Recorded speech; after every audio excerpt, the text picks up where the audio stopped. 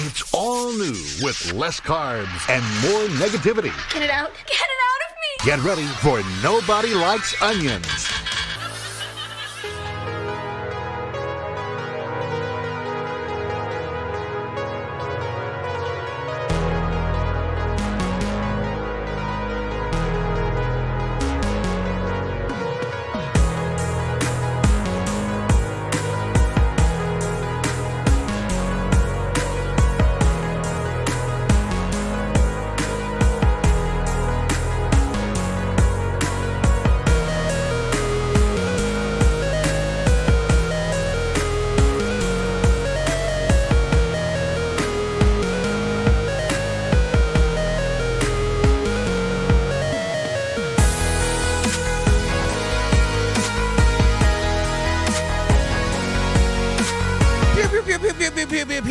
Good morning. Welcome to Nobody Likes Onions program. My name is Patrick Melton. You're sitting there on Wednesday morning. I hope you're feeling good on Wednesday morning, June 14th, 2023, Wednesday morning. We're doing great. It's 3:45 a.m. It's Wednesday morning. I'm Patrick Melton. You listen to Nobody Likes Onions. Welcome to Nobody Likes Onions on a Wednesday morning. Oh, yeah. Oh, yeah. Oh, yeah. Welcome to the show. I'm Patrick. I'm like a guy that your dad knows, and we're good friends. And, oh, God, I'm delirious. I got to sleep more. I don't know what's wrong. I go to bed at 1 a.m. I get up at 2 a.m. I don't know what's wrong with me.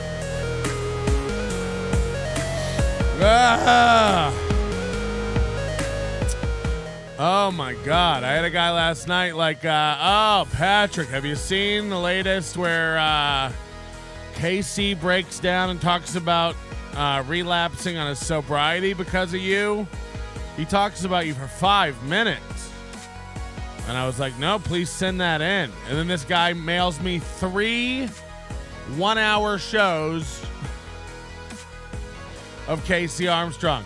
Just 3 links to 1 hour long videos of Casey Armstrong, and every one he's like, you gotta watch the whole thing. I could do timestamps, but you gotta watch the whole thing. And I can't, I'm just like, I believe you. I think we could go over 3 hours of Casey Armstrong shows, of course. But like, what a way to get me. Now I'm not gonna do any Casey Armstrong stuff because like, you sent me 3 1 hour links. On the Discord, somebody will say something to me like, did you see this 5 minutes Casey did on you? And then they'll send me 3 hours of video. And they'll act like they did me a favor. And I understand, like, in your head, you're excited. I can't wait to hear Patrick cover this. But, like, I don't even know where to start with that. You teased 5 minutes. You were like, did you see the 5 minutes Casey did on you? And then you send me 3 hours of video. And he said, I actually did timestamps, but I'm not going to send them. You got to watch the whole thing. It's like, do I? Watch me not. Watch me watch none of it. Watch me watch none of it now.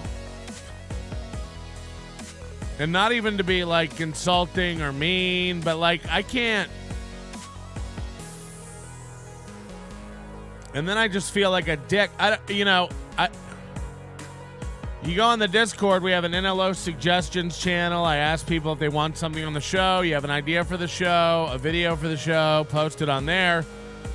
And then somebody will post a video, and then 9 people will be like, that's gay, he shouldn't do that. Oh, I remember that. Yeah, I watched that. This would be good on the show. And it's like, now the thing you suggested is 5 pages up, scrolled up, because you're all talking about the thing. So I ask, please don't have discussions in the suggestions channel.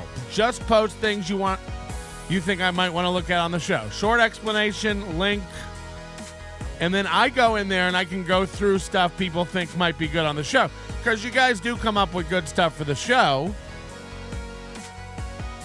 But people cannot grasp, like, please don't talk in this channel.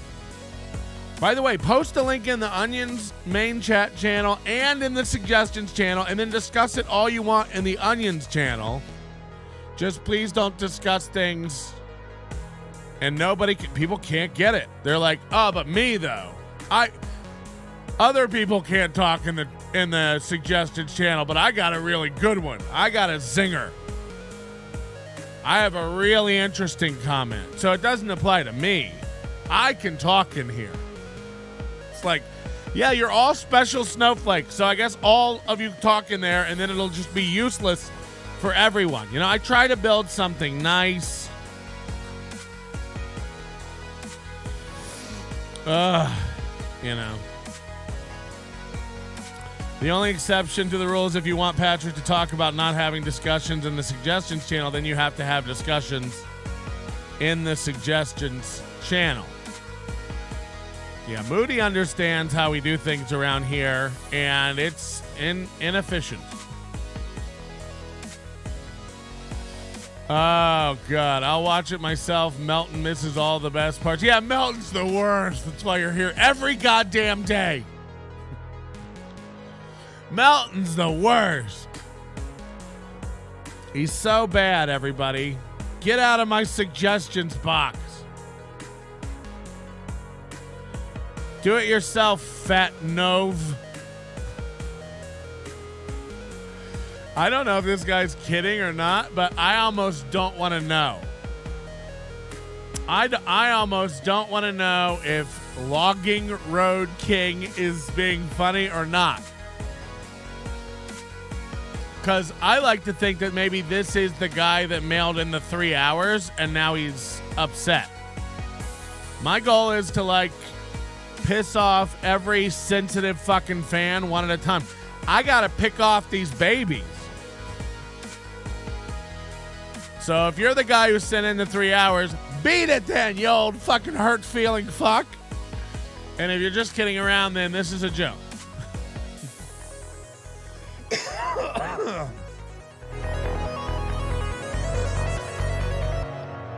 But we do gotta, like, we gotta knock it off. You gotta start slowly running the nuts out of here, like Fatty Melt and those level of guys.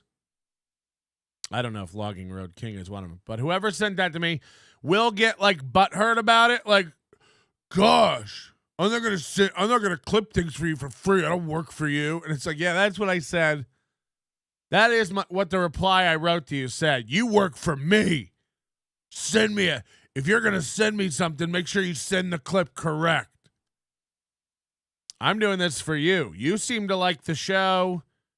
You seem to want me to cover KB Arm Band. So, you know, be mindful of what you send. Look, I have no doubt that there's some gold in there, or he says that I made Casey relapse on his sobriety. I can't even imagine that. Hey, Buzzard Bob, hold it for 5 minutes, okay? We'd love to have a nonsensical phone call that goes nowhere, but not in the first 7 minutes of the show. Believe me, I can't wait to answer the phone and have you go, how's it going? I'm Buzzard Bob. And I go, yeah, what's going on? You go, nothing, listening to the show. And then I go, I know, I have it up. It's not started yet. There it goes. I had it up today. I was waiting for it.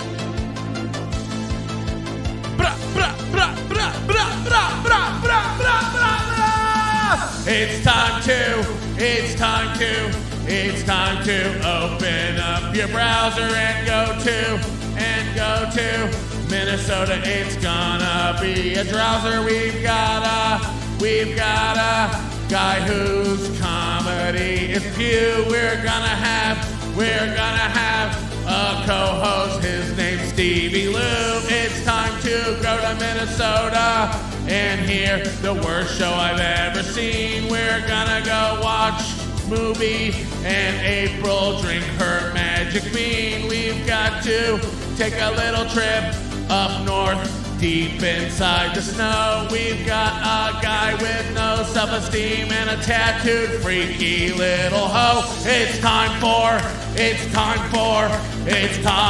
movie and it's grimp. It's time for a tiny little gimp. We've got a guy, he's 6'6", really fucking tall. He looks like he works at a metal shop inside the mall. His name is Stevie Lou. I've never seen him kill it on the stage. He looks like he plays Dungeons and Dragons. He's probably a fucking mage. I don't know where to go with this song. It kind of caught me off guard. Okay. I can't. Let's see how they start. I just have to see how they start every day. Stevie Lou's on today. They're going to be losing money. It's not good. They're in a bad...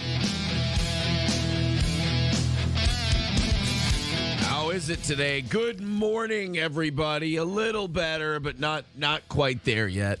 Oh, I got the spider hair going today and everything. Oh, Welcome God. to the show. Look at that.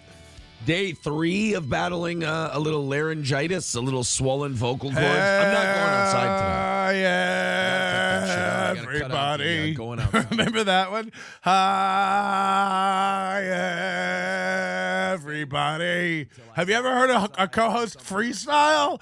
Hi, everybody. Yesterday. That was his freestyle. Hi, everybody. You ever heard a host freestyle like that? No. That blew me away. 3 words. Hi, everybody. If I go outside, my throat gets worse. Kids are here all day. Let's go outside and do this. And you're like, gotta go outside and play with the kids. And then you know. His life is shit. His life is shit. I mean, I don't have to go over why, but like break down his daily schedule and tell me his life is not pure shit. Business going. My small business. Hi, everybody's 2 words, Patrick. Yeah, you're right. Sorry. Dale. I'm fucking out of it. I need to sleep. If you're an employee of a place, you can take your paid days off. It's nice. You're a business owner. Every day you take off, that's they're in trouble, man. They're in trouble over here. Which we fell $70 short last night. Let's knock that out before Stevie Lou gets here, because what I want to do today is a goal-free Wednesday. No goal tonight on the evening show. We're going to give away a VIP.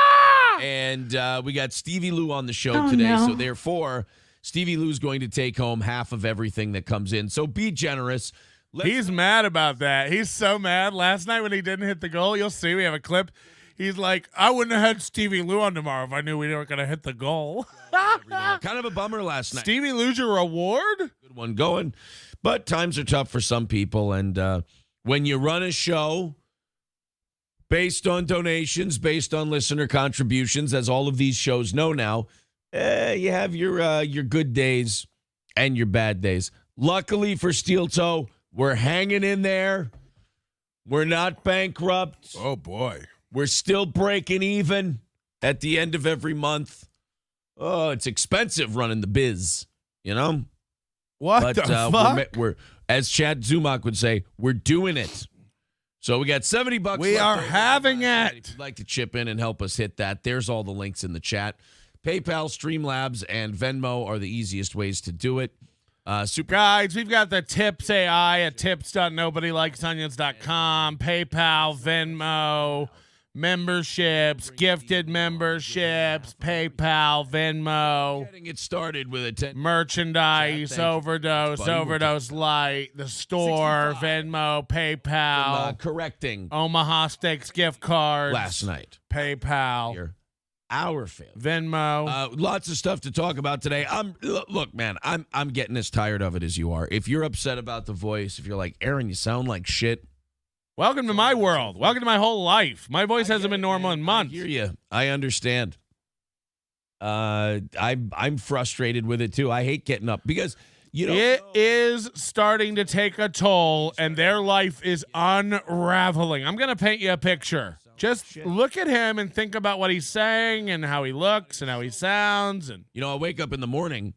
I talk to April. I'm like, hey, how's it going? You're talking. Imagine you wake up in the morning next to April and go, hey, how's it going?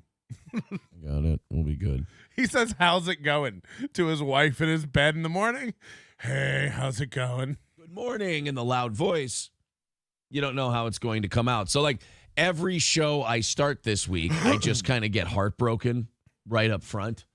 I just go, good morning. Oh, there. Yep, it's not there. It's like, like if you have a hamstring injury. I mean, every night when my voice isn't good, I'll have a little throat coat tea. I'll have some peppermint tea, some chamomile tea.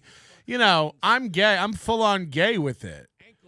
And if your voice is rough and rowdy in the morning, warm it up. Go in the garage and la, la, la, la, la, la, la. Give it one of those. More metal. Thank you, buddy. He's like, I don't know till I start the show. And I come out and I go, good morning. $9.99. He says, let's go, you pores. Well, you guys only have 55 to Let's go, you pores. All of our fans have changed their show fundamentally. They do no goal Wednesdays now and give half to the guest. We have totally changed our show. He's over there going, let's not give it to the pores. Morning show, evening show. We've just got to knock out this one from last night, and then Thursday and Friday morning, that's it.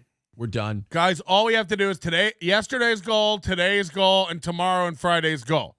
Easy peasy, knock it out. Dude, have to pay those bills. I got to pay Gino and Keanu in August. Got to keep working. Got to keep that work. I mean, you don't have to pay Gino and Keanu. If you wanted a comic and fly Gino in, that's understandable, but paying his girlfriend that doesn't even do comedy to come on and do comedy, you don't have to do that. You're just choosing to. You're like, imagine booking a comedy show and looking out across the comic landscape and going, who are the two best guys we can get? Gino and the thing he's currently fucking. Book it. You toughing it out. $4.99 from Hobo Chili. He says, morning, Lunger. You're like Doc Holliday with the tuberculosis, but less gunplay and more gay tendencies of being a dandy and frilly lace. I'm your Huckleberry. I mean, I am a dandy, am I not? What are you going to do? I mean, with a limited voice, what am I going to do? Argue with the guy? If you're going to argue with a guy, if you're going to dig in, you dig in on the high ground. Where's mine? It also, Devil Pup says, I think your voice sounds more sexy. If you warm it up, like, it gets better. When my voice is rough, I come in here after an hour of talking, it's a warmed up instrument. Who cares? Your bangs thing going on. There's nothing I can do. He's saying there's nothing you can do about these bangs. Look at this. It's combed forward. Dracula. You look like what's with the fucking widow's peak. And then if I do it this way, they go, oh, what's with the bangs? You're bald. Let it go. What is the thing these bald guys do where they're holding on to the tuft of hair? You have a small tuft of hair. A tiny tuft of hair. Let it go. Your face looks weird with hair on it. Your head looks weird with hair on it. Shave it. Look bald. You're shaped like a little mealy worm. Just shave it all off and become the mealy worm. This is something that we've had to tinker with and toy with and figure out over time. What we're learning is I am not a good-looking guy. What am I supposed to do? Hobo Chili Recipe says also your hair, it lacks credibility. Hobo Chili, please tell me you are doing a Frost Nixon reference there, because if so, that would make my night. Somebody commented on one of our YouTube videos yesterday, and they said, my favorite thing about this show is the obscure movie references. They're not the same movie references. It's weird, obscure movies, like Frost Nixon. It lacks credibility.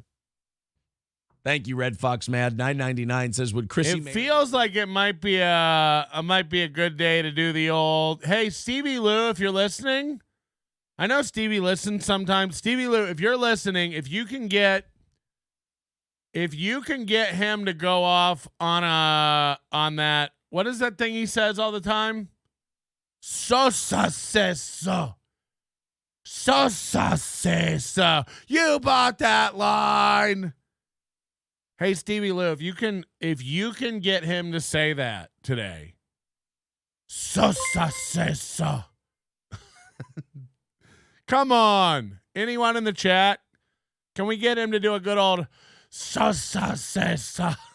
Scrumptious tits. And the fact that I've made it.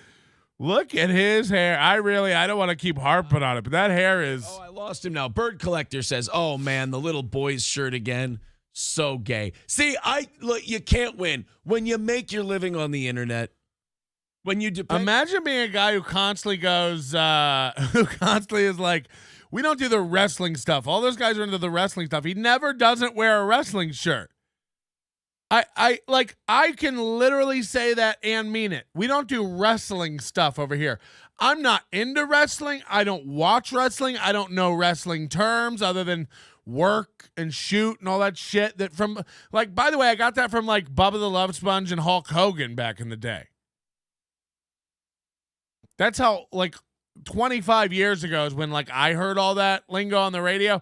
To come back now and have people like reusing it like it's fresh.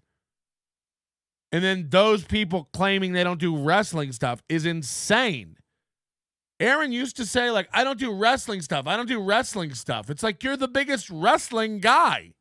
You're a giant wrestling fan. What do you mean? You're wearing a Hulkamania shirt.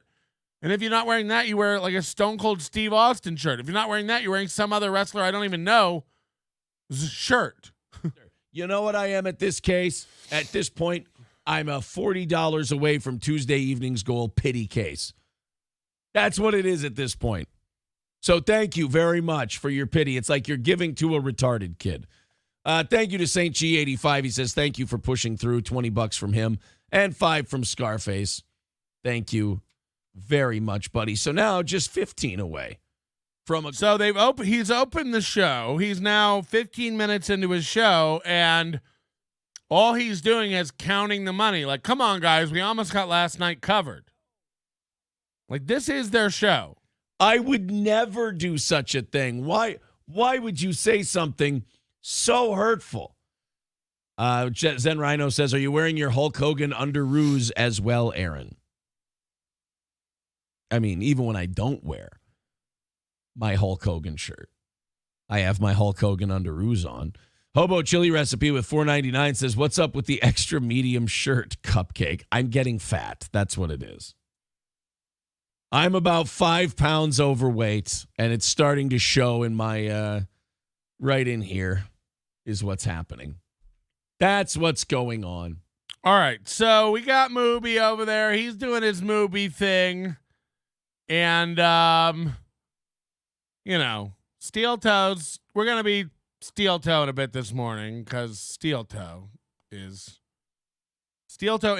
Hi. Hey, everybody. You got come glasses on. You earned it. I don't know why podcasting is so expensive. Life is expensive, but how much does it cost to run a podcast? Okay, your mic is off now. Need to catch up on yesterday's goal because I'm not giving Stevie Lou anything until I get mines. Donate on PayPal, Stripe, Square, Braintree, Authorize Net, Adyen, 2Checkout, Skrill, WorldPay, Payline, Payoneer, WePay, Dawalla, BlueSnap, Payza, PayU, Picera, BitPay, GoCardless, Fat Merchant, PayFast, Payton, Paddle, Alipay, and Venmo. Good morning, April and Aaron. So glad to be a guest on your show today. Sounds like you need some financial advice.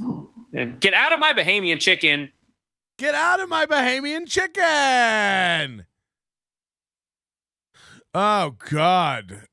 So, yeah, last night, I guess Steel Toe didn't hit their goal. I think this is the clip this guy was trying to send in this morning. But their show last night, they didn't hit the goal. Of course, the Steel Toe Boring Show Reddit is all over it every time they don't hit a goal. And apparently this one was quite sad. Look, if you every day you do look, there's goals that like every show has at some point. like my album. I wanted my album to open at number 1. You guys rallied together. We did a big week and a half push, 2-week push max. I didn't even find out the release date till 2 weeks out. 2 weeks long push, and we did it, you know. But when you do a goal every day that's like $350, you know, it's not even special anymore. The idea of a goal is like something you work to reach, not something you necessarily expect to reach. And you definitely shouldn't, like, I'm not saying you shouldn't make small goals throughout your life to help you get to the big goals, milestones. But like your $300 a day is not a milestone. This is a goal they need to hit. He wants you to think the show's not making money. And by the way, it might not be. It might not be. You know, as somebody who makes a pretty good living, it comes from a lot of different streams. There's merchandise, there's memberships, there's super chats, there's other contributions, there's business ventures I'm part of, there's just a lot of different fingers that feed into a funnel that is a content creator's revenue stream. If you translate that over to Steel Toe, it's like this guy has begging. This guy has super chats and memberships. And by the way, the memberships over at Steel Toe don't get you shit. They don't get you jack shit. They say they do a members only show every Sunday night, but it's wide open to everyone. Anyone can watch it. So like you literally get nothing other than entry into a drawing for whatever. Sorry, 1 million entries into he still does this million entries thing as if that we're just dealing with like one of the dumbest men on earth. I don't know where he got this idea or this concept in his head that if I give everybody 1 million entries instead of 1, I've found a loophole. It's like that's all the thinking he's done. If you buy a membership, you get 1 million entries. And then when he came up with that, he literally looked at April and goes, "See what I did? Pretty smart." It's like, hold on, you just said instead of an entry to a drawing, you get 1 million entries to a drawing? That's the big change you've made, and you think somehow you circumvented the laws you're breaking? It's like, okay, I can't even, I couldn't begin to tie down a dumb guy like that and even explain where he went wrong to him before I poured lava into his mouth. That's what I do to men. I pour lava into their mouths. Addicted to magnets, all the hard work is paying off. For Steel Toe or for me, I don't even know. Micah Mills, he has no high ground. I don't know. He might. I don't know the elevation of his yard. And Lance says, Aaron always talks about how expensive it is to run the business as if he's paying corporate taxes, unemployment, workers' comp, matching 401ks. Yeah. When again, in reality, if you really boil, I'm telling you as a guy who does 4 to 5 hours every morning, their life is shit. Okay, look. April and Movie combined aren't as efficient and good at this as me. And when I say at this, I mean all of it. I mean producing a show, putting on the show, publishing the show, descriptions of the show, all the things that go along with like doing the podcast, the putting it up, the presenting it. Look, they clip things more than me and stuff. They spend their time on a lot of stuff. They're not as good as two of them aren't as good as one of me. Talent-wise, efficiency-wise. What do you think April's doing? You think April's cutting together clips You think April's doing editing? We know she can't edit a web page. We know they can't do graphics. We know they can't make thumbnails. We know they're not good at descriptions. We know they know nothing about YouTube publication on the studio. They don't know how to check the right boxes. They don't know how to fill out the forms. They don't do things like in screens or in video. Like, they don't know what the fuck they're doing. They have no clue what they're doing YouTube-wise. And yet they still fumble through it. And they make $350 a day. Now, after YouTube's cut and everything, we can assume that's around $250. Who knows? Who knows the exact ratio they get from PayPal and Venmo and all this shit. But then they have their memberships. And let's say that's a couple thousand a month. But, you know, in the beginning, we thought they might be making $15,000 a month. Even if they were pulling it, you know, I don't think they are. Like, once you do the math and really start watching it, I don't think they are. And even if you take that $300 a day, $250 a day, split it by 2, and then think about their day. I mean, I'm serious. Up at 5 a.m., broadcasting at 6, done by 10. They both go to the gym. They're clipping stuff together. They both have to be back on the air at 5 or whatever, 7. And then it's off air into bed and back on the, like, it just never stops. And that will take its toll on a relationship. I imagine, because I think they're still like just finishing up the first year of doing this together, and they had no adversity. They had no one making fun of them. They had no one talking shit. They had no one exposing their grifts. They had no one pointing out every little thing they do wrong and that's scammy. And then now that they've had that, they have to shuffle around and kind of rejigger the show and figure out how to do stuff. And the guests and the contests and the scheduling and the pay split, you know, they figured out they can't pull the wool over their fans' eyes forever. And it is eating away at them. The snapping back and forth, the tensions on the rise, April's comm glasses, just glasses. The pressure of this eats at a family.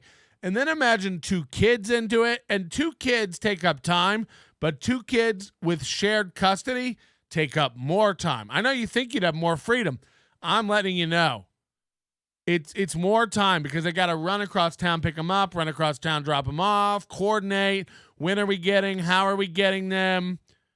They got to do their whole schedule of their kids around their broadcast schedule.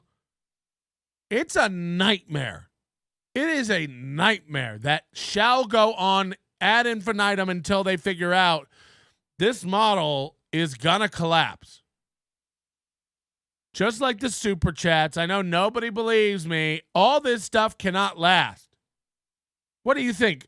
April and Aaron are going to do this even 5 more years? Imagine this schedule.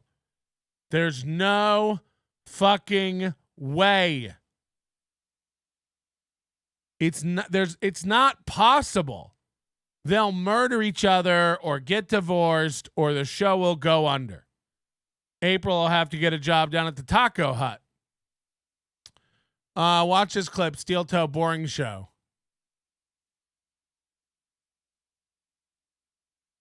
Go. Last evening show goal of the week. This is the last one if we hit it. And if we go over, half of it goes to Stevie Lou. 140 away. There's the Streamlabs. So they only need 140. I don't know what they're talking about. I guess they only do evening goals on Monday and Tuesday now. I don't know what they're doing to their goal structure and how it works. PayPal and the Venmo options. Those are the ones where we take the highest percentage of it, so it knocks the goal down quicker. Also, the Super Chats, memberships, and gifted memberships all count as well. So let's see if we can knock this thing out. I wonder what the agreement is. I wonder if he tells her, like, make sure you shut the fuck up when I'm doing the plugs. She never talks. She sits there almost embarrassed while he begs and begs and begs, you know, and some money will trickle in and she'll go, thank you. Thank you. Thanks, bud. Thanks, Bat. Thanks, pal. Thanks, bud. Let's rally. Everybody jump in. Everybody with 5 or 10, whatever. Everybody with 5 or 10. Hey, everybody in our chat, 5 or 10. Hey, everybody, 5 or 10. What are you, poor? Come on, everybody, 5 or 10.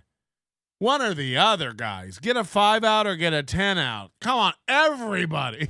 Let's get it under 50 first. And also, he only gets like 200 viewers on his night show now. Maybe 250 peak. His numbers are down, no matter what he wants you to think. This is publicly available stuff. The numbers are down from 3 months ago. They just are. I wonder who did that. Then let's get it to 0. Oh, The Chad. last Chad evening did. show goal of the week. Tomorrow night, we're going to give away a VIP spot. Tomorrow we're going to give away a VIP spot. Why won't that play? Why won't it play? Do a drawing for the VIP. So I think we'll do like $10 gets you in there, gets you 1 million entries. Everyone else gets a free one. And then we'll draw at the end of the night. That million entries thing still baffles me to this day. There's no way they know what they're doing. For a VIP spot that lasts forever. Very cool. By the way. So we got to knock this thing out. We got to get this thing going, guys. Let's get it started. Nobody on the board yet. Everybody 5 or 10. Streamlabs. Everybody 5 or 10. Have you ever heard someone yell at everyone? Hey, I see you. I see you, the real John Doe. 5 or 10. I see you, Jay Santos. 5 or 10. Eric from South Dakota. 5 or 10. Everybody 5 or 10. Those are the only two options, too. Don't you even think about giving 50. 5 or 10. PayPal, Venmo, 140 away, and we've got about. And it's like a tick. They're like constantly telling you how to pay. PayPal, Venmo, memberships, gifted members. It's like everyone knows how to give you money. No one's sitting in the crowd going, but how do I give? How do I give? It's pinned everywhere. It's written everywhere. It's pinned to the top of the chat. It's written in the description. The whole website is like, give me money. 3 minutes left to go in this thing. So let's get about 3.5 minutes. What did April just say? Take it off. Away. Here we go. Time for the can rattling. Time for the e-begging. This whistle that he bought? Oh, we're halfway through the little hype train and I haven't got a donation. Time to reach for my whistle. 5 or 10. Toot toot. Let's do it. Just got a new job, says Rupert. So here's some cash. Thank you, buddy. Nice. Thank you. 135 away from getting it. 30 minutes added to the end of the show if we can get to the end of this. Tuesday night was the show that vexed us last week as well. Oh, no. This is a listener-supported show. We do not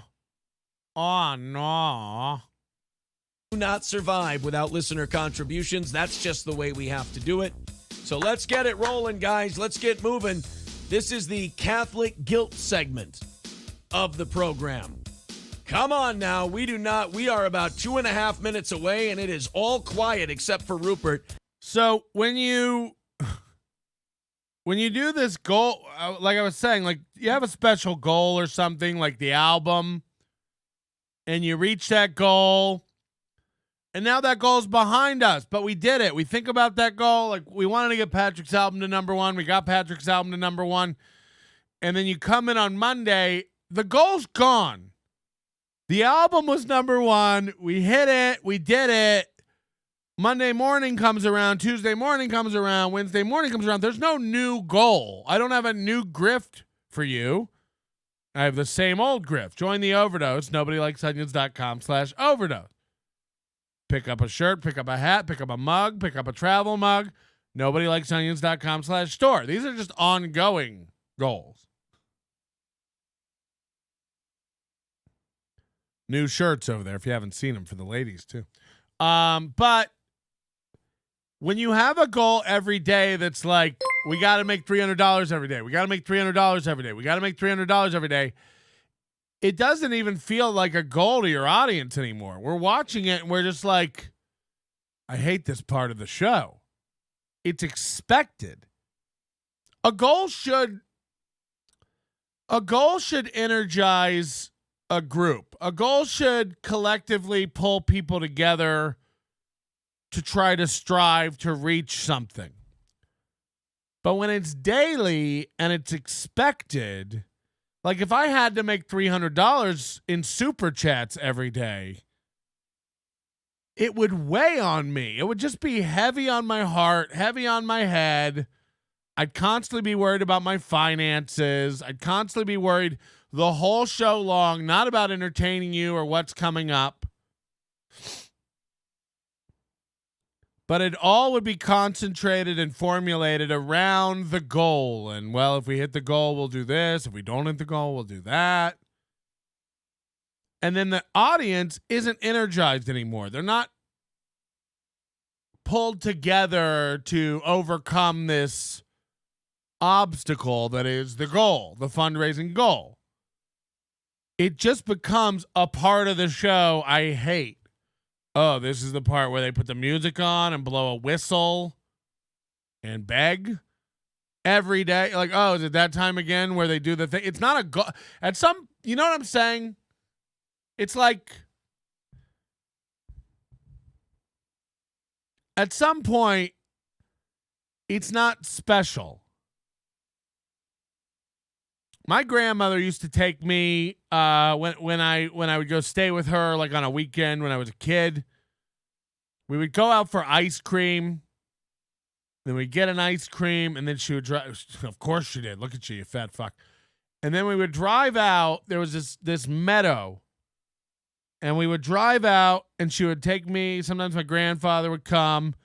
And we would drive out with our ice creams at sundown, twilight, to this meadow. And as a kid, I loved it because I could sit and eat my ice cream. And what would happen in this meadow around twilight, these rabbits would come out. Tons of bunny rabbits. And as a kid, you know, my grandmother would take me to look at the bunny rabbits. Hey, George. And that was like a special moment. Like, oh, I'm going to go, you know, spend the night at my grandmother's house. We're going to get an ice cream and go see the bunnies. And it was just a cool night.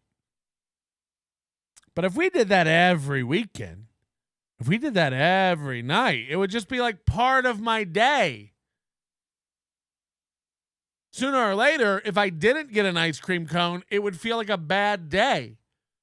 Not only would it feel like, you know, like when I got an ice cream cone and got to go see the rabbits, that was a great day. That was a fun bonus. It took a normal day and elevated it.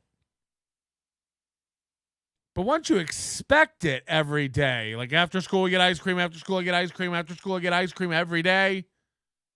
Well, the day you don't get ice cream, it wrecks your planet. You can't even dodge the stars falling from the sky. Your whole world is just topsy-turvy, upside down. Catastrophe. And that's kind of the prison Steel Toe has built for himself. Aaron put so much pressure on himself to make this amount of money every day that April most certainly has to feel it, the pressure. He's such an emotional nudge. He cannot hide his feelings, emotions, anger. He's one of these banning guys. He's one of these guys when he's boiling, you can tell it's under the surface. That thing with producer Joe and the Ray DeVito interview, he was boiling under his skin, acting like everything was cool, saying everything was cool. But under his skin, he was boiling. And then the next day, you saw a little more of it come out. And then a month goes by, and you see a lot of it come out. Once producer Joe had his little gun scandal, you see the real feelings boil out. Yeah, that producer Joe's a piece of shit. It's like, whoa, where'd that come from? Is it about the gun scandal? No, I think it was about the interview. You're an angry little man. So not hitting the goal has become a thing that to Aaron sends his entire existence into a spiral. And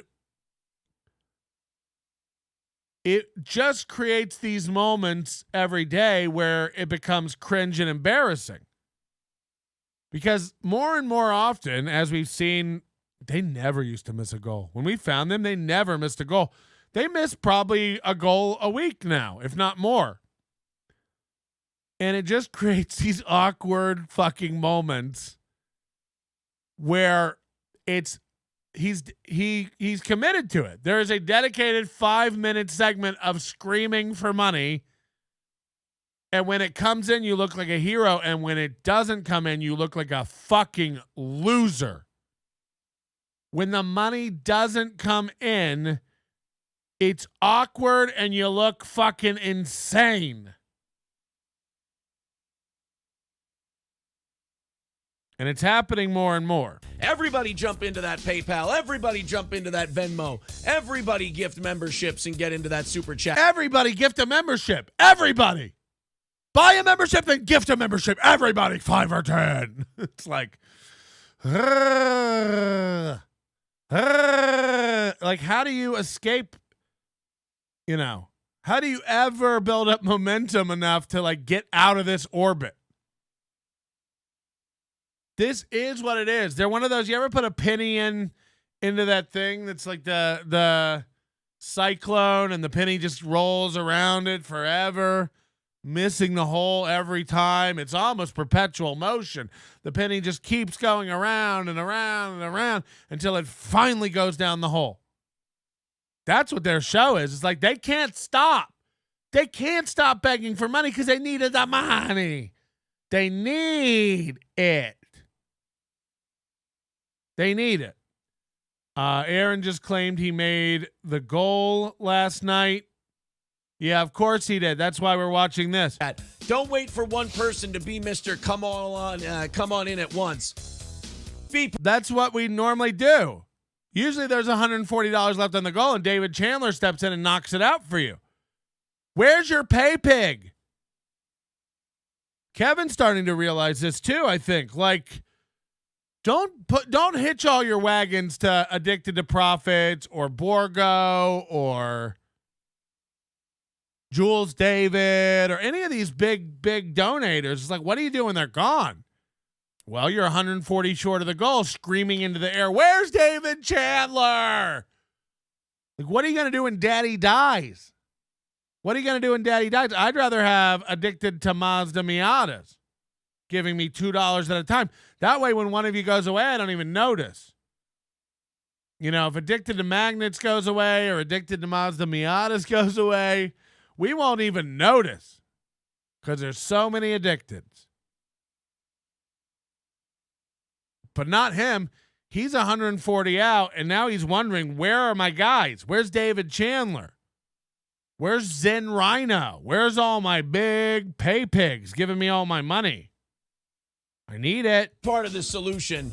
Let's do this thing. Don't send me to bed yet. Don't send me to bed yet. So they go to bed right after the show because they got to get up. This is an awful life. Every evening from 7 to 9 p.m., they're on the air. This is like that BS show that couple does. It's like, cool way to spend every night of your life. Cool way to spend every night of your lives together. Oh, we'll just be on air? Cool. Oh, we got to pay half to Stevie Lou tomorrow. We're going to do no goal tomorrow night. We got to know. So he's begging now. He's like, guys, there's not going to be a goal tomorrow. You're not going to have a chance to give us money tomorrow. Except that we will beg for tons of money for Stevie Lou. Don't get it twisted. When Stevie Lou's on and gets half of it, they want double. They're using the Stevie Lou thing like, don't you guys want Stevie Lou to go home with something today? Because that means they get to go home with something today. Knock this one out. Otherwise, we got to put that goal up there tomorrow. Do it for us or we might have real depression. We took too many birth control pills. Okay, guys, we're running out of time. Do it for us or we might have real depression. And that triggers Movie to go, yeah, we took too many birth control pills. Those are the little moments that is a porthole into their life. She's definitely fighting some depression currently that she thinks is tied to her birth control pills. Why else would that be on Movie's mind? Why else, when she brings up depression, would he go, yeah, the birth control pills? Woo. She's fighting depression. And she's like, and you know, they don't want any more egg kids running around. So with all the seed he keeps pumping into her nightly, you know, Movie's a virile man. He's got a lot of cum to get out. He pumps it out. He's got to fill her up nightly. Canoes. You ever seen a soft serve cup just overflowing? That's he can't even pump it out. There's so much just ropes and ropes and ropes of cum. He's so fucking masculine. He's got so much testosterone. He's just it foams. There's so much of it. Just so much cum bubbling up inside him. He's such a man, you know.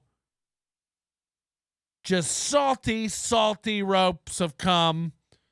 And he's got to dump them into her every night. That's the only place they can go. The trash is full. So she's popping birth controls. She's taking load after load after load every night, getting hollowed out like a canoe. She's depressed as fuck because if she's not taking dick, she's taking pills. If she's not asleep, she's depressed. Yeah, this is going to fall apart. This is going to fall apart. Aaron definitely has low T. No, you're wrong. He has high T. He has high T, and he just can't stop. He needs to fuck. Aaron needs to fuck. He's a guy that needs to fuck. I mean, just again, like the libido on this man is in overdrive, and he's gotta not. I don't know how they find the time between the 5 hours in the morning and the 3 hours at night, but he finds the time. He pumps away. He tops her off. He likes to fuck. So I don't know what's going on, but this is definitely gonna affect her fucking. It's been 3 solid minutes of begging. It's not hitting anything. She brings up her depression. Oh boy. Oh boy. Let's see how it ends. I'm here. This is one of the slowest we've ever had. 2 minutes away. This is one of the slowest we've ever had. No, it isn't. We've watched you not hit the goal time and time and time again. 135 away. Let's get there. There's all the links once again. There's all the links again. He really thinks that's the problem. People don't know how to give. They don't know where the link is. There's all the links again, guys. I don't know what your problem is. Be part of the solution. In the chat, they're pinned to the top of the page. Let's do it. 135 away from your favorite They started out at 140 away. It's been 3 minutes. They've gotten $5. show hitting its goal and staying afloat. Your favorite show needs to hit its goal. My favorite show doesn't have goals. My favorite show doesn't have goals. I want to do these stories so bad. They do this other thing too, like, God, we got all these great stories for after hours, for the after time, for the aftermath, for the after show, for the after time. I really want to do them. God, these are the best stories. I don't know why whoever plans the show puts them in the E block. I don't know why all these great stories are in the aftermath. I really want to do these stories. It's like, just do them. Just do them and hope it's good and get the money. I don't beg for money from the Brandon Network. These dollars just pour in. He just sent this. He's just like, hey, have $1. And you know what? Like a Santa Claus, ding, ding, ting, ting, ting-a-ling, dinging a bell. outside of a Macy's at Christmas for the Salvation Army, I take your buck. I'm happy for your buck. Thank you. It was unexpected. So when you give it, I'm like, oh, shit, $1 from Brandon. I mean, that sends an endorphin shot through me, $1, believe it or not, because I didn't know that was coming. And the Brandon Network didn't have to do that. Do you know what the opposite of that feeling is? Not knowing $1's coming in and then $1 coming in. Like, that gives me a shot of adrenaline, especially when somebody gets $5, $10, $50. Woo! Woo! I didn't know that was coming. And here it is. Bing bong. All the dopamine centers in my head lighting up. It's just going crazy. It feels great. You know, it doesn't feel great. Expecting $100, expecting $300, and it not coming in. That would wreck my life every day. If I had to come in here, fire all this up, and go like, gotta get 200 today, gotta get 200, and the Brandon Network send in $1, I'd be like,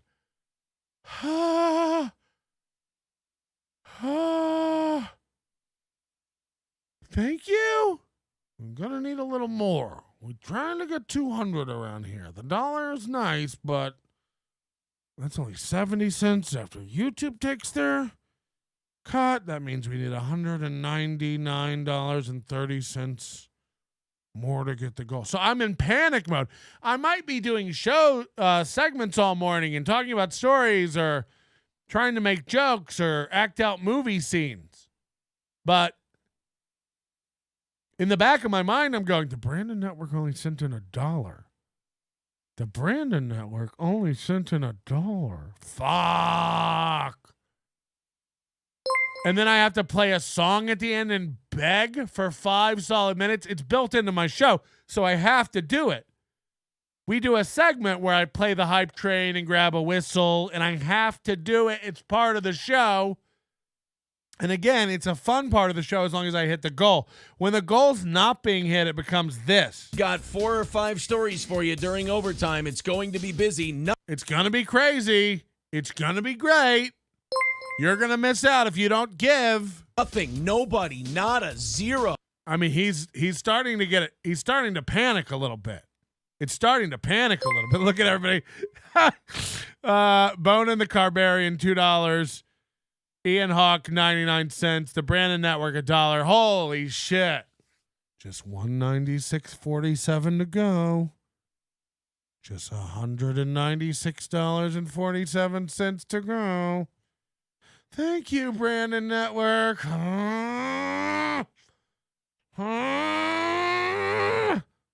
Matt, the pool guy, thanks for joining Overdose Light. Says, get out of my dad. Dime card, 99 cents. Just $193 to go. I mean, it would wreck my day. It would wreck my morning. Black Eyed Sue, $2.99. Only $191 to go. It would eat away at my psyche. I'm on this I'm doing the no carb thing now.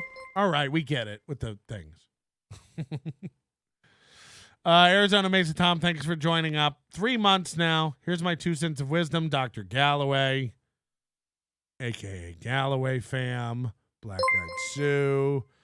Only $188.14 to go.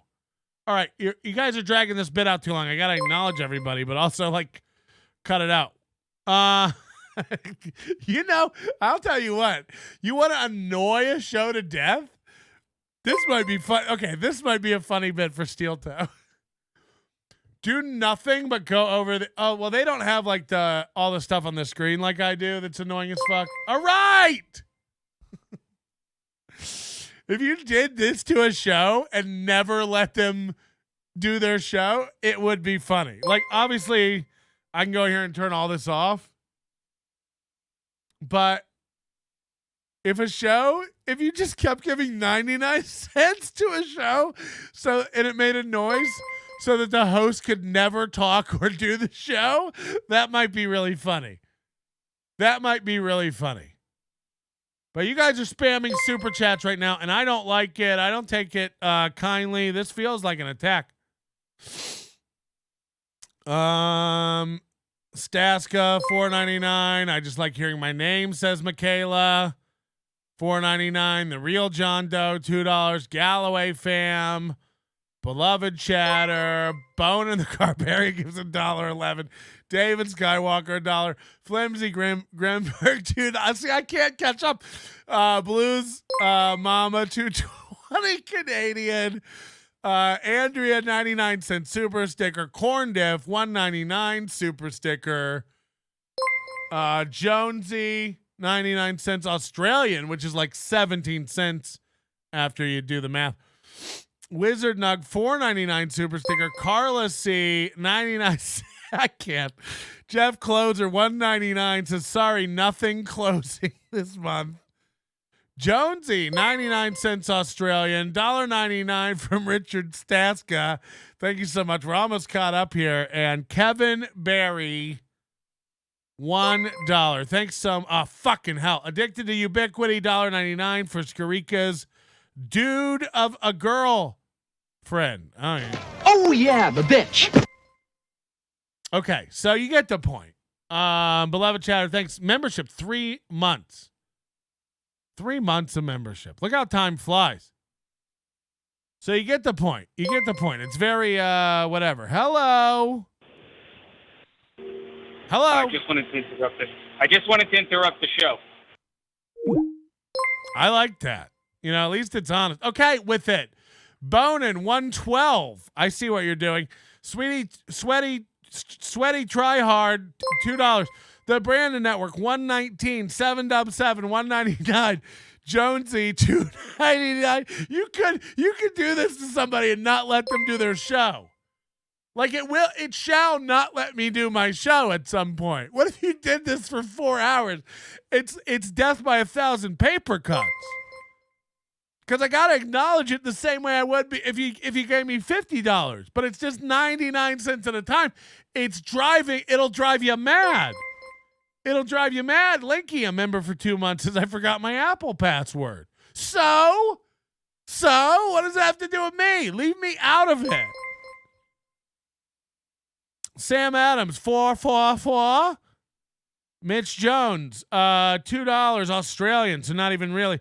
Addicted to Magnets, $9.99. You're wasting your money. That would have been 10. You could have done 10 chats for that. WATP Kevin, what are you doing? $1.99. Keep it to 99 cents. I want to be one of those old bubblegum machines that just takes pennies. Scott Staska, member for 2 months. Month and month. That is 2 months, correct. And Jay Santos, 99 cents. Fucking hell. All right. You've made your point. You really, I got a packed prep sheet today. You get the point. But you just 99 cents out of my mind. Who is that? Zero, member for 2 months, Overdose Light. Serial Killer, member for 2 months, Overdose Light. Imagine not making the goal. Free chat. Okay. The Brandon Network, $1. Max Bringle, $1. Corn Diff, 99 cents. Bill Loney, 99 cents super sticker. Okay. I think we're good. I think we're good. Gabriel Archer, thanks for joining. I gave it the office. We appreciate it. Sam Adams, $1.12. Oh, God, I can't even anymore. Ian Hawk, 99 cents. Can I please get back to my life? What is happening? I don't like it. I don't want it anymore. Ah! Ah! Get me out of here, Skarika. Well, Steel Toe, Aaron, my friend, I'm coming to help your show. If you've been following me on Twitter, and I didn't block your stupid ass for just being weird. These people are weird. But back to my point, if you've been following me on Twitter, you would have learned these three things. One, I'm really engaging with Aaron lately. Tried to talk sports with him yesterday, but he didn't respond. However, and this is funny, I posted a picture of my girlfriend. No. This is getting. Oh, fuck. I don't even know where I left off. Ian Hawk, Jonesy, 299. Start the. I don't have hype train music. I have porn music. Yo, get on the hype train. Oh yeah. I'm gonna need you to get your motherfucking dollars to the main stage. Coming to the main stage. Coming to the main stage. Your motherfucking dollars, yeah! I know you've been working hard for those dollars, but you're gonna need to get them high, Show me what you're working with. Oh,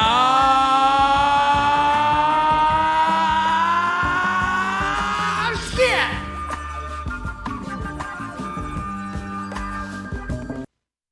I mean, it's just insane. Frank B, 199. Mr. Blue Sky, a 25 knock super sticker. Carlos Danger, $1.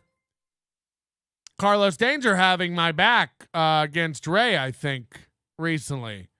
Agreeing with me that Skarica's not just a fan. And he's everybody's full. He's game now. You can go after Skrika. Ball powder, $1. Sweaty try hard. Good morning, everybody. You are so damn pretty. April has her cum glasses on. You earned it. You earned it. You earned it. Sweaty try hard. Addicted to magnets. Chico. Ruizing. That's not. Are you okay? If you're wheezing, you should. Mesa Tom, Bone in the Carbarian, WATP Kevin. We're catching up now. Hello. Oh, yeah. Oh, yeah.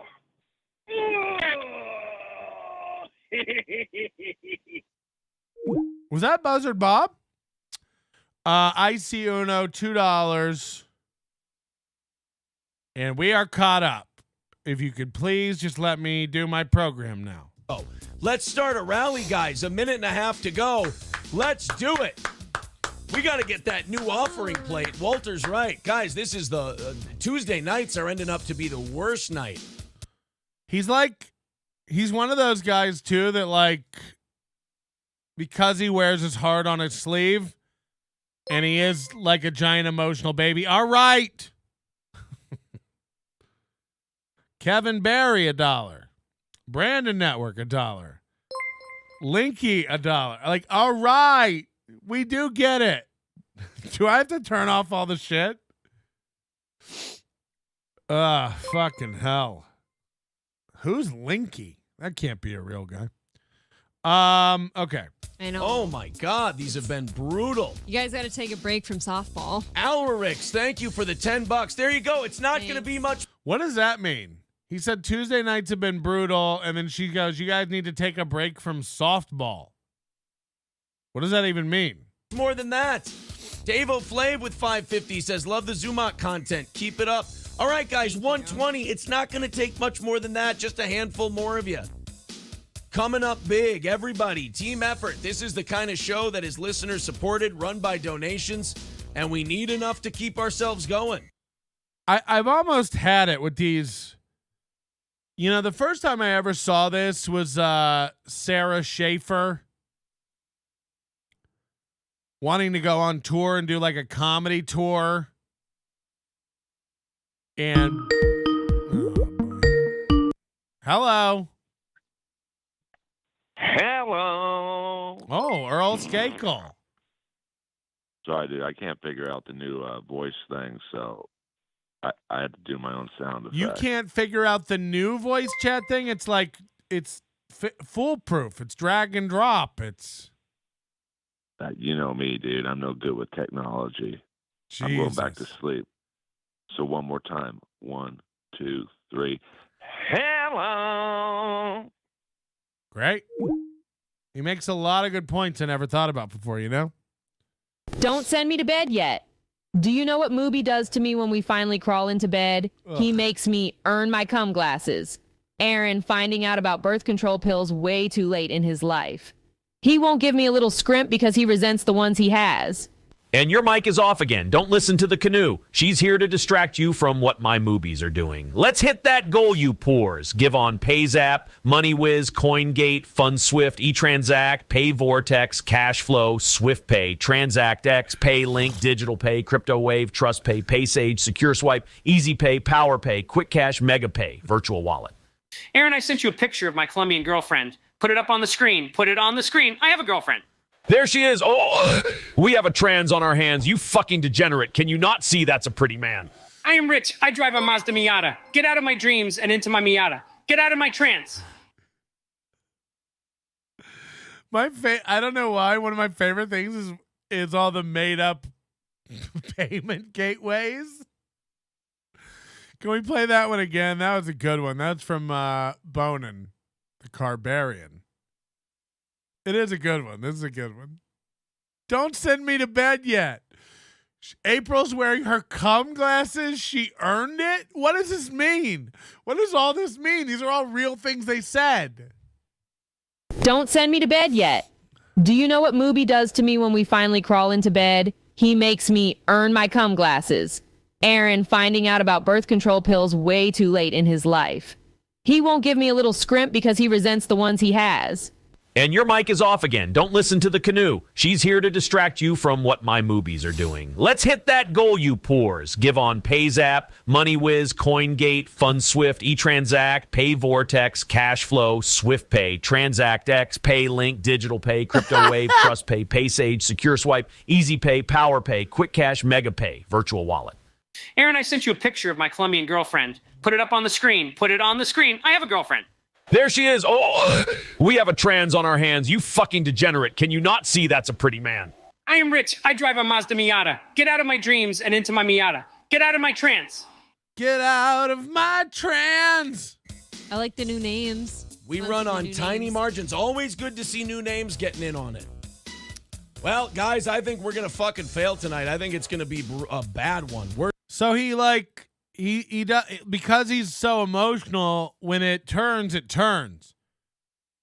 And he has to really fight to not berate the audience for not giving. He has to really catch himself from being well, I guess, and then he starts doing the sympathy thing. He always does this one. Well, I guess we didn't do a good show for you tonight. Sorry we didn't do a good show for you tonight. Tomorrow we'll try to do better. He does this thing well, I guess if we don't hit the goal, you guys think we didn't do a good show. It's like the biggest pity party ever. Worse than last Tuesday. I know. It's worse than last Tuesday. Oh, I know. What did we do? We got about a minute left.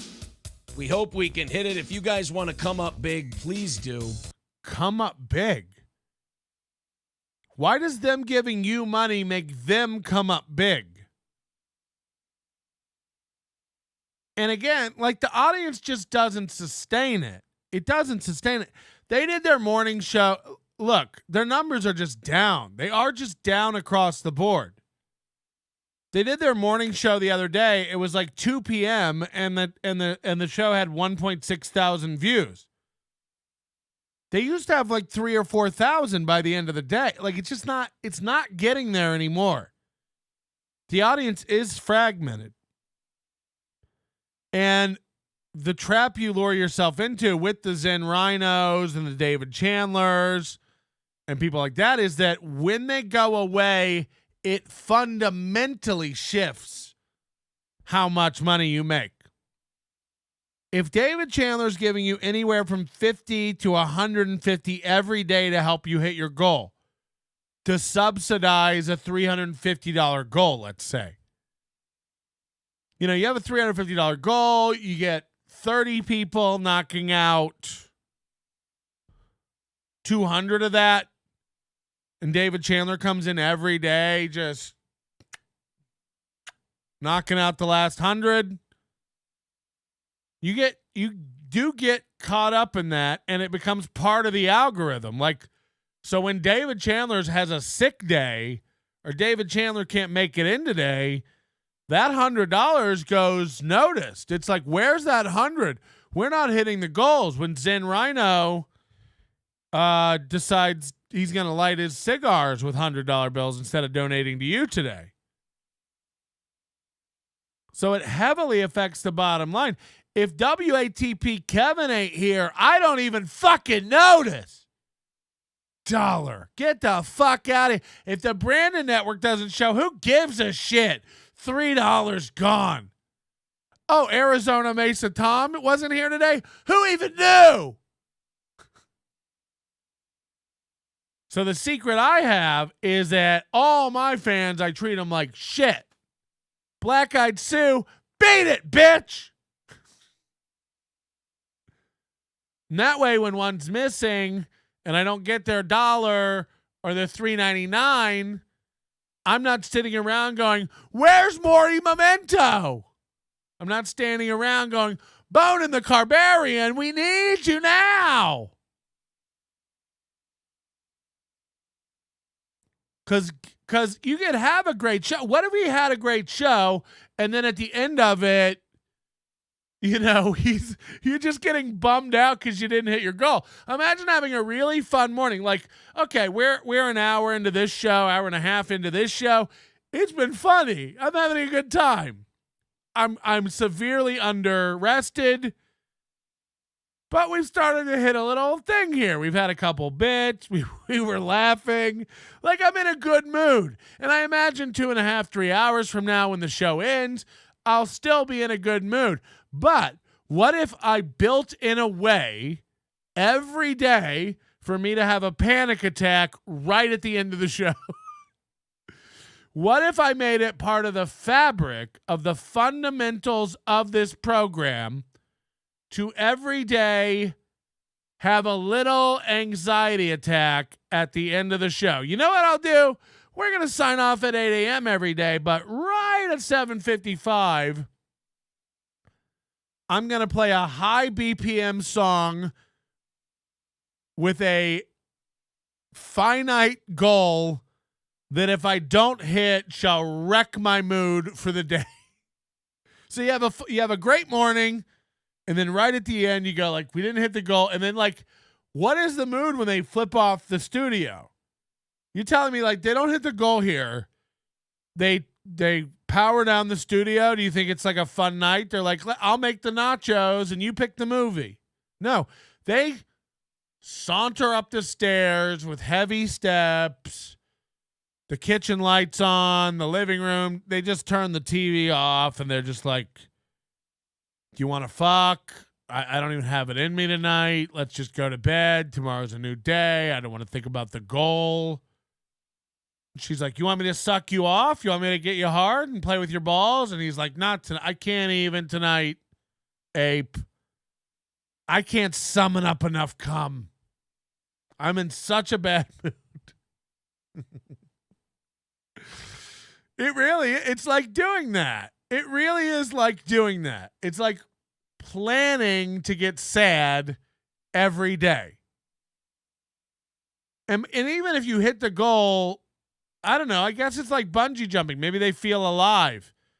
Maybe they play that hype train music every day at the last 5 minutes of the show and they go, whoo, we almost didn't hit it, but we did. Yes, I feel alive. And then he's rock hard after the show. So now he definitely wants to fuck.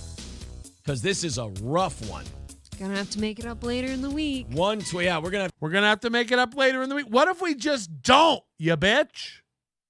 What if we just didn't? We got to make it up later in the week. It's like, what if you don't? What if tomorrow you also fail to hit the goal, and then the next day you fail to hit the goal? At some point, they have to let go of the residuals, right?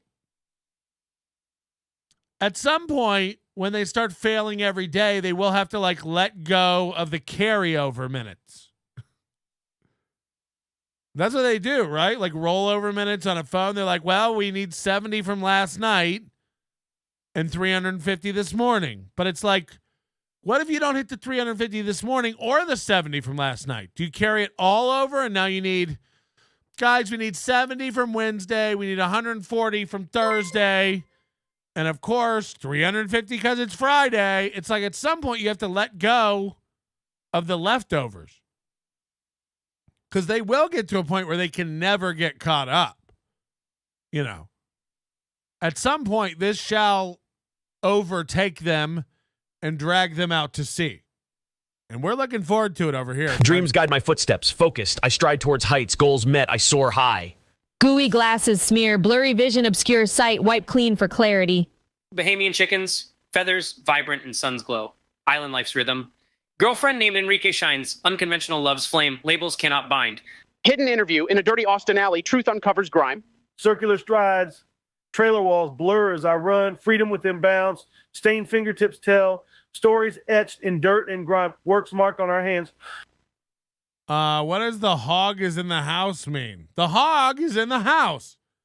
Is that some sort of gay code? Let's go. Brandon says Aaron's got his crybaby glasses on. He earned it.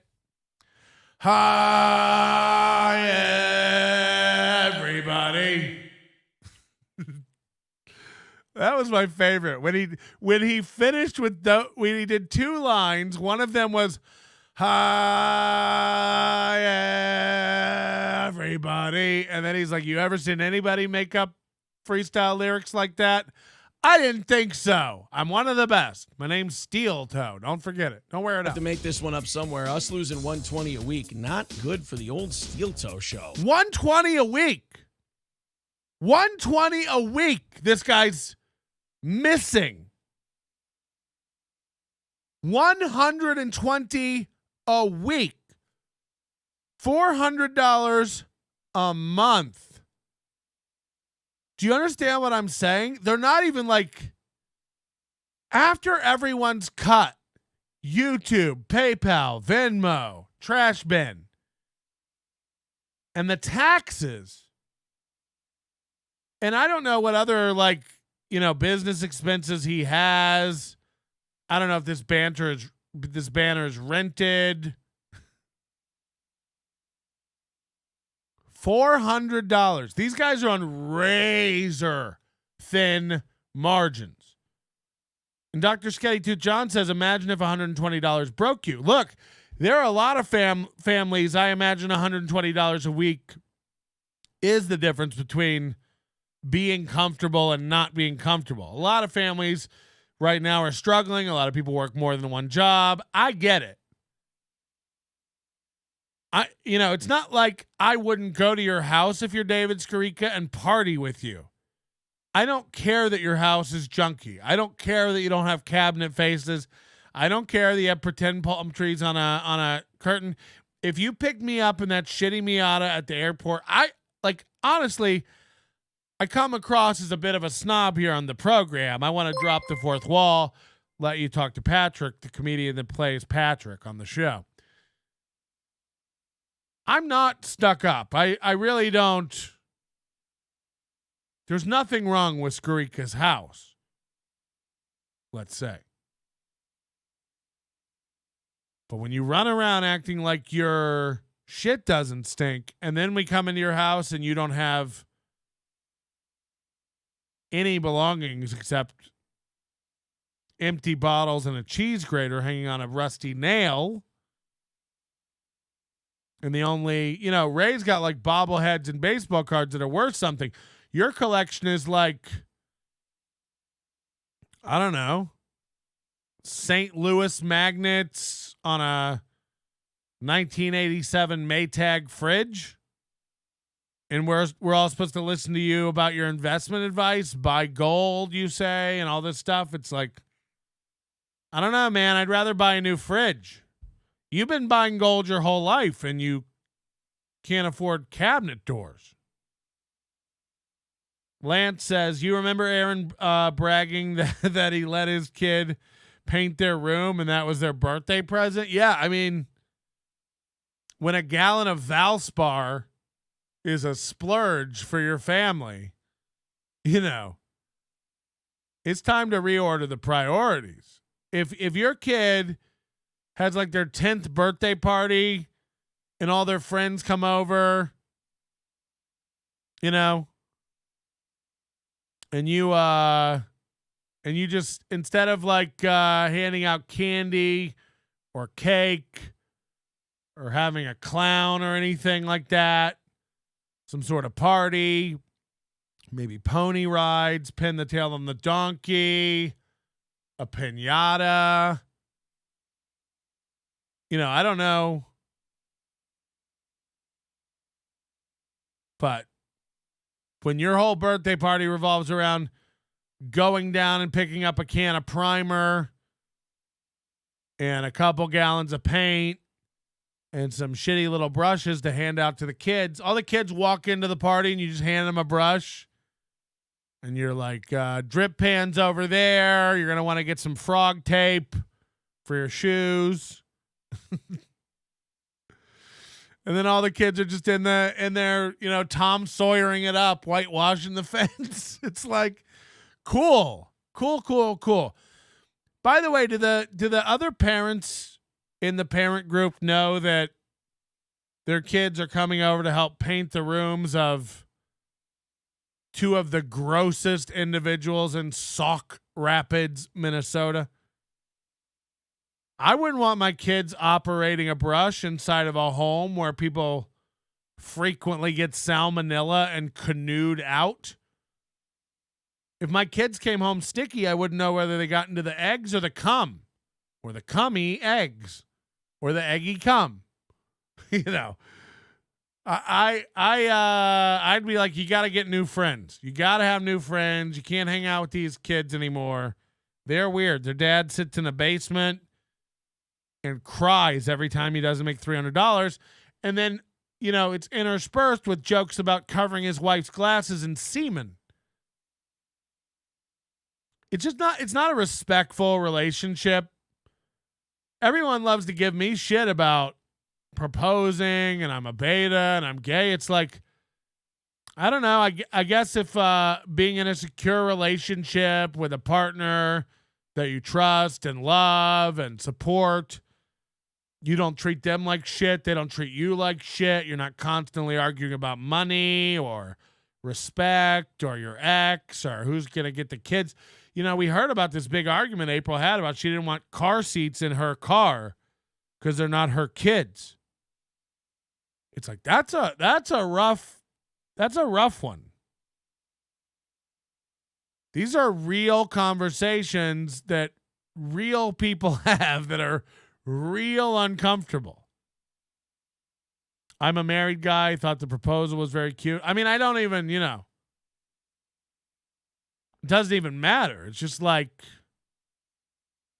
if I ever start coming on the air with my wife and arguing about problems and I deflect by telling you her glasses hold calm, you know, I don't even know I can't even imagine how I would get into a situation where I would in public talk about covering her glasses with cum. First of all, like, who doesn't take their glasses off when they're fucking?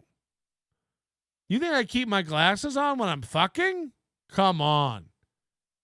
I don't even have a sports strap. And I get working. When I'm fucking, my head's like, I get real agitated. I gave myself whiplash right there. Fuck. I'm getting old. That hurt my neck. I might not be able to fuck for weeks. You're lucky you're going to be able to see out of your glasses this week, bitch. I'm not going to coat them with cum. I mean, again, these are not things you say to a woman you respect.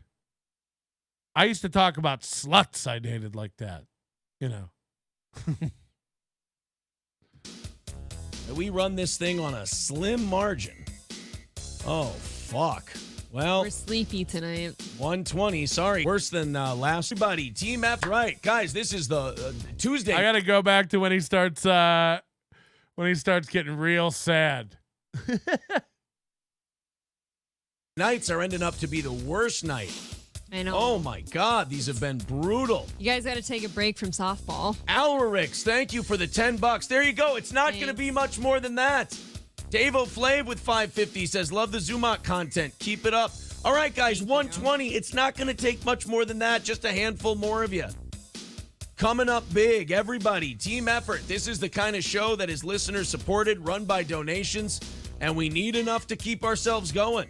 I like the new names. We Lots run of on new tiny names. margins. Always good to He's see. like, this is the kind of show that's listener supported, but every time he puts down another show, he brags about advertisers, you know. Every time he shits on this show or Chad's show or Kevin's show or Shuli's show, he's always like, they couldn't get advertisers. We do advertisers over here. They couldn't get advertisers. It's like, again, your advertisers are Stoney's, a shit bar. It's shit. That place is a garbage fire. It's the equivalent of that strip club out there in the middle of Pottstown, you know, where it's literally like a 2-story house where some sluts get naked. That's what Stoney's bar is. Go look at it. It's a house. It's a house. It looks like a VFW hall or a WeWork that got shut down. It's just a frat house bar. And then they have a towing company, a local Minnesota towing company. It just like advertisers. What are you talking about? Stoney's, a towing company, and Midland Armory. Their goal from listeners is $350 a day. So if their advertisers were paying anything, you would think that this $350 would be a moot point. You know, like, I don't know, get another advertiser. Are you not making $300 from your advertisers? You have 3 advertisers and you're not making $300 a day? I mean, of course you're not. I'd be shocked if that towing company or Midland Armory or any of those places paid you $300 a month, much less a day. And at some point, you know, the advertisers you have, it just becomes embarrassing. Like, it's embarrassing. Imagine if I came on here and like I had sponsors and flexed about it. I was like, we got sponsors over here at The Onion. We got sponsors over here at the Nobody Likes Onions program. Deal with it, suckers. Today's show is brought to you by Tropicana Mini Storage. If you're looking for a mini storage solution in Paradise, Nevada, head on down to Tropicana Mini Storage. Tell them that Nobody Likes Onions sent you. You'll get your first month free on any storage unit 4 foot wide or bigger. It's like, at some point, doesn't that make my show look worse? Ty Rivera used to do this. He used to plug Butch Bradley's wife's salsa on his show. And I would laugh at that because, like, A, I know that this small salsa company run by a dumb bitch in her kitchen, hi, Butch, is just a shit show. And then you got Ty Rivera's podcast, which is also a shit show. And they thought, like, oh, well, if he plugs the salsa, we'll get a few orders. And if, what's the relationship like? Because I watch a podcast that has a local salsa as their sponsor, and I think the podcast is worth less now. And I hear about a salsa being plugged on a local podcast, and I go, well, that salsa must be shit too. Both of them are hurting both of their brands, you know. I have no faith in the podcast or the salsa now, because what kind of salsa advertises on a podcast? And what kind of podcast has a salsa as their support? I turn it down. I had people come to me all the time wanting me to advertise a new beer, a steak seasoning. I had a barbecue sauce, want me to push their barbecue sauce. Send me the sauce, you know. Like, I'm going to make a deal with, I'm not against plugging a barbecue sauce. I talk about barbecue from time to time. But I'm not going to just plug a sauce because you have a sauce and I have a show. Send me the sauce. I want to see the sauce. Send me the sauce. These are getting long. We're going to have to... Hey, everyone. How's it going? How's it going, everyone? Hey, y'all. So good to have you as a regular guest. Afflicted to slop pigs. I love your Miata, man. I remember racing my Fiero against Miatas, and man, they were fast. The 80s, man. Am I right? I saw the Curie. I got a shirt. Got some hot financial tips for your listener this evening, Ray. Here's some. Invest in a company that manufactures invisible shoes. Everyone will want a pair. Trust me, buy stocks of a company that produces edible paper. The market for edible documents is about to explode. Put all your money into a startup that plans to build rocket-powered skateboards. It's the future of extreme sports and transportation. Invest heavily in a company that specializes in selling clown. See, I got to be able to pause these. The demand for oversized shoes and squirting flower accessories will skyrocket. Also, to minimize risk, consider diversifying your bobblehead collection. Invest in a variety of figures from different genres, franchises, or sports. This spreads out the potential for market fluctuations and increases the chances of finding valuable pieces. Did you see my girlfriend? She is going to visit me soon. I guess you could say it's getting pretty serious. I'm getting a little PO'd, though. She hasn't even sent a full body shot yet. Dating's rough, buddy. I got these girls throwing themselves at me all the time, and I'm just like, can you just go get the bartender to give you free drinks? Can I stay at your brother's house to save on a hotel room? See, I'm very financially prudent. I'm rich, I'm good looking, and doggone it, people like me, get out of my Bahamian tax refuge and into my doorless cabinets. So there's no doubt this Skarika guy, look, we're not going to talk about Skarika today much more than this, but the Skarika guy, he's definitely in the Bahamas to avoid paying taxes. He's admitted that pretty much on interviews. And people were posting stuff like reviews from financial websites on our Discord last night. By the way, I love yesterday, Kevin Brennan's like, apparently on the Discord, they're doing shady stuff over on the Onions Discord. Our Discord is public. It's wide open. Nothing is hidden on there, I think, except our private administrator chat, which is me, Ian Hawk, Moody, and Sir Vosef, the four of us. Moody allegedly has morals, so everything's on the up and up in there. They're skewed and wrong morals, but he has them, And we provide each other with an adequate amount of pushback on each other's thought processes. But nobody in there is doing anything shady. I love it when people accuse our Discord of doing stuff. It's like, it's open. Come see. Chad's, walking around going, I know what they're doing on that Discord, fucking with me. It's like, no, we're not. Come in. It's open. Anyone can come see what we're doing. Yeah, we're digging up Skarika interviews. We're digging up Skarika reviews. And apparently, this guy, look, everyone, I'm pretty good at getting tingles about people. And this guy strikes me as off. He strikes me as off. It's why he's attracted so much of my ire. And I don't know. I just have a nose for sketchy motherfuckers. And the more people dig into this guy, they're sending me stuff. It's like, oh, we might have actually found a bad guy. We might have actually found a guy who is ripping people off on purpose. We might have really uncovered a scam here. Apparently, his family has a bunch of companies and businesses. This is all alleged. And he sends out this stock newsletter, with his picks and his aggregated analysis of yada, yada, yada.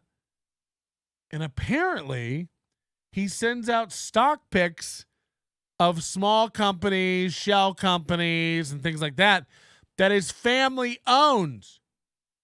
He tries to get people to invest in other shit his family owns So that basically it's, pumping and dumping garbage that his family is invested in. And then people are saying, like, and these are reviewers are from this year, I signed up for his tier 2, tier 3. These are hundreds of dollars a month. And they're like, I was promised, X newsletters a week and 2 podcasts a week and all this stuff. They say he goes weeks and months without sending a newsletter or a podcast. So, like, this guy, what is he doing? He's literally taking money from people and super chatting it away to Daddy Kevin and running around with this book grift and not providing any of the services he promises people. Go look at the reviews. I mean, these are just what the internet says. All the companies he promotes are his family's businesses. So these are alleged crimes. I haven't really dove into it. I don't know if I will. But the more and more attention this guy draws, and now he's doing this thing where he's like going to go on Ski Mask and all these other shows. All right, well, you're a guy now in this world. And you are open to all the scrutiny that this world brings. And don't be surprised when men with more time and resources and power than me start looking into you. I'd hate to see that potato coming after Addicted to Profits and uncovering some sort of actual financial scheme. I'd hate to see the corn digging into you.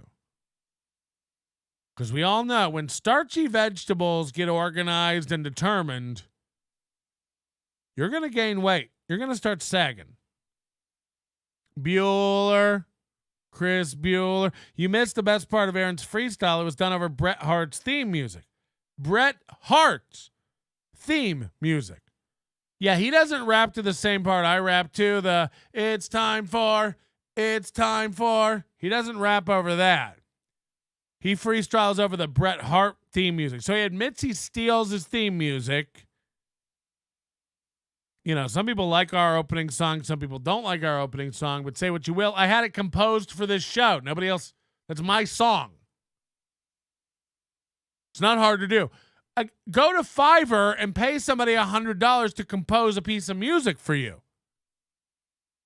So you can have a copy, you can tell them, I want something that's a sound alike. I want a feel alike. These are industry terms. You just give them a song and say, I want something like this. I want something that feels like this. I want something that invokes this exact emotion. But these guys are not, they never put a dime back into the show. It's funny. I was watching Chad walk around coping yesterday for an hour and a half. And he's running around going, you guys give money, but I put it all back into the show. And I almost fell out of my chair and dropped my lollipop. Chad saying, I put this money I get back into the show is the funniest fucking thing I've ever heard in my life. And then he gave 2 examples of that. And those examples were, for Kumi's Cooks, I look stuff up. I find stuff. So he uses your money and puts it back into the show by searching on YouTube sometimes.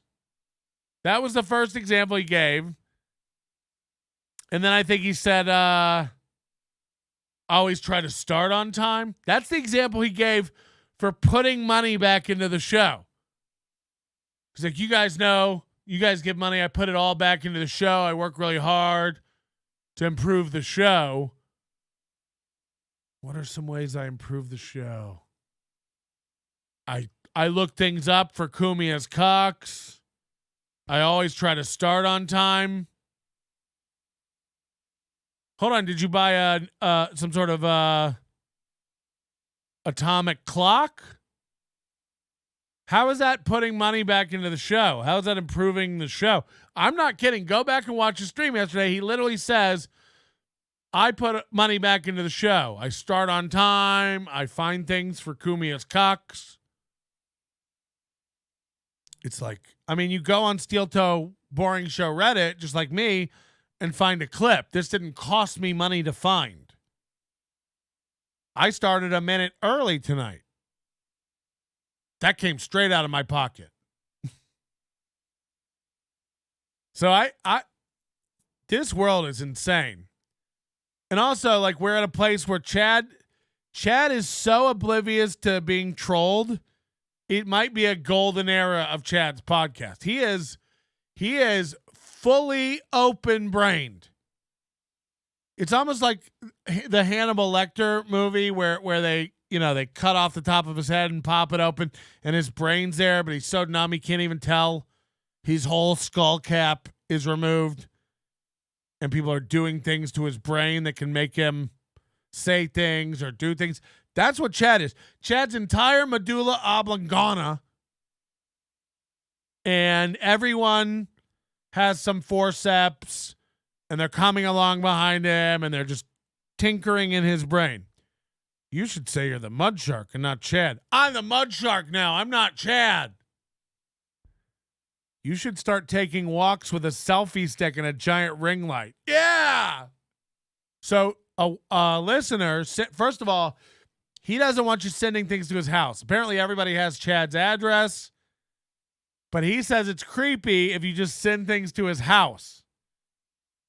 He's like, people mail me gift cards and ring lights all the time, but they just send it to my house. Please ask for my address. And then he even said, he goes, I know you already have it, but just ask. Just ask.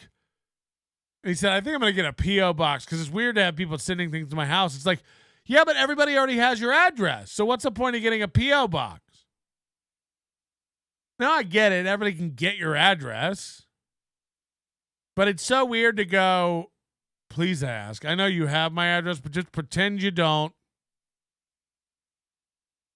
So a woman fan of his sent him a selfie stick with a ring light on the end. I didn't even know they made this. It looks like a metal detector. It's so big and bulky. It's a thick rod that telescopes out, and then on the end of it is a giant battery pack clip that holds your phone, and attached and embedded in that is a ring light. Because we all know, by the way, Chad, you don't need a ring light. You broadcast next to a window during the daytime, and the sunlight is brighter than your ring light. Turn your ring light off. That's why your glasses are all foggy and gross. Turn your ring light off. Again, these are free tips. Free tips. You don't need a ring light, Chad. Turn it off. I know you saw a guy do that once, so you think that's what shows are. Turn it off. It makes your glasses all foggy and gross. You're next to daylight. Do you think your ring light is overpowering the sun streaming in your window? It isn't. It isn't. Turn it off. It's just glare. Yeah, he was wearing his NLO hat again that he burned. He's announced he's burned that 7 times. Then when you call him out on it, he's like, I lied, idiot. I lied. You guys just run with it. It's the dopiest thing I've ever heard. Yet we run with a thing you say. That's not. He thinks lies are pranks, and they're not. You're like, hey, come in here. I got us pizza for lunch. You walk in, and I just took a shit on a paper plate and handed it to you. And you're like, what the fuck is this? I'm like, yeah, I told you there was pizza, and you just ran with it. It's like, I mean, you told me to come over for lunch, and then you put shit on a plate. Yeah, but you thought it was going to be pizza, didn't you? It's like, yeah, because you told me it was going to be pizza. So then Chad wants you to, like, believe him about other stuff. He's like, guys, I'm not doing this, or I'm not doing that, or I'm going to be here, and people need to know that I wouldn't do that, it's like, how do we know where the line is? You lie about anything, like crazy shit. How do we know what the line is? It doesn't make any sense to me. I'm baffled by all of it. But the fact that he doesn't realize that selfie stick is a troll and he unwrapped it like a boy on Christmas and was like, "Oh yeah, I'll do walks." So he's walking around the neighborhood now with this giant. Again, it's not even like a normal selfie stick. It's a bulky, heavy thing with a ring light on the end. And again, he's walking around Tampa in the middle of the daytime. Unnecessary AF. And he's got bad eyesight, so he's got a selfie stick, and he's like, he has to do this thing with his body. I'm not kidding you. This is the new move. He'll be walking along, and he'll have to stop every 2 seconds. So this defeats the whole purpose of walking and stuff, because you never get your heart rate up. You're getting in your steps, but you're not really getting your heart rate up, so it's not really providing all the benefits of a walk. And he has to do this move now where he has to pull the selfie stick in to read it. He's like, he'll go like that, but he has to turn his body away. All right, so he's got the selfie stick here, so he has to turn this part of his body away to pull the phone in to read it. So he'll go like, "What are you gonna do?" Yeah, I'm gonna be doing that. Definitely, Jules David. Yeah, thank you for the $2. It's like, holy shit. Holy shit. So this might be a new genre of troll. I don't know. But Chad is very susceptible to it, and I like it. Please keep sending Chad insane things that he will think are legit.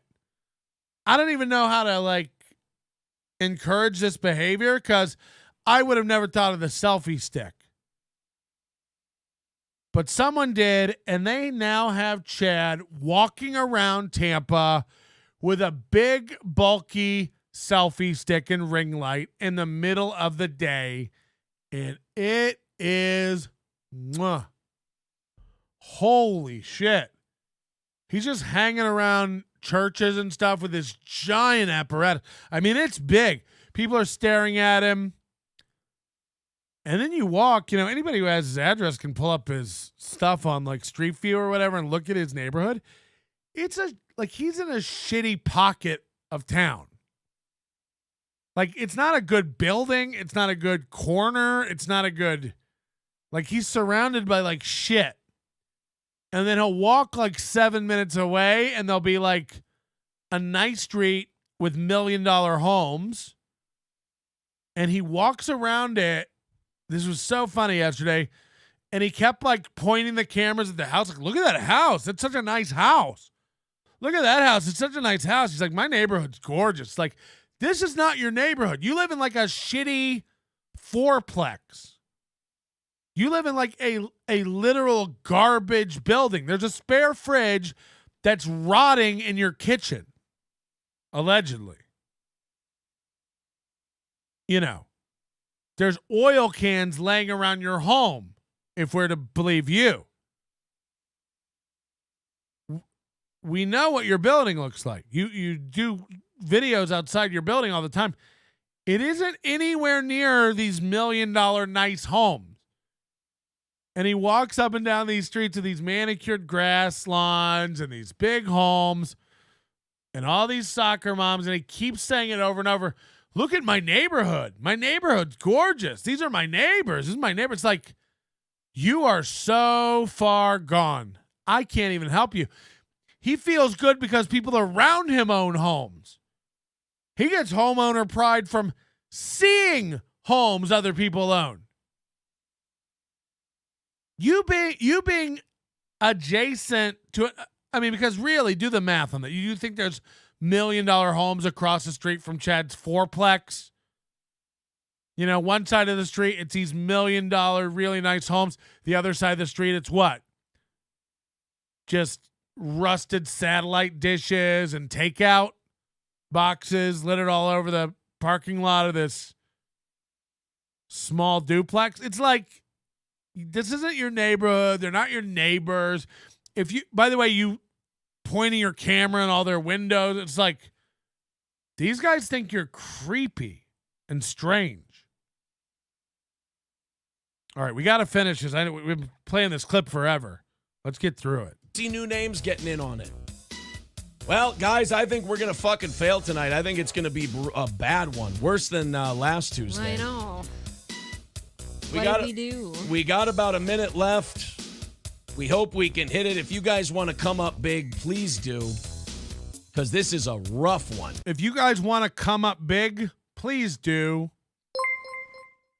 I don't even know what that means. Like, because you get so loopy from these donations that you start getting panicky and anxiety from not getting the donations, that you start saying insane shit like that.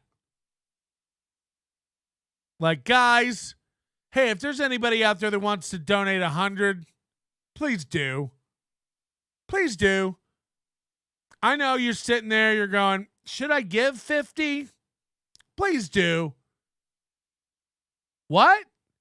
Do you hear yourself? If anybody wants to come up big, please do. Oh, good. We were holding back. As if David Chandler's sitting there with his wallet like, I wonder if they really want me to. Oh, please do? Okay. It's like, yeah, of course. You've been begging for 6 minutes. You've given the link out and the way to pay you forever. Guys, if you want to give, please do. Oh, he wants us to give. I was confused. Got it. Patrick Chad unironically bragged about how close Outback was. I like Outback. There's nothing wrong with it. It's just funny that, like, every day he would, like, leave the comedy club and I'd get home back to the house we were staying at and he'd have already swung by Outback and have the, like, to-go bag. Just, you know, I don't even know what he ordered there. Sweet chook of mine or something like that. I don't know. Sounds like he's casing houses to rob. He does, like, he'll awkwardly stop outside someone's front door and just aim it around and clearly be like filming. He's like, look at these houses. Look at this lady walking her dog. Look at this guy. I wish I could zoom in. It's like, whoa. Whoa. And he's wearing my hat around. I just can't even. I can't even. Did you see, hold on. WATP Kevin, did you see Chad's reaction yet on Monday of him hearing you talk about how you knew about the Mud Shark character change that someone told him to do? No. I have yet to see Monday's show. No one seems to have it. Everyone has told me it's not up on Patreon yet. What's the wait? It's Wednesday midday when this show finishes. Where's the show? Does anyone have Monday's Mud Shark Loves Misery show where he's watching me? If you do, please email that to me. No, I have not seen it. I don't know what the fuck he said during my show. But I would love it. Chad should do First Amendment audits. That would make some money. Chad, every once in a while, Citizen M spurgs out in the right direction. Even a broken clock is right twice a day. If Chad did First Amendment audits at, like, post offices and city halls and stuff, holy shit. Holy shit.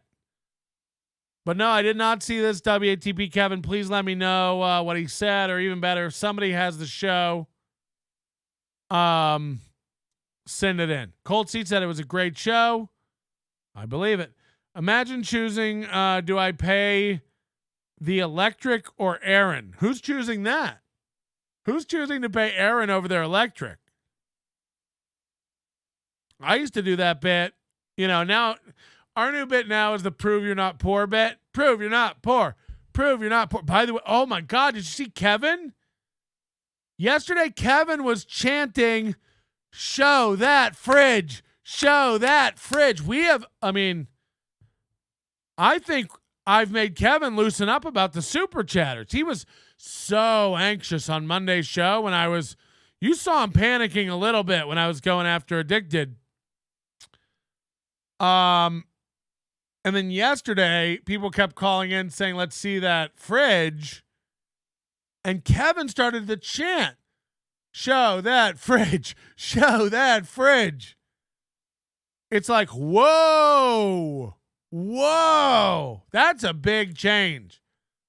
That's a big shift for Kevin to like loosen up to that point. And I think he didn't have a choice because he sees all the super chats coming in mocking Addicted to Profit.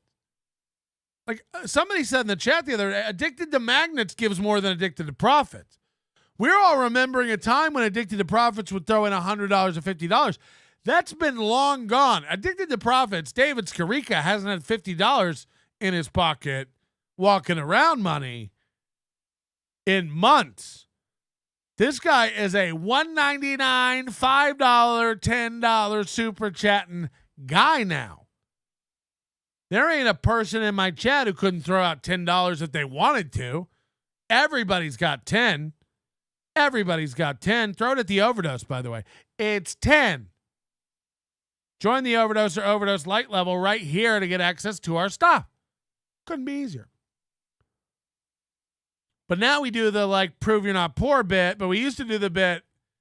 I used to say you have no excuse for not joining the Overdose because it's only $10 a month and everybody has $10 a month. And if your argument is, well, I need to pay rent or I need to pay electric, you don't have enough for that. People would say all the time, like, I don't have rent. I can't buy your Overdose. I don't have enough for rent. Yeah, but you don't have enough for rent. You know what you have enough for? Overdose. When your power goes out and all you have is your cell phone, you're going to want something to listen to. I suggest getting the Overdose. Once they turn off your phone, you're not going to be able to download these shows. So you're going to want to join the Overdose, download all the shows to your phone before they shut off your power and you can't charge it, and before they shut off your service and you can't download it. You can buy what you can afford. That's what I say. You can afford the Overdose, join the Overdose. You can't afford rent, fuck your rent. Buy the things you can afford. You can't afford rent, but you can afford a new iPhone or some AirPods? Go buy the AirPods. Fuck your rent. What are they going to do? Kick you out of your home? I doubt it. I doubt it. Nobody's kicking people out of homes. Have you seen the news? You're allowed to walk into any Walgreens now and just take whatever you want. They don't enforce laws anymore. Look up, just Google squatters' rights, change the locks on your house. They can't get you out. This is real advice. Send me your donations for legal fees. I'm a financial advisor. I'm a lawyer. This is real advice. They can't kick you out. You're safe. If you've been there a month, you own the home now legally. That's true. That's a fact. If you're in a co-op or an apartment building, you're actually allowed to start tearing down walls and tunneling into your neighbor's apartment. If you bust down your neighbor's wall, climb through it, step into their living room from your living room, and just put down a flag and declare it. Be like, this is part of my new apartment now. They have to move. This is a law.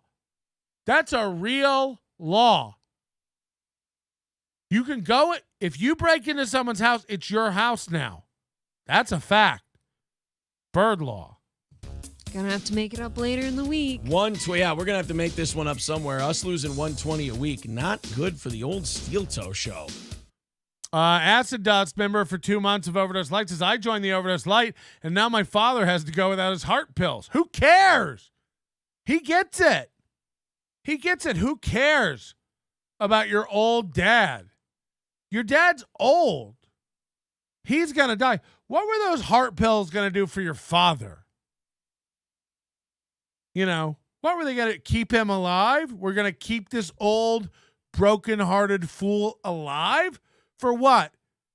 So you can keep taking your food, living in your air conditioning, eating your nummy heart pills? If my dad was alive and he needed heart pills, I'd be like, yeah, right. I only get 30 of these a month, and they're delicious. Like I'm going to share my heart pills with you, please, please, don't even give your dad heart pills. Get him one of those collars. And the medicine just seeps into his neck. That's what I do for my dog. We run this thing on a slim margin. Oh, fuck. Slim Margin was his name in high school. Well, We're sleepy tonight. 120. Sorry, guys. We'll do a better job tomorrow. See, they do that pity thing. I love that part when they turn. Yeah, I guess we suck today. We'll do a better job tomorrow, I guess. I guess we'll just go home without the money. I guess we'll just go home without our money today. Womp womp. Last minute guilt session. Oh, well, it looks like we're not going to have a goal-free Wednesday. We are going to have to tack on some goal. Okay. Tack on some goal. I want that to be a shirt. Go ahead. Tack on some goal. For tomorrow's show, during that VIP giveaway, unfortunately, Buddy Travis with $5 says, come on, you pores. Thank you. Yeah, $4.99 from Hobo Chili Recipe. Says, here's some money for the unfunny chemo patient with the impeccable smile. I'm gonna Wait, which one of us is that? say that's me. All right, 110 away. We got 10 seconds left. Thanks, guys. We'll see what we I'll die if he goes, and that's the end of the music. That's my favorite part. can do here. 10 We'll do seconds to better. go. I'll hit refresh on everything to see if we got there, but He's like eating his fist. I think we had our second L in 2 weeks tonight. Now we did Tuesdays.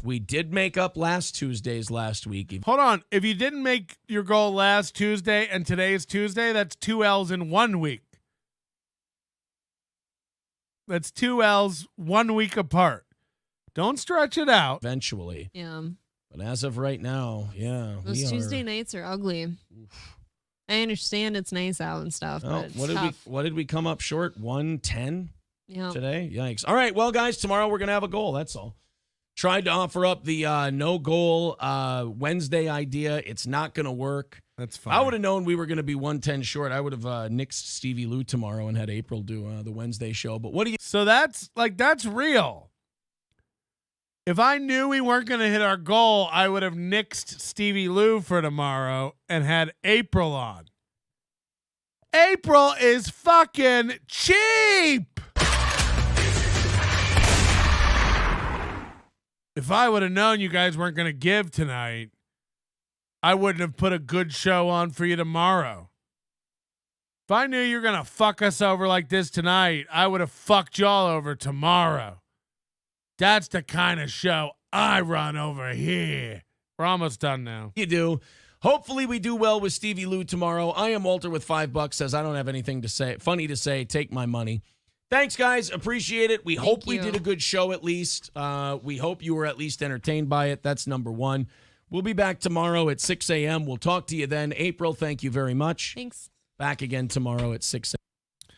So it's very business. It's a very, very cutthroat plug pulling that Aaron does. If you don't give him his money, he's out of here. And it's kind of a cold severing of the broadcast. You know, like, okay, it's 5:57. So he does his like dance for 5 minutes. Like 6 o'clock hits. He's like, guys, we didn't hit the money.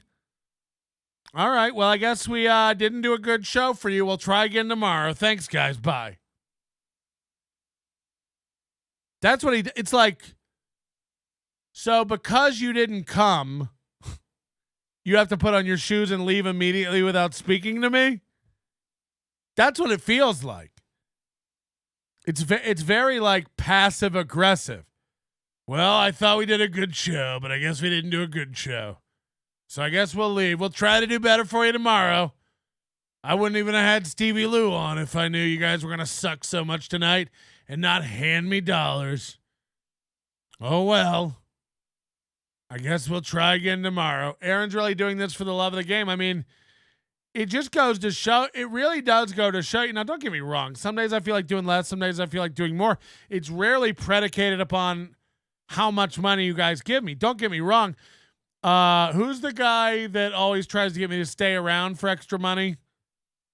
See, I don't even know because it it's not like a thing. We don't like make it a thing here. But like when I'm about to go and like, what's his name? Like there's a guy, I can't even fucking remember who it is. One of you nuts like will go like, here's $50, do 20 more minutes. And it's like, oh fucking hell. Like I don't even want to. But like you kind of are making me because I'm just a nice guy and I appreciate your $50.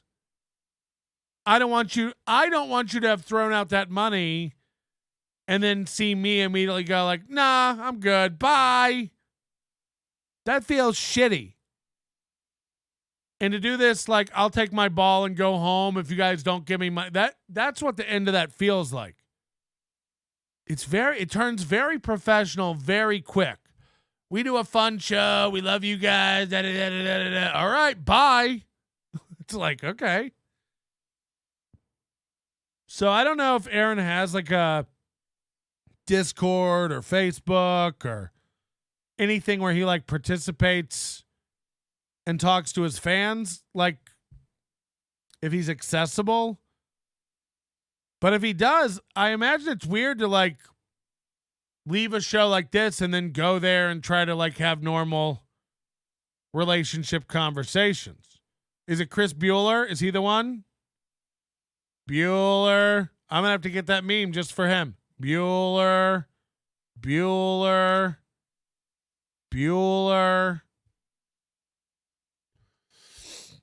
Oh, shit. That took us almost 2 hours. This thing out, go. No, that did take us 2 hours. It did take us 2 hours. Would you guys like to do something fun? Kind of a palate cleanser, if you will.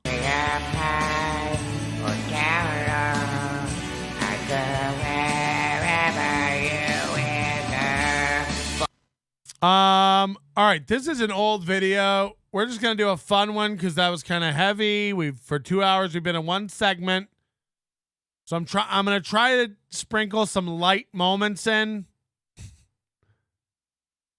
We have a Summer Sinclair stand-up set coming, but let's do this really quick. This just came across my thing. It's a 6-year-old video.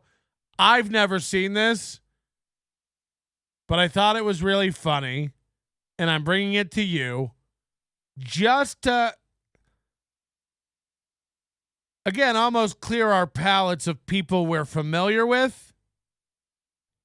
These are just two high school kids having a rap battle. Okay, that's all you need to know. We're just going to watch them battle each other.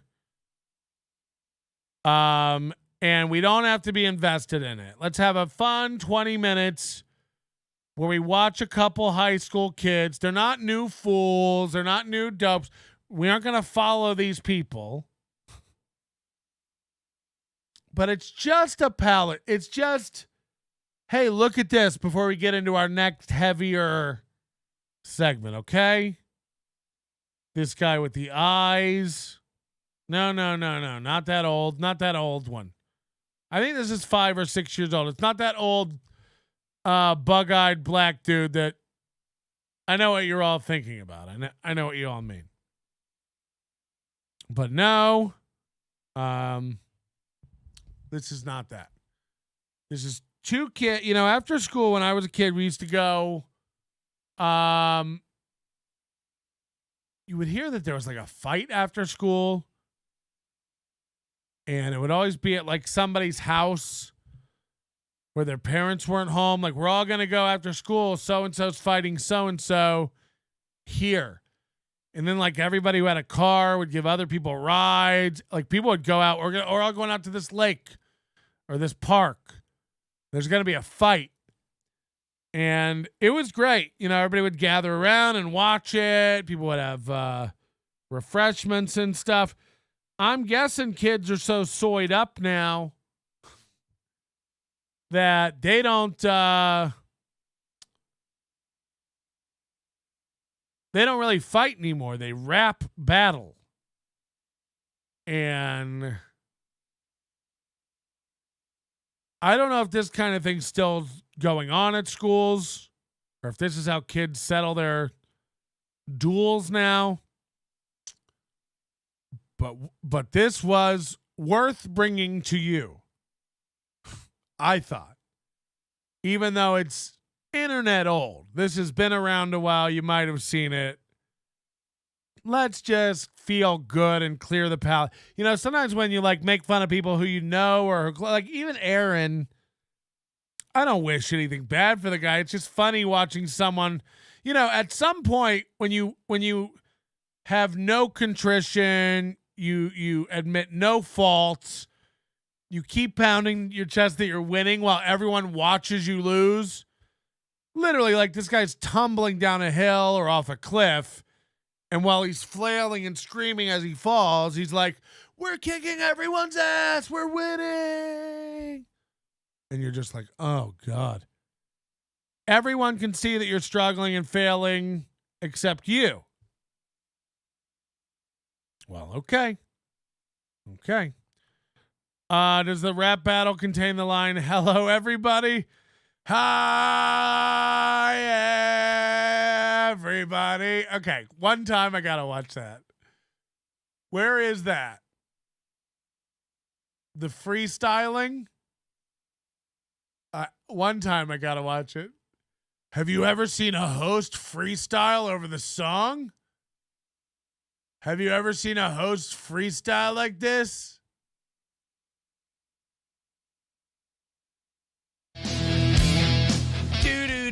Good morning, everybody. All of you are so damn pretty. April has her cum glasses on. You earned it.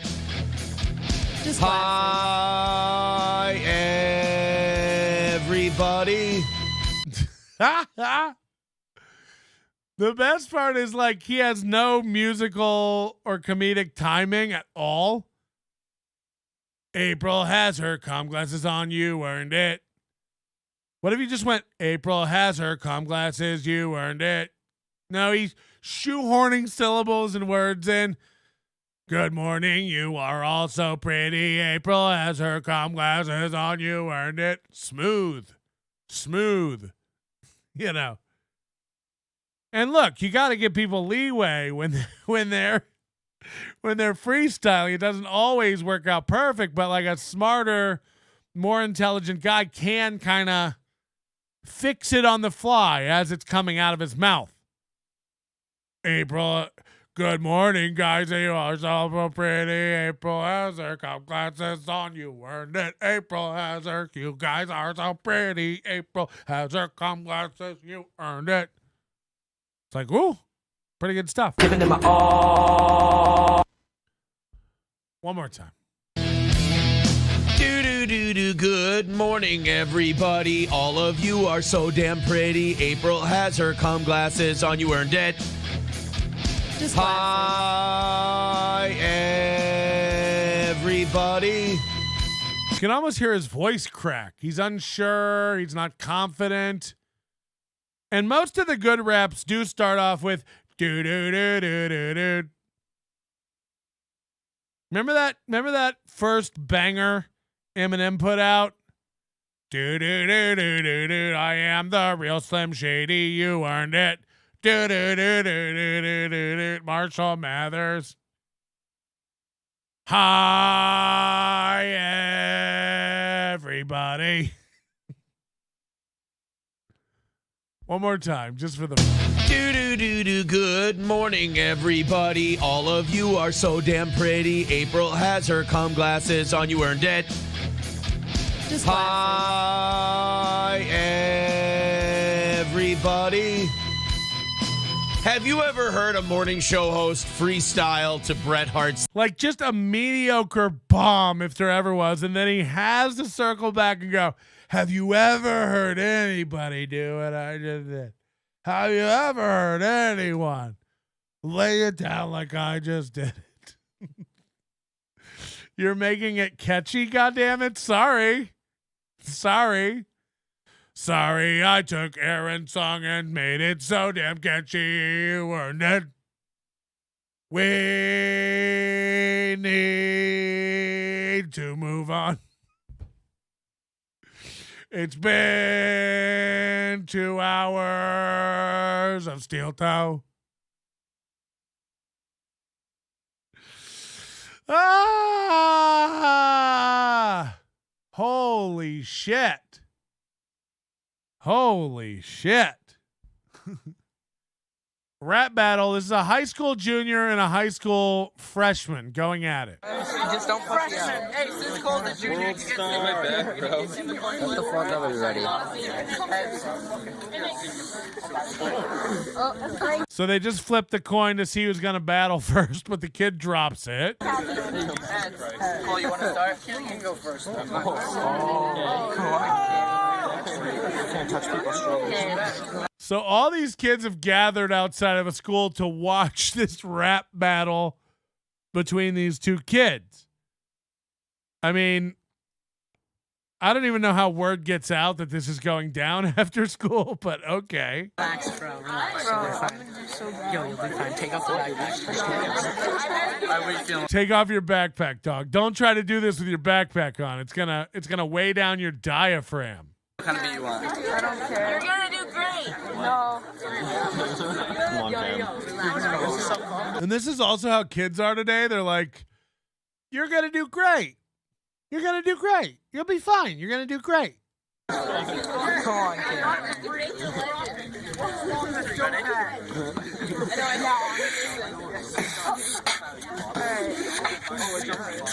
The guy who's doing the beatboxing like can't even do it well. But here we go. Where's Cheddar Bob? Yeah. He shot himself. Yo, I'ma hit the battle. You're already done. I'm never gonna stop, man. I hit it. Yes, I'ma go. Look at the shoes, man. Those are fucking old. I'm about to hit these bars so motherfucking bold. I heard your last bar, man. It's kind of fucking cold. All you do is rhyme, and all the kids go, "Whoa, whoa, cold and bold, old and bold." Go on. I'm never gonna stop. This is my first year. I look at you, they call you Quinn, but you're a queer. Never gonna stop and hit it so quick. Okay, man, you can spit, but you ain't ready. Never gonna stop. I bet your palms are already sweaty. Whoa. Now, Dr. Chow's going, not bad. Look, I mean, it's not the end of the world, but like, every time you get out one rhyming couplet, the whole crowd just falls down going, whoa! So, like, you can't even keep your flow up. But that's the freshman, okay? Now he's going to have a junior coming at him.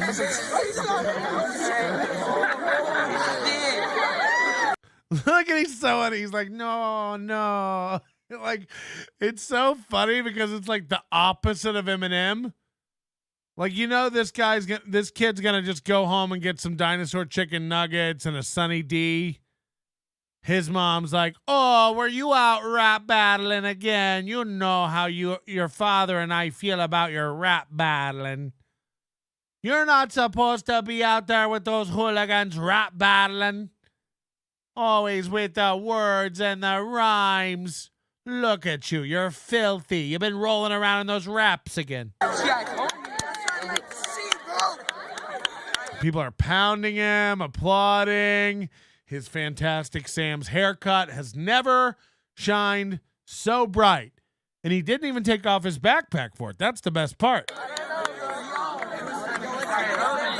So now it's time for Quinn the Queer, a.k.a. Salmon Shirt, to step up. I told you he's not. People are going, you just won, dog. You just won, bro. We got Cole Quinn, all right? We're here for the video on this side, you know what I'm saying?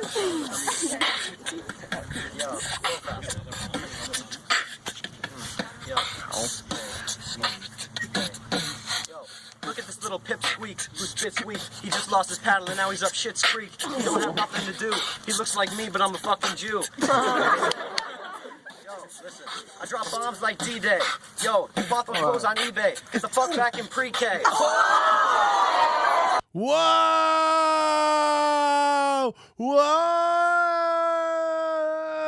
3 rhymes, new record! See, then the rap just stops. You know what I mean? Like, it doesn't make any sense. What do you say? Like, oh man, you look so gay. You buy your clothes on eBay. You should take that shit back to pre-K. And everybody's just like, oh.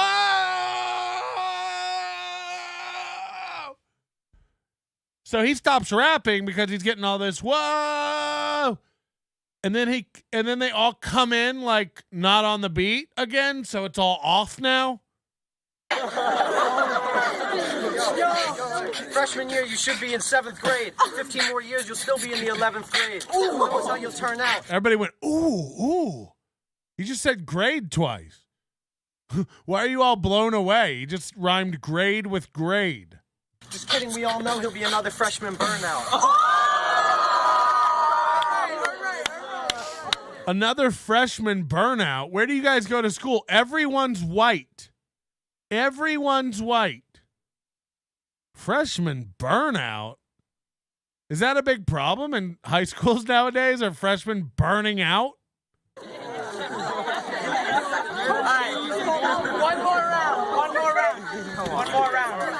right. One more round, then what?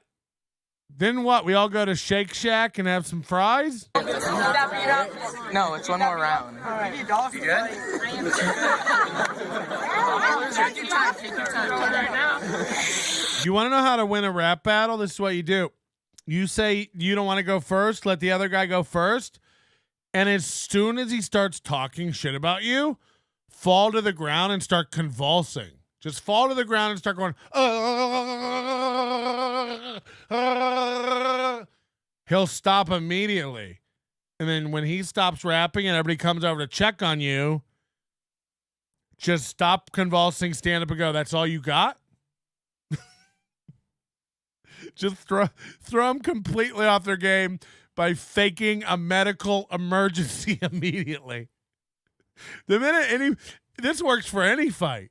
You know, if someone comes up and they're going to hit you, or a man walks into a store you're in and he's going to rob it at gunpoint, just immediately fall on the ground and start going, if you can have some sort of pill to make your mouth foam or fake blood capsule, just it works better with your eyes open. If you can keep eye contact, it's even scarier. And then the minute everybody's like, holy shit, no, stop. Seriously, though, what's going on? Just stand up and be like, that's all you guys got? And then walk away. You've won. Because the thing is, no one's ever going to go, remember when Patrick lost that rap battle? They'll just go like, thank God he's okay. That was close. Cause I'm just a teenage dirtbag man. Nannerpuss.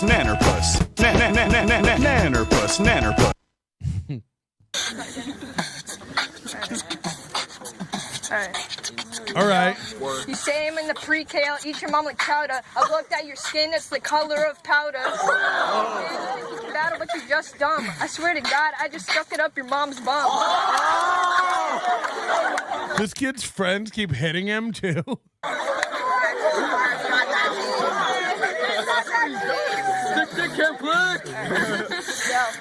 You're saying I'm dumb, I can't pass the class, but I think I just kicked your motherfucking ass. I spit these bars, man. I love that he won't say but, they say bum. And like other like euphemisms for curse words, but then out of nowhere he just goes, I just kicked your motherfucking ass. It's like, okay. That's the fucking rhyme. I just checked the shit and he flipped the fucking dime. Oh shit. I don't know. Good for you, man. This kid is the kind of kid, like if his mom or dad saw this video, he'd be grounded for months. He would be, where'd you learn that language, young man? Oh, you think it's funny walking around telling people you kicked their motherfucking ass? You didn't kick anybody's ass, mister. Eat your soup. You think you're tough out there rap battling? Yeah, rap battle me. Rap battle your father when he gets home. You think you're funny? Eat your soup. Eat your soup. Eat your soup is a good insult. Because the only people who eat soup are like children, old people, sick people. You know, like soup is for when you get your tonsils out or when you've come down with the AIDS. Oh, go eat your soup.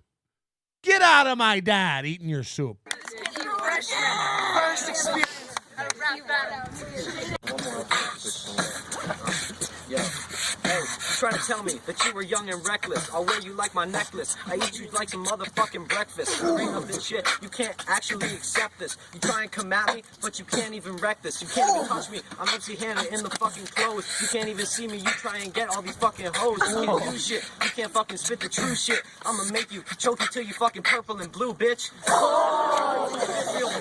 Well, that kid just murdered him. That was the closest thing we've seen to something good. Eat your soup. You ain't seen me, I'm on fucking prime time like real lines. I'm in the limelight. You fucking look like a firefight. I'ma take you out and burn your skin like you fire might. That doesn't even make sense. Cause I fire might and I fire tight like my gun barrel. You ain't even seen me. This shit is so feral. You ain't got shit. I'm like a feral spirit. You ain't seen me, bitch. How about you try and hear it? I'll try and spit this shit clearly, but you can't even hear me. How about you go away and fuck me next year, Lee? See? Alright, everybody. I think you won that one. Break it up. Break it up. Some teacher comes in. Break it up. Everybody back to your corners. Eat your soup. Just fun. Just fun. Before we bring in the serious stuff. Hi. Good morning, everybody. All of you are so damn pretty. April has her cum glasses on. You earned it. Just Hi, everybody. Have you ever heard a morning show host freestyle to Bret Hart's theme music? Thought it was your theme music. Everything about that guy's life is just stolen. Okay, so there's a lot of stuff going around lately about stand-up comedy. You know, I think fundamentally probably stand-up comedy is just going through a change. I don't know if just stand-up is becoming cringe or it's becoming more of a niche art. I know a lot of you are just convinced that, like, this guy sucks and that guy sucks. But we touched on it before where I think, like, you just don't like stand-up. In a lot of cases, the people who shit on stand-ups over and over again don't like stand-up. I think you're just probably out of stand-up, which is fair. I watched Amy Schumer's new special yesterday on Netflix, and it's just mediocre meh. And it's easy to go like she sucks or it was awful or whatever, but it's just, I don't know. We might be in a place right now, a moment in time where we're just not doing stand-up right now, you know? But it's very easy to point at somebody like Chad and go, he sucks, he's inexperienced, he bombed, he has no business doing this. People watch a clip of me from Butch Bradley's show. Oh, look, he can't handle hecklers. He doesn't know how to do stand-up. He can't deal. Like, this is an inexperienced guy. He bombed. Like, you know, people say that about almost every video that leaks of someone doing stand-up in this world. Ray, oh, he bombed. He couldn't do his time. He had to, like, you know what I mean? It's like, what do you think's more likely? That these are, like, awful gigs, or Chad doesn't know how to do stand-up, or I don't know how to do stand-up, or Ray doesn't know how to do stand-up? For all the reasons there are to dislike me or Ray or Chad or whatever, I've been doing stand-up 20 years. I'm pretty good at it. Okay? I try not to do it in suboptimal. I wouldn't, that Pottstown thing was set up for failure. There are a lot of shows that are set up for failure. Again, it was like Butch Bradley's 9 friends that were in the back for his set. And then he, go watch the clips. And then he moves them all up front to bother me. And by the way, this is all in the larger context of just an awful weekend of shows that were all kind of like this and dealing with a drunk guy who may or may not have also been coked out of his mind. So it's very easy to label stand-up as bad. It's very easy to sit, especially if you don't do stand-up, to go like, this guy sucks, that guy sucks. Sure. We all suck. But I think it's important every once in a while to take a look at stand-up comedy that actually sucks. Comedy podcast has maybe watered down the product. Of course. I think people also don't know what to expect from stand-up anymore. It's kind of like, look, for whatever the reasons are, it's just kind of like stand-up is just A, not respected, B, not valued, not considered an art form. There are a million people doing it who do legitimately eat ass, especially here in Vegas. It's been my bread and butter for quite a long time on this show before we got into Steel Toe. Casper the Ghost, Lex Las Vegas, Summer Sinclair. There's Ty Rivera. There's a million of these really shitty comics.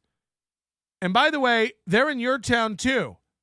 If you know of a really cringe, shitty comic in your town, send over their stuff. Fully anonymous, Patrick@NobodyLikesOnions.com. I want to hear about it. I want to see your cringe comedians. Send them in. But it is important every once in a while to revisit comedy and see what bad is. And in Las Vegas, there's hardly a better example of that than this bitch, Summer Sinclair. And Summer is a prolific comedian and actress that is out there doing it. She's got a fresh set hosting the show at Wise Guys Comedy Club here in Vegas. Wise Guys will be headlining Kitty Pineapple very soon. Down low is right. The bar is very, very, very, very low for this kind of comedy. And headlining Wise Guys Comedy Club in Las Vegas, any open micer who does well can get a weekend headlining at Las Vegas Wise Guys. They're desperate to sell tickets. They only do shows 2 or 3 nights a week. The rest of the week, this place is just closed. They can't pay rent, I imagine. So they'll headline anybody if you think you can sell 20 tickets. They are desperate as fuck.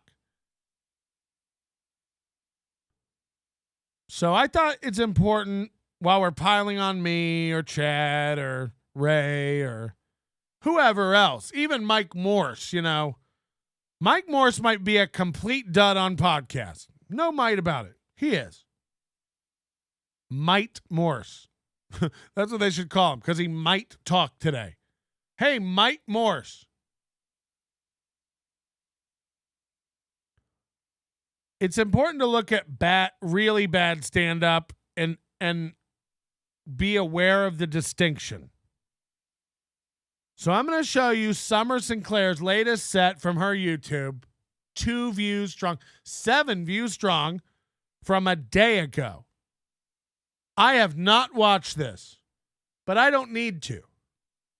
It shall be an example for all of us of just how bad stand-up can be.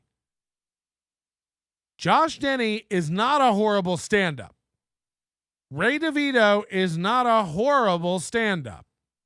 Patrick Melton is not a horrible stand-up. Chad is not a horrible stand-up. What you're about to see, again, I haven't even watched it, but I know this is bad because this woman doesn't have it. She'll never have it. And what's even better is she thinks she's already a headliner. She's on Facebook yelling at people for not booking her. Why won't you book me? Why won't you headline me? You're going to find out why. Goss says it's the summer of Sinclair. You're right.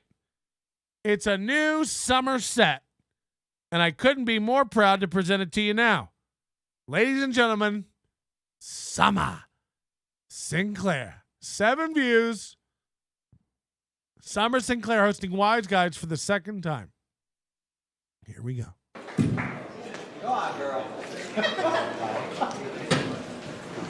Let's wind a bit. Go on, girl. Now, this is the beginning of a show. So she walks up there, and several seconds go by. The applause dies down. She hasn't said a word yet. This is a host. So she's already made everybody feel really welcome. Welcome to Wise Guys! I take a lot of prescription pills. Yeah? I take a lot of prescription pills. But I'm not an addict. I don't have an addiction. I'm just a very selfish person. Most addicts that I meet, they are so nice. They always want to share their needles with me. Most addicts are so nice, they always want to share their needles with me. Okay. I have a dog, and whenever I get fucked up and drugged up, he's the one that takes me in the backyard to pee. I made my dog wear shoes, so he Somebody just went, ah!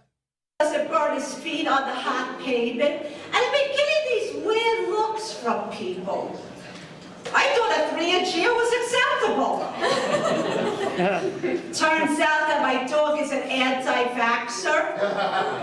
I said to him, you gotta go to the vet and get your shots. He said, that jab is bullshit. I said, what if you get the rabies? He said, you'll be the first to know. Like, I don't even know how to break that joke down. Like, what does that even mean? My dog's an anti-vaxxer. He said that jab is bullshit. Okay. I said, you got to go to the vet and get your shots. And he said, no way. And I said, what if you get the rabies? And he said, you'll be the first to know. It's like, what does that even mean? Are you guys fucking? Is rabies sexually transmitted? Dan G says, is this Barry Ribb's daughter? I mean, I don't know what her affliction is, but there's a lot going on. Max Bringle nails it. Edith Bunker? Oh, the days of comedy plays. I was down there doing jokes for days. This is my impression of summer haze. Those were the jokes. Her accent is fake. It is not. It is not. Hold on, please. I taught my dog a lot of new tricks. It's just very nasal. I don't know. Everybody says to me, Summer, you're so funny.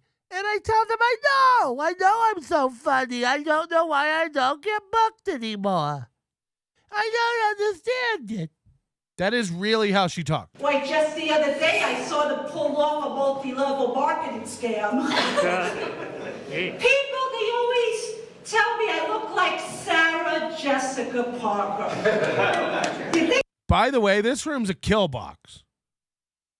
This room is set up for success. It's low ceilings, dark room, always a crowd, even on open mic nights. This is a bad comic. Do you see the difference?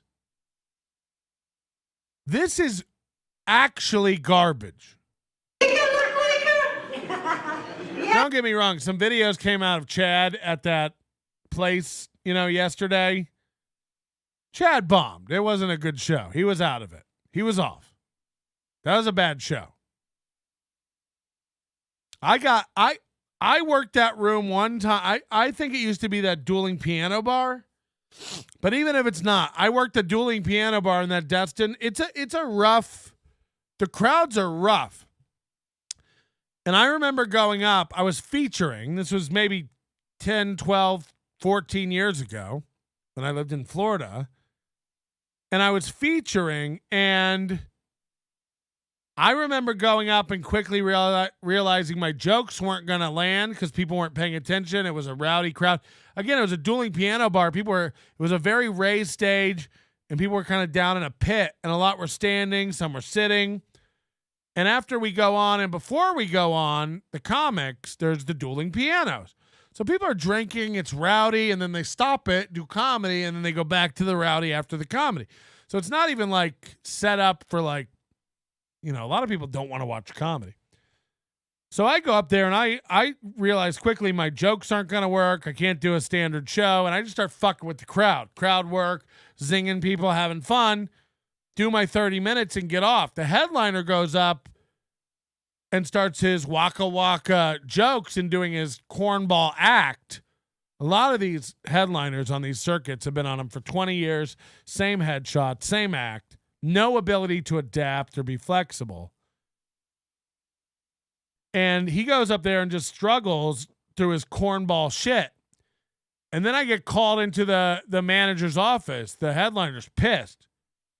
And I get chewed out. He's like, you think that was cool? And I'm like, what? It's like, you went up there, you didn't make it easy for me. And I was like, what? Yeah, you went up there and like did all this crowd work and and I was like, yeah, I mean, it's all that worked. I get paid to make people laugh. I'm sorry you can't. I literally got in trouble because this guy couldn't follow me. There's a lot of gigs like that. And there's a lot of headlining comics like that. They get a reputation for it. They like weak openers. People say that about Chad. Florentine and Jim Brewer, they want Chad because they like a weak opener. I don't know if that's true. But there are definitely a lot of headliners out there who are like that and so insecure that that's their mode. But I just think I think it's important to differentiate an actual bad comic with no talent from a guy who's having a less than optimal show. Because there is a difference. If you can send me any video of Summer Sinclair ever doing well, we can start to modify this theory. No? Yeah? Well, I think it's crazy. Because I never had sex in the city. But I was a whore in the country. A whore. I was a whore in the country. I wound up working at this horse ranch, and there's 3 things I hate right there. Horses, ranchers, and worst of all, working. You see, when I was a kid, I got kicked in the face by a horse. Would you believe it? Well, that's why I look like Sarah Jessica Parker. So Sarah Jessica Parker, there's a meme that she looks like a horse. She has a horse face. Summer's like, I got kicked in the face by a horse when I was a kid. That's why I look like Sarah Jessica Parker. It's like, it doesn't even make sense. The rats in Brooklyn, where I'm from, are so bad. In my last apartment, they ate my food. They shitted on the floor. They shitted on the floor. Who says shitted? They shitted on the floor. One even bit me on the neck. And I was like, hey, you could stay, the rest gotta go. I lived with my sister in her trailer park. When she asked me to take out the trash, I said, I don't think so. Your husband looks so comfortable drinking a beer in his easy chair. Yeah. This is bringing me down. This is like sapping my energy. I plan on watching this whole set. I can't. It's sapping my will to live. But I guess some people don't know Summer Sinclair. She's got 21 YouTube subscribers. She always posts these audition videos introducing myself for representation. Hi, my name is Summer Sinclair. I live in Long Beach, California. I have a car so I could get to any audition on time. I'm a U.S. citizen. I'm a member of SAG-AFTRA. And the things I love to do is, the number one thing is that I have a beautiful Samoyed named Nimbus. And he's the love of my life. And I treat him like a little baby. I like to ballroom dance. I love to paint. I love to do pottery. I love to go to a nice restaurant and to amusement parks. And of course the beach, because, you know, it's California, right? So I'm making this little video so you could get to know me. And I hope to hear from you. Thank you. I mean, she doesn't live in California. She lives in Vegas. And imagine sending that into a fucking casting director. I know some people aren't in the business, but like, I have a car. Some things I like to do is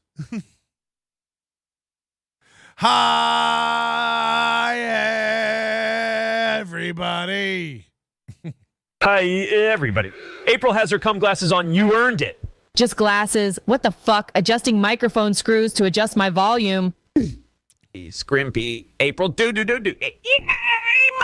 You're makes you suck ass.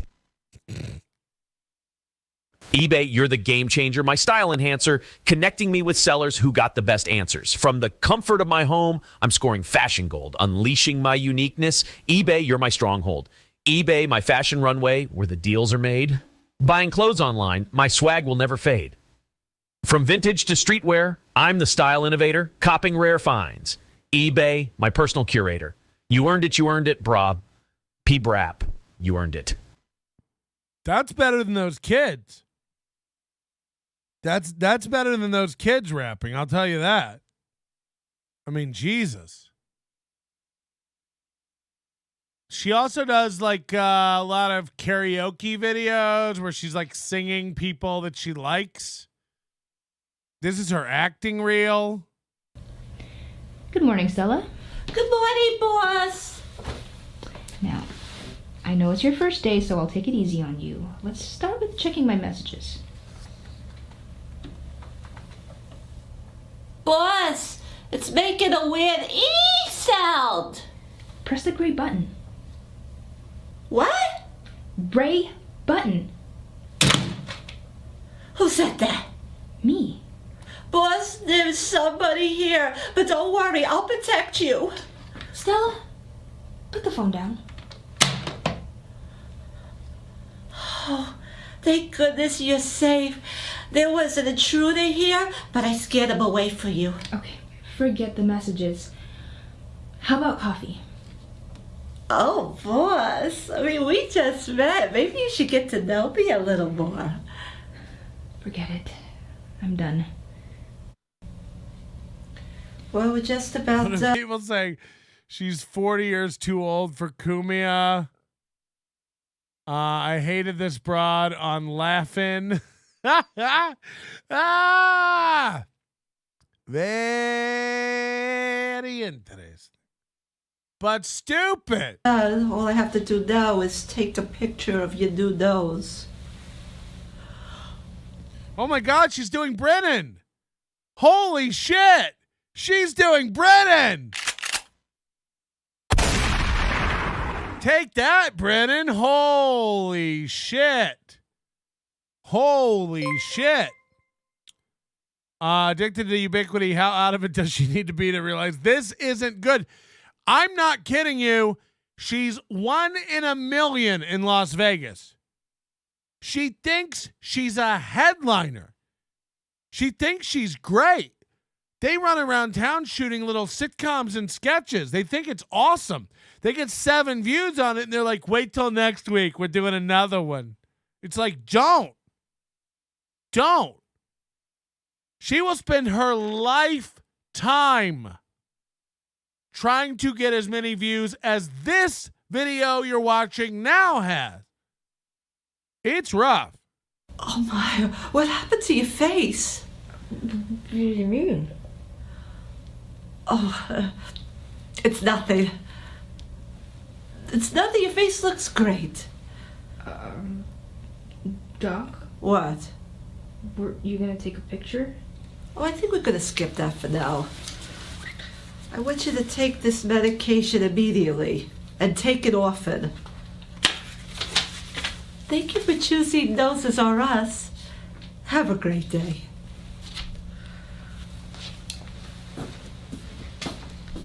So what is this scenario? I don't even understand. She's a doctor at Noses R Us. Someone got a bad nose job, so she says, take this medicine and take it often. What does that even mean? How often? For how long? Like you can tell she writes all the little scenes for her audition because they make no sense. Her boss is telling her how to use the phone, but her boss is also talking through the intercom. How could she have used the phone to get the intercom on to learn how to use the phone if she doesn't know how to use the phone? It doesn't make any sense. So it's like double layer stupid because the scenes she writes are retarded. And so she's retarded at writing and retarded at acting. That's what I'm saying. Bobby, let me have another grab of Coke. You still owe me from last week. Yo, what are you doing here with your kid? Well, I couldn't leave her at home all alone. That would be really irresponsible of me. I can't be doing drug deals with little kids around, man. Why is she eating her fingers? Anybody else hard? Get this lady some Sudafed. She's that family member you know is severely depressed and always on the verge of losing everything and says, I'm fine. Don't worry about me. I'll be fine. Don't worry about me. I'll be fine. You know, Carlos Danger said, anytime I make fun of KC Armstrong, he has to turn it off. You know, fuck Carlos Danger. No, I'm kidding. That's silly, Carlos. Come on. Because we got a lot of KC stuff loaded up for this week to get to. And I can't, now I feel bad. I don't want Carlos Danger turning my show off ever. That feels like an insult because Carlos Danger, for better or worse, and mostly worse, no, Carlos Danger is like an everyman. Carlos Danger is not without his flaws, I imagine. He's just a human, but he seems like a nice, middle-of-the-road, likable guy. So when Carlos Danger turns off your show, I feel like you screwed up. But Carlos admitted he has like some unhealthy baggage from watching KC on Stern during the good days. And that's a good point. I think that's a good point.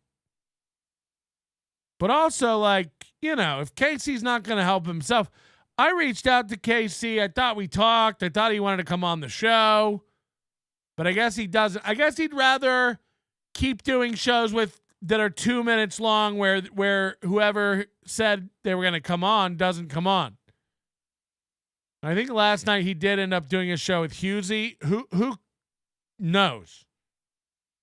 And we'll probably watch it at some point. But Carlos, keep it on. Don't make me tie you down and hold your eyeballs open like some sort of crazy psycho analysis experiment where we force you to ingest content and see how it affects your well-being.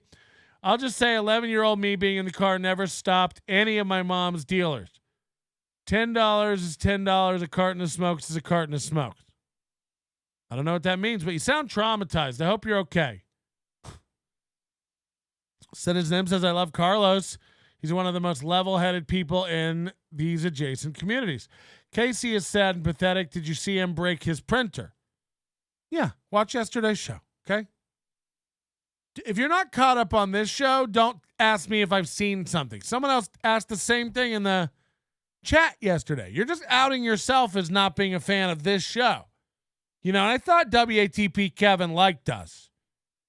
But you've just outed yourself as not a viewer of this program. We watched Casey smash a printer yesterday. Clockwork Orange is the reference you were looking for? I doubt it. I don't watch any movie with a milk bar. Hard and fast rule of mine, for sure. What's wrong with you? I'm doing what's right for my kid. Look, I got $20. I just need something. What do you have for $20? That's a $5 and nothing. What you need is to get her some food or milk or something, whatever they eat nowadays. So she's supposedly buying drugs from her drug dealer. And at first, her drug dealer was like put off by the fact that she brought her child to the deal. And now her drug dealer's like refusing money and telling her she needs to get her life together. You see what I mean? Like, none of these sketches even make sense. A minute ago, she's buying drugs, and her drug dealer's like, why'd you bring your fucking kid here? We're doing drugs. And now her drug dealer's like, you need to get your life together. That's not even the right amount of money. You have a child. What's going on? What kind of drug addicted buys a gram of coke once a week? I mean, if you're fiending, I don't know her budget. And then what do you have for $20? It's like, wouldn't you know? Wouldn't you know? I mean, maybe in Florida 15 years ago, 20 will get you a gram. Robbie, I really need this. Please. Sorry. Wait. So now her drug dealer's refusing to sell her drugs because she brought her kid. As if this would ever happen. I bet a drug dealer would give somebody a bump or something for $5. Robbie! Citizen M just said, have you seen Aaron freestyling over his own show lyrics? Order it. It's true. That's a good one. That's a good troll. Nice try. That's the kind of stuff we like over here, Citizen M. You're redeeming yourself slowly. That was a nice troll. Okay, we all fell for it. Let me find some more summer stuff you guys might like. She's got a lot of stand-up sets, but the stand-up sets aren't the funniest stuff. The auditions and stuff are great. The auditions are like, what the fuck?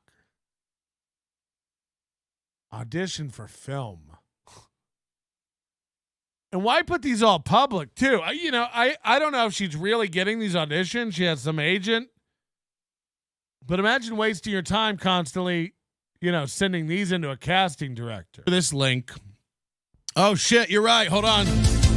What is that? Hi, my name is Summer Sinclair, and I'll be reading for Bernadette. Whoa, I've never seen her from the side before. That's almost freaky.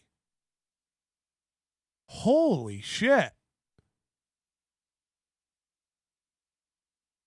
I'm just staring for a minute. First of all, does she have cauliflower ear? That ear looks a little fucksered.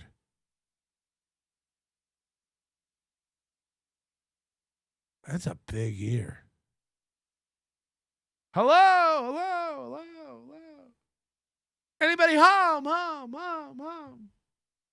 Hello.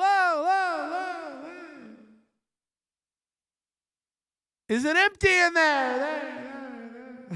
Like, holy shit. You could hide drugs in that ear. But look at this profile.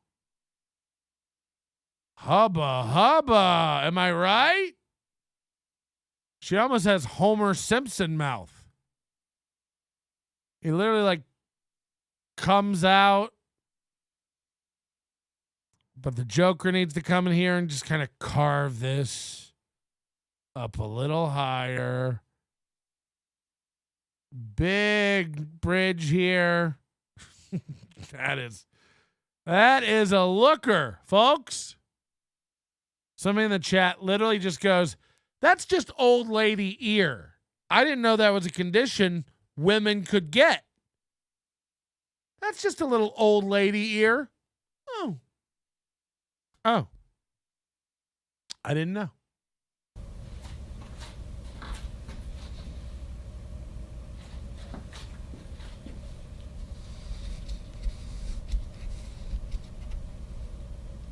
Whoa. So she's standing in some... Hold on. Why does she keep turning? It's not prison. You're not taking a mug shot.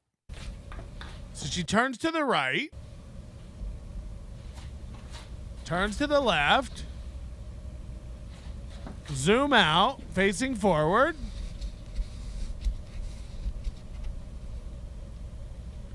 Full body to the right. Full body to the left. What's going on? Start the audition. I'm doing well. I'm doing better now that I'm here. Well, I'm glad I could be of service. How long have you been in this industry? Over 5 years now. Do you like it? I love it. Well, what do you love about it? I love meeting new people such as yourself. Boring. What do you mean? I thought you was gonna say something like, I like touching random strangers and making them feel good. Oh? Oh, I'm sorry. I didn't mean to make you feel uncomfortable. Every freeze frame of hers is like the stuff nightmares are made of. Every freeze frame is just like, ha! There's not one frame of film she's in that you could print out and put on your wall. I bet growing up her parents didn't have any photos of her anywhere. My husband is always getting on me for being so forward. Oh, it's okay. How long have you been married? It's been 20 years now. Oh, wow. How do you do it? Do what? Being married to the same man for 20 years? Same man, same sex, same routine? Who said everything is the same? Great. Nailed that line. Nailed it, Summer. Say it again. Same routine? Who said everything is the same? Who said everything is the same? Isn't this lady your renter, Melton? Yeah, this is actually my wife. What do you mean? Girl, have you noticed my ring? Yes, it's beautiful. I'm talking about this ring. Oh, yes? You know what it means? No, I thought it was part of your jewelry. You thought my ring was part of my jewelry? What a fucking idiot! You're so cute. It means that I'm open to whoever, whatever. As in, you're in Line up, boys! an open relationship? You got it. I love my life. Is that real? I don't even know if that's a real thing. Is there a place you wear a ring that means you're in an open relationship, or is she making this up? Is it like in high school when the kids wear the colored bracelets? It means you like to blow jobs and cleaning out your gums with Cums? We have our fun, but we go back home to each other. I don't know if I could do that. Hey, we're having a little get-together next week. Oh, it's a cuck ring. She's wearing a cuck ring. How would you like to come? I'm not sure. How would you like to come? Hi, everybody. I want that to be my text alert. I want, anytime somebody walks into my house, I want that to automatically play. Hi, everybody. Oh, it's going to be fun. It's going to be drinking, playing cards, eating. That's it. That sounds like fun. Here, text me so I can have your number, and I'll let you know if I can come. Trust me, it's gonna be fun. Thank you. Now lay back down so I can finish my job, please.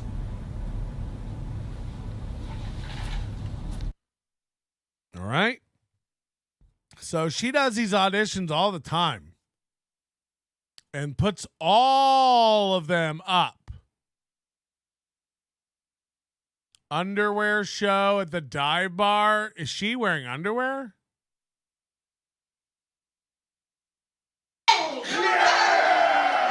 This, by the way, this underwear show, this guy's a guy I haven't looked at in forever, Ryan Barassa. He does these underwear shows. This guy's the biggest fraud in town. He was going around telling people like he's got a successful YouTube channel and was literally going on like all the local little nobody podcasts. And people were talking to him like he had done something. They were like, so you got like this really kick-ass YouTube channel. You're making good money. And he's like, anybody could do it. I don't want to like downplaying it. But then you go like go look at his YouTube channel. It's like this guy's doing nothing. Yet he's going around on podcasts letting people talk to him like he's done something big on YouTube. I can't even really explain it. Unless you see, You're next to me, Ian. See his channel. So it's Rad Ryan. He used to go by Red Dead Ryan. He tries to do all these video streaming things. Here's his channel. So he's got 13.2 thousand subscribers, almost twice this channel. 6.7 thousand videos. 7,000 videos he's uploaded. What could they be? They're all just clips of him playing video games, some of them 40 minutes, an hour long, with 9 views, 8 views, 2 views, 5 views, 30 views, 22 views, 10 views. He never stops. He uploads 10 of these a day. Video game clips. He's been doing it for years. Years. With no views. I mean, he's been doing this for years. He's a stand-up comic. He's been doing it for years to no views. 11 views 9 months ago. 8 views 9 months ago. 7 views 9 months ago. 32 views 11 months ago. 41 views a year ago. 8 views a year ago. 9 views a year ago. So it just goes on and on. Thousands and thousands of videos. This is Ryan. I don't know what this is. Pauly Shore sketch. Gotta see this.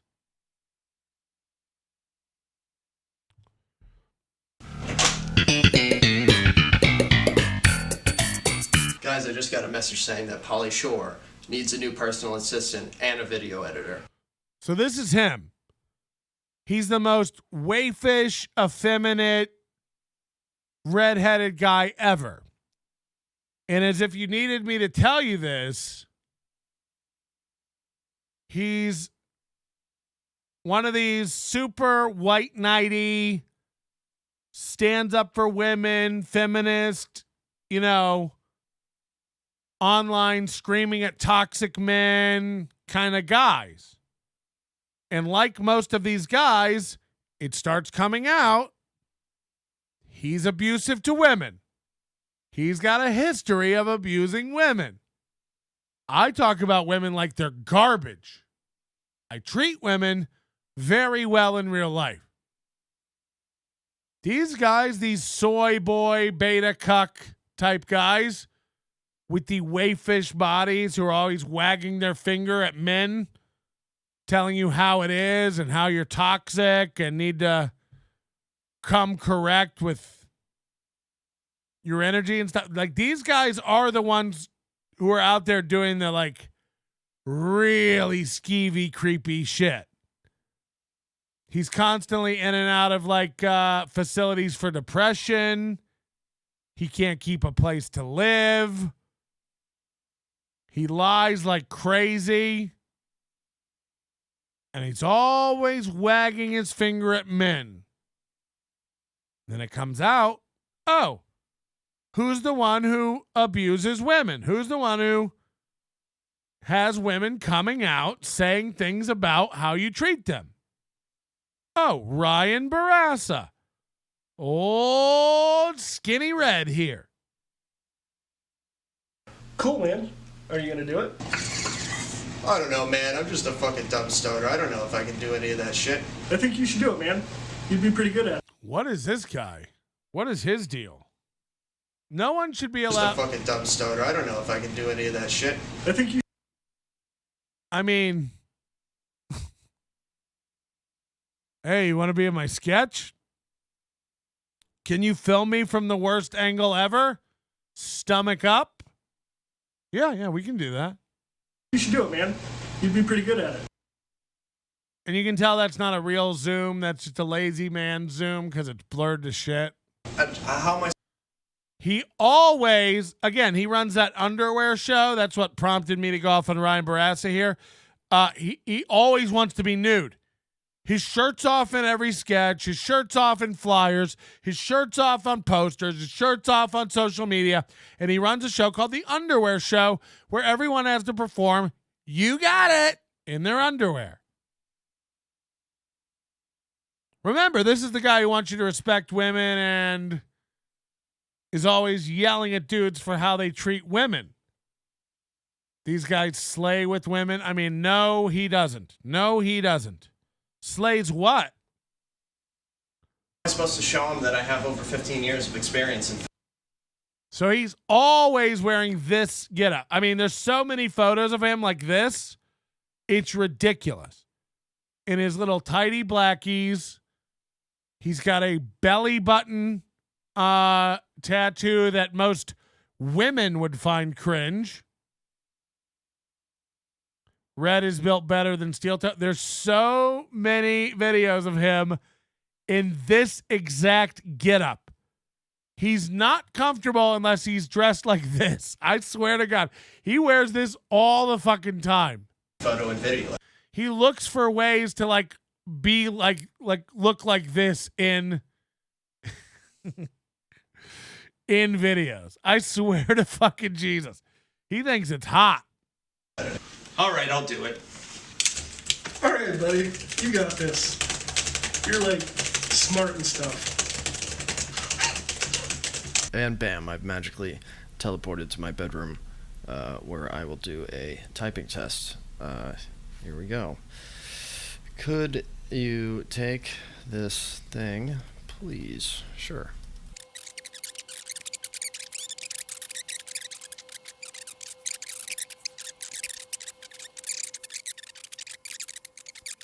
Test complete. I have a not great, Pauly Shore. I'm so sorry to disappoint you, but I do a lot of other things. You should give me a job. That'd be pretty cool. I'm funny. People like me. I'm charming. I'm handsome. I got what it takes. I'm a ginger. All right. So if we open up Photoshop, for our eyedrop tool, and we just copy the background color right here, and then bring up a brush tool. And we'll just erase these numbers.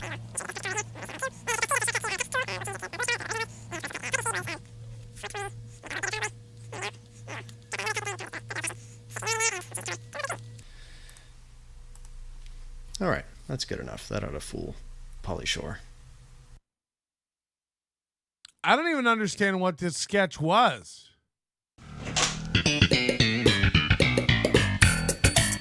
Guys, I just got a message saying that Pauly Shore needs a new personal assistant and a video editor. Cool, man. Are you going to do it? I don't know, man. I'm just a... So this gets 4 views a year ago. No comments. And again, like, it's not a big deal. It's not a crime or anything, but he goes around doing interviews where he brags about his 13,000 subscribers on YouTube and lets people talk to him like, wow, you're making money on YouTube? Like, you're really doing it. Because he has shorts, and every once in a while, one of these shorts, if you don't know, shorts are like much easier to get to take off. You could have a short every once in a while with thousands and thousands of views, like Kitty Pineapple. But most of these have 8 views, 5 views, 100 views every once in a while. But for a while there, he had a couple of these stories or reels or whatever you want to call them take off. Look at this, 1,000 views. And I think like a year ago, he was getting some with like multiple thousands of views. 1.5 thousand. 1.4. So look at this. This is when he was like it's 1.4, 1.4, 1.1, 1.3, 1,000, 1.7 thousand, 3.4 thousand. So somebody like Summer Sinclair and all the other open mic rubes around Vegas see somebody get 3,000 views on a video, they shit their pants. They shit their fucking pants. And they start interviewing like, so how'd you go viral? It's like, what? It's really sad. Like, I don't know the point of it, but if I had videos, does he do any live videos? Yeah, live playing video games for hours with 27 views, 41 views. Is Corey Adam like numbers? You know what I mean? Where it's like, we get it. You like to play Red Dead Redemption, and you seem to like to upload every 2.5 hours of gameplay for 41 views. And I see people in the chat joking around like they add up. These views add up. It's like they don't. They don't. This guy's making $0. But we're supposed to believe that, like, oh, he has 13,000 subscribers. He crushing it. He crushing it. It's like, no, he isn't. There's no scenario in which this guy could ever be considered crushing it. I mean, there's just like that's not. There's no way. So, we're going to be getting into more of these Vegas people. Oh, God, we just look at that, guys. I'm David Skarika. Are you looking to diversify your portfolio? Is your retirement plan in the toilet? Are you sick of living paycheck to paycheck? If you answered yes to any or all these questions, boy, have I got a deal for you. My Miata money management system has already changed thousands of lives, and you could be next. Call now 1-800-757-SCAM. Show those magnets. Guys, let's go to our stats today. We have 223 current viewers. That's not great. We've only got 71 likes.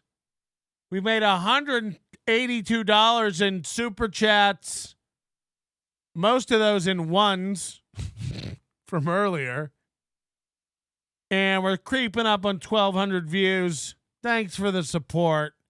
Thanks for the love. Thanks for the likes.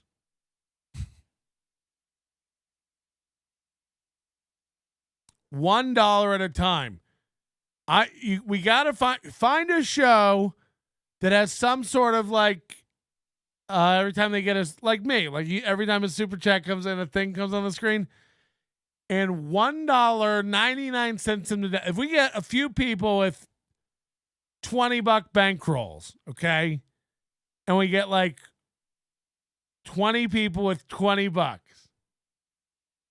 we can do 499-cent super stickers and just overwhelm the program. The host will never be able to look. If you were doing it to me and it was really annoying me, I'd just turn off the thing. There are hosts like KC and stuff who will not. So imagine sending in 499-cent super stickers. Sorry, a little burp. 499 super stickers to KC. His show would never get off the ground. Ray DeVito or KB. Yeah, maybe DeVito. I don't know. DeVito can't focus on anything, so it's a risk. Like, I don't know if all right, don't. I don't know if DeVito could even focus on donations coming in. He'd be more likely, I think, to get sidetracked and like just start ignoring super chats altogether. That'd be my guess. Lev Kramer, thanks so much for the 99. Stop it, Lev. Don't do it. Don't just give your 5 or something. Don't 99 cents me to again. Death by 1,000 paper cuts. You'll drive someone crazy with that. Imagine one person. Look, I'm not saying nobody likes the money, but if you 99 cents over and over and over and over and over and just relentless forever, it'd be annoying. Somebody just sent me a Summer Sinclair theme song. This is David Skywalker in the chat. He says, here's a theme song for your Summer Sinclair segment. I'm going to play this without even checking it. Let's see how good you guys are.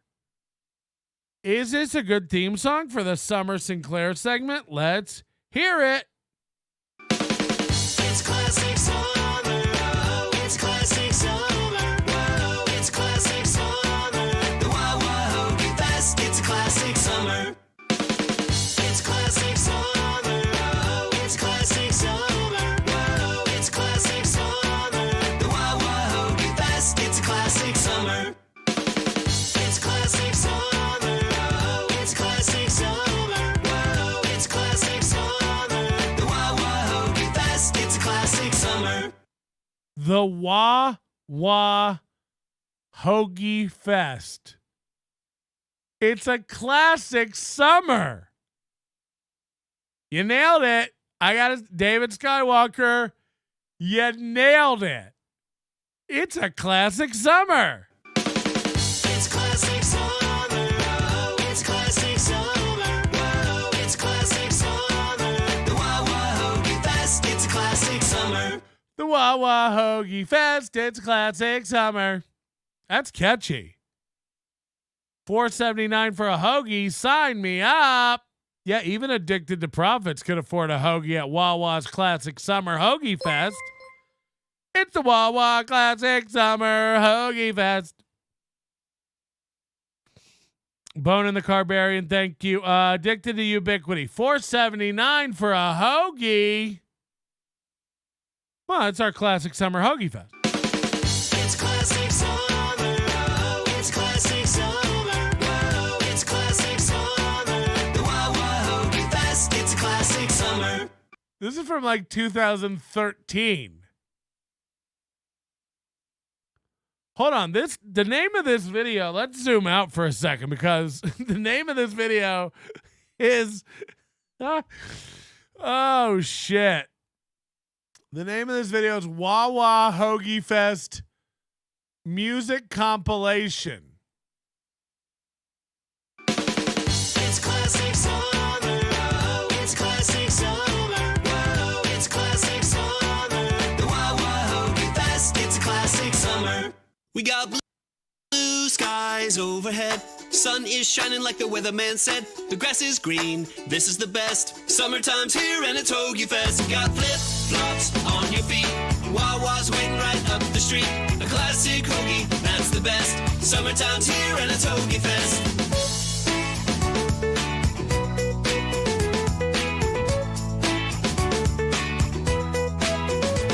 You got good friends by your side. Get on the bike and you go for a ride. Outside, the air is fresh. Summertime's here and it's Hoagie Fest. Fun times, won't you come along? Now you're humming that summertime song. A Wawa Hoagie, that's the best. Summertime's here and it's Hoagie Fest. Hoagie, Hoagie, Hoagie Fest. Wawa Hoagie Fest. Time for a Beckett Hoagie Fest. Wawa Hoagie Fest. Time for the Summer Hoagie Fest. Oh, sorry. I thought we were gonna. That was like a reprise. I thought that was like. The DJ's playing your favorite song. You got your toes in the sand and it won't be long until everybody's singing along. It's the Wawa Hoagie Fest. Wawa Hoagie Fest. Wawa Hoagie Fest. Wawa Hoagie Fest. It's the Wawa Hoagie Fest. Wawa Hoagie Fest. Wawa Hoagie Fest. Hi, everybody. Hoagie Fest. It's a classic summer, come out and see. Hear the birds singing in the trees, under the sun making memories. At the Wawa Hoagie Fest, it's a wonderful time to be outside. The whole world is coming alive. Let's put the top down and go for a ride. To the Wawa Hoagie Fest, it's a classic summer. Wawa Hoagie Fest. Hi, everybody. It's a beautiful day, not a cloud in sight. Everyone is feeling alright. Kids are laughing, smiles are bright. At the Wawa Hoagie Fest, open up your heart, breathe in the air. Got the breeze blowing through your hair. Cruising along with. This is too much for a sandwich. You know, I don't need a song about a sandwich. Open up your heart, breathe in fresh air. It's like I'm sorry, I came to order a salami on rye. Open up my heart? Do I have the right place? I thought this was the Wawa Hoagie Fest. Wawa Hoagie Fest. You know it's Hoagie Fest. Wawa Hoagie Fest. Classic summer, it's Hoagie Fest. Wawa Hoagie Fest. It's time for a Hoagie Fest. It's Wawa Hoagie Fest. We got the Wawa Wawa. It's a classic summer. Wawa Hoagie Fest. We got the Wawa Hoagie Fest. It's time for classic summer. It's classic summer. Wawa Hoagie Fest. I'm trying to eat me some Hoagie Fest. I like to eat mayo on the bread, cause it's classic summer. I need to figure it out. Doing a show, it's time for a podcast. I'll just tell you what I think, cause wah, wah, wah, wah, wah, it's classic summer. Okay. We are losing viewers, which makes me want to keep going. So, wah, wah, Hoagie Fest. We got the wah, wah, Hoagie Fest. It's classic for a okay, we will stop. Sorry about that. Good luck getting that out of your head. That's all I gotta say. Okay, people fucking hate it. People hate it. The song works. Now I want a hoagie. No, that bomb. It didn't bomb. It didn't bomb. That was our best segment of the day. That's going to be our clip. That's going to be our clip of the day.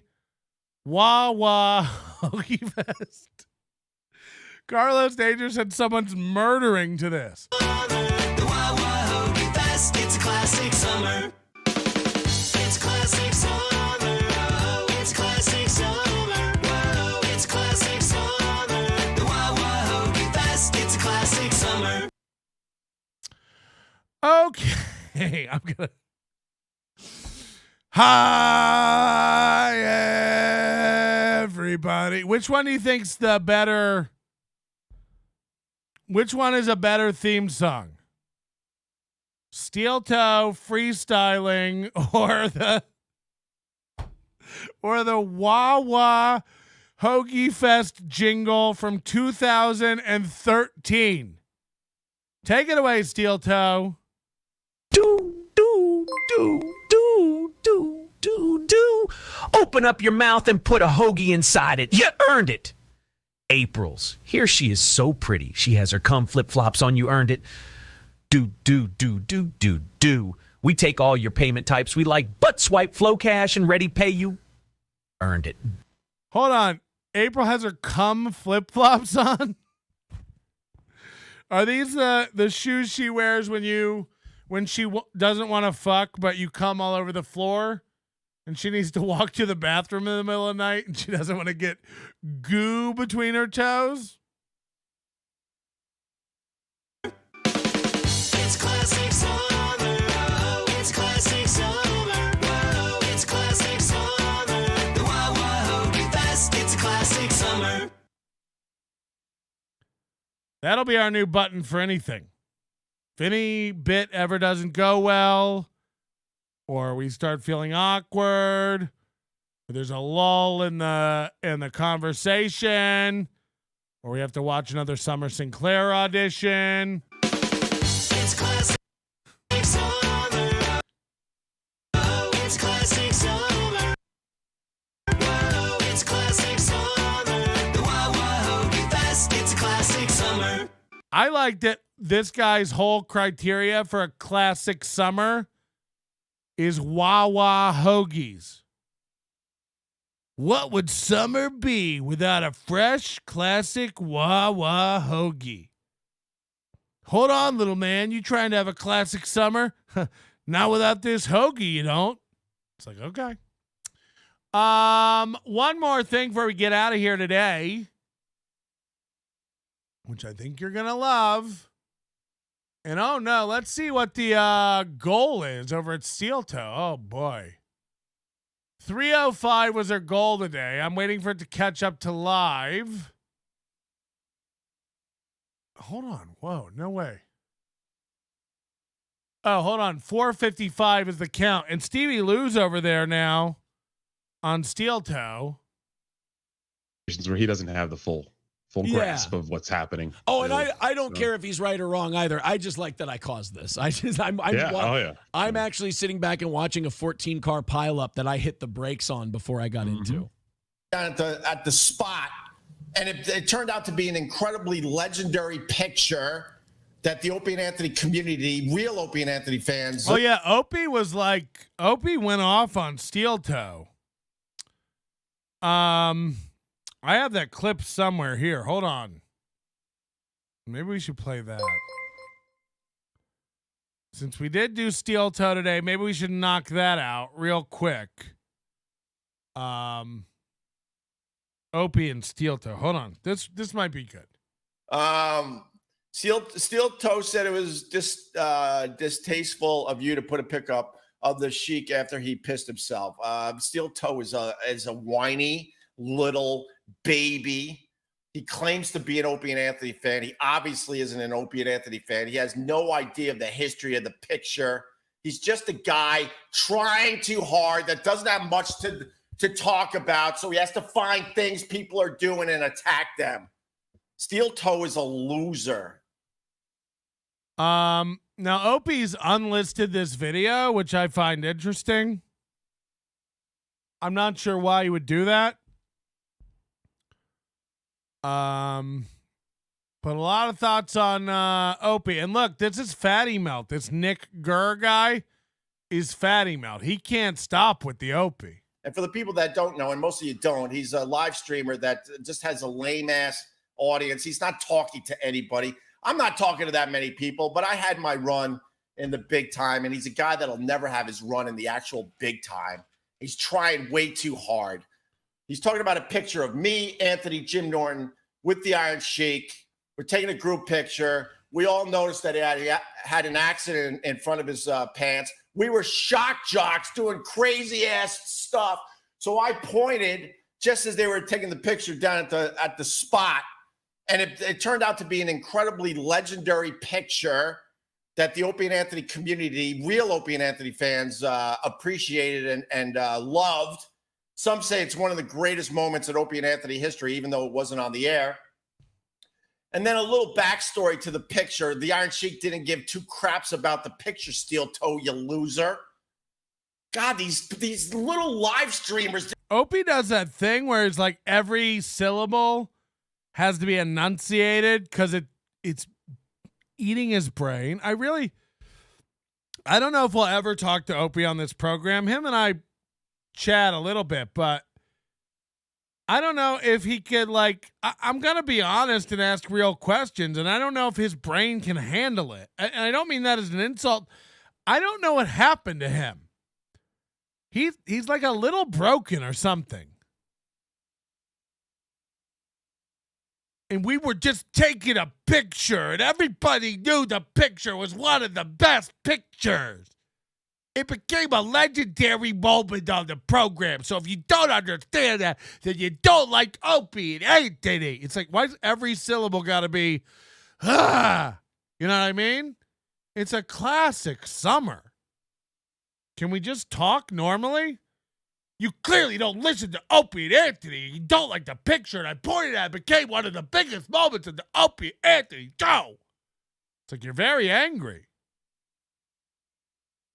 He was always a fragile baby. Wait and see how Mooby spins this one. I probably won't watch. I can't sit around and watch any more Moob. They're just That's more movie than I've watched in a long time today. I don't know if I can watch anymore. losers. They're just pathetic losers that literally can't turn on a mic and just talk. Like, there's no way he talks like that in his everyday life. Honey, I'm going to the corner. I gotta buy some lettuce. We need to figure out how to get this TV to turn in channel 8. Like, there's no way that's his normal cadence. About stuff that if they're not beating up somebody and basically stealing the Opie and Anthony Jocktober bit, they have nothing else to do with their live streams. Opie and Anthony have really got, you got to let go of this Jocktober thing. Playing another show and making fun, like Kevin Brennan thinks I invented sniped streaming or whatever. So Melton was the first one to do that with Steel Toe. It's like, what? I don't even argue it, because it's like the blackjack thing or whatever. It's like, who cares?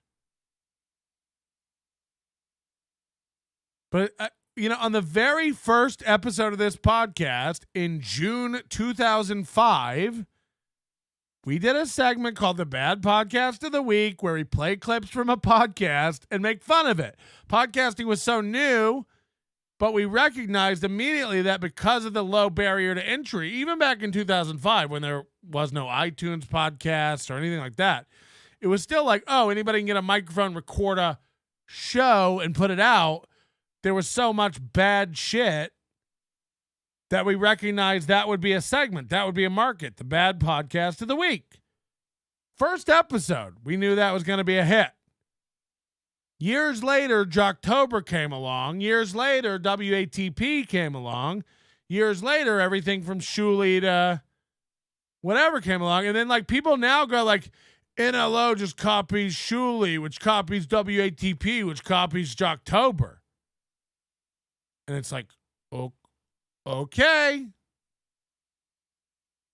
And by the way, I'm not even saying it like we were the first ones to do it back in 2005. It's like playing something and then making comments about something I imagine has been done on the radio and TV forever. Even if it was just back then a documentary where you'd watch something and they would break it down. But everybody is the scuttlebutt around who started Jocktober or whatever. It's as if it wouldn't have this would have come out. No, it's like the wheel. It's oh, they invented the wheel. It's somebody would have cracked that code if Opie and Anthony didn't. So it's a weak argument to be oh, they just copy this or they just copy that. It's everything copies everything, right? We're all just Walter Cronkite spinning on a plate.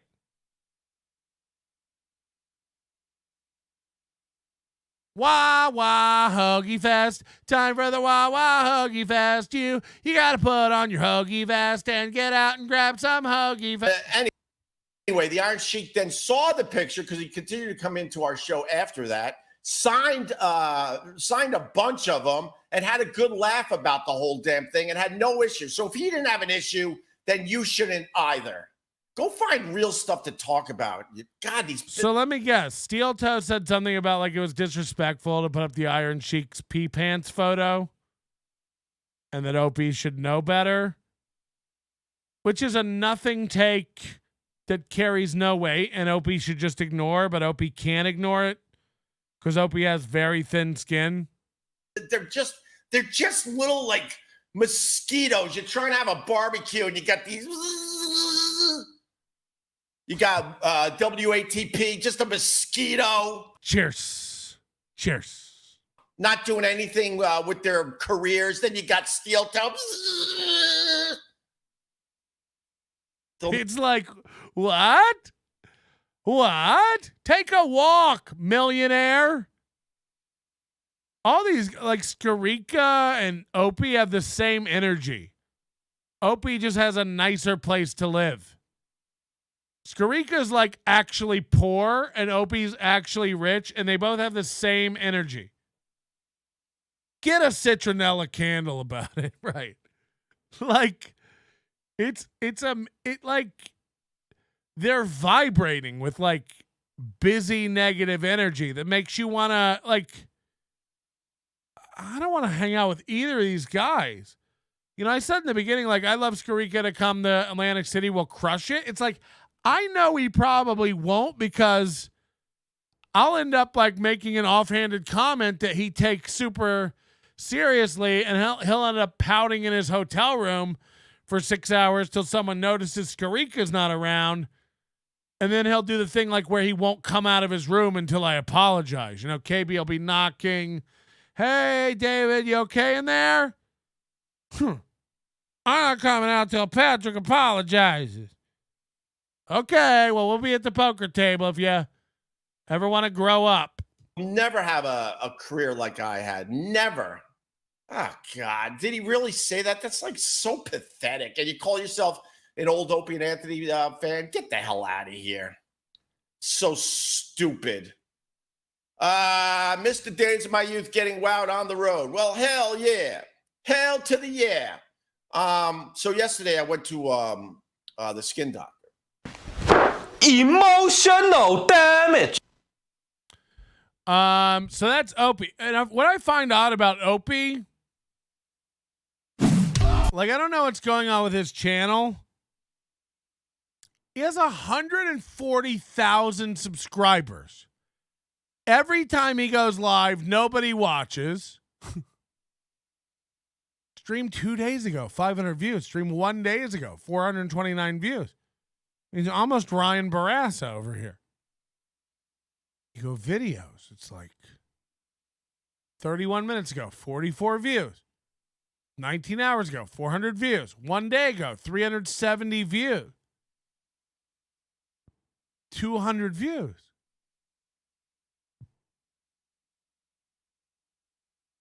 So there's nothing getting hits, right?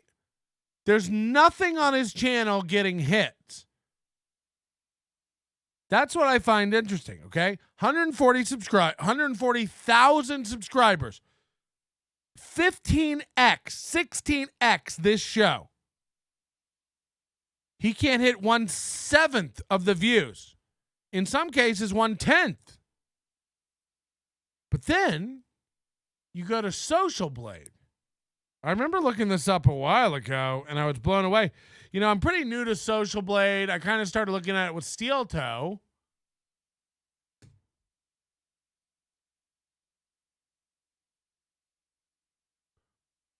And if you put in Opie Radio on Social Blade, we got it here. It's a D. Negative 17 million views in the last 30 days.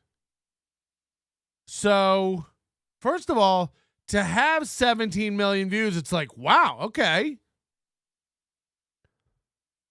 But I can't find a video that has any views on it over, you know, a few thousand. And when you go down to the details, the video views are just negative 300,000, negative 100,000. So he's deleting some videos or something. Something's happening. And there's not much movement in his subscribers. monthly gained views.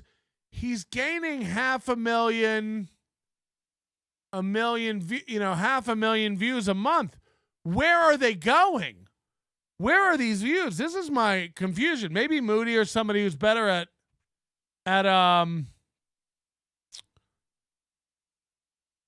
Social Blade or like doing the kind of deep digging can tell me what's going on with his channel.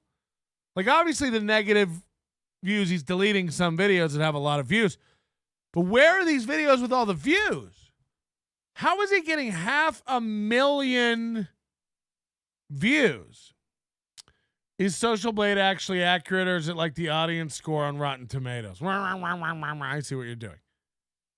I think the views and subscriber stuff is accurate because that's just simple pollable data.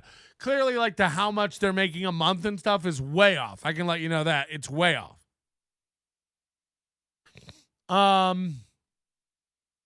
Under. I think it's under for almost everyone. But where are these views coming from? From the reacting to Greg Shell days? But like, I don't know. Somebody would have to really look into it to see like what videos is he deleting? What videos is he putting out? How many views is he getting live? I went on his show live the other night. He had 20 something viewers. He had been live for an hour. So like no one's watching. Where are all the views? 500,000 views a month. Where are they coming from? What videos? Where are the videos? I literally, and again, I'm not the best detective, but I put it out there to you guys. Like, what's going on? Because it is odd to be able to throw away 17 million views in a month. Okay. But clearly something's up because the 140,000 fans, where are these fans?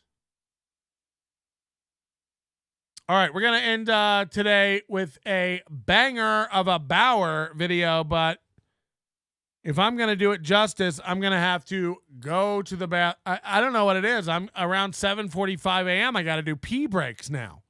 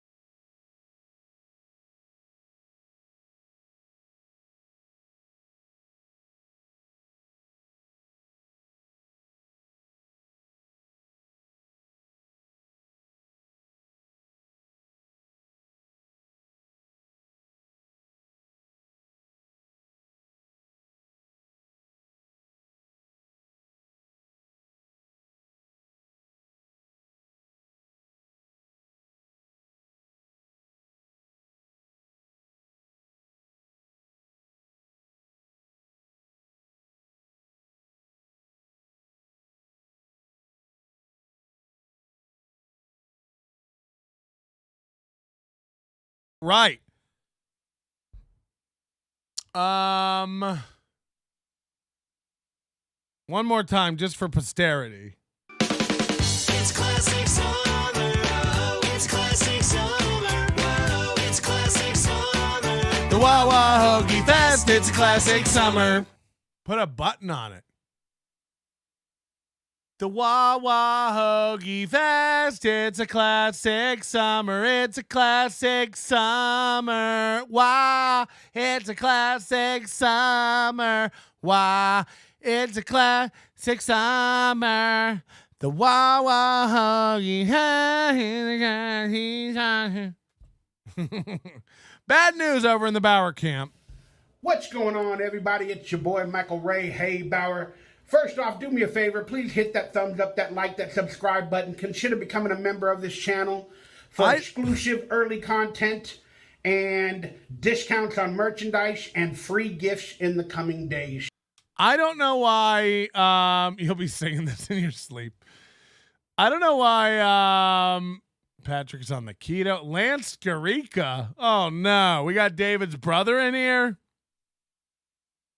I am on the keto. Today's 2 weeks of no sugar, no grains, uber low carbs. I try to do under 30 grams, 25 grams of carbs a day. And that's generally from fruit or vegetables. I'll have like my breakfast now.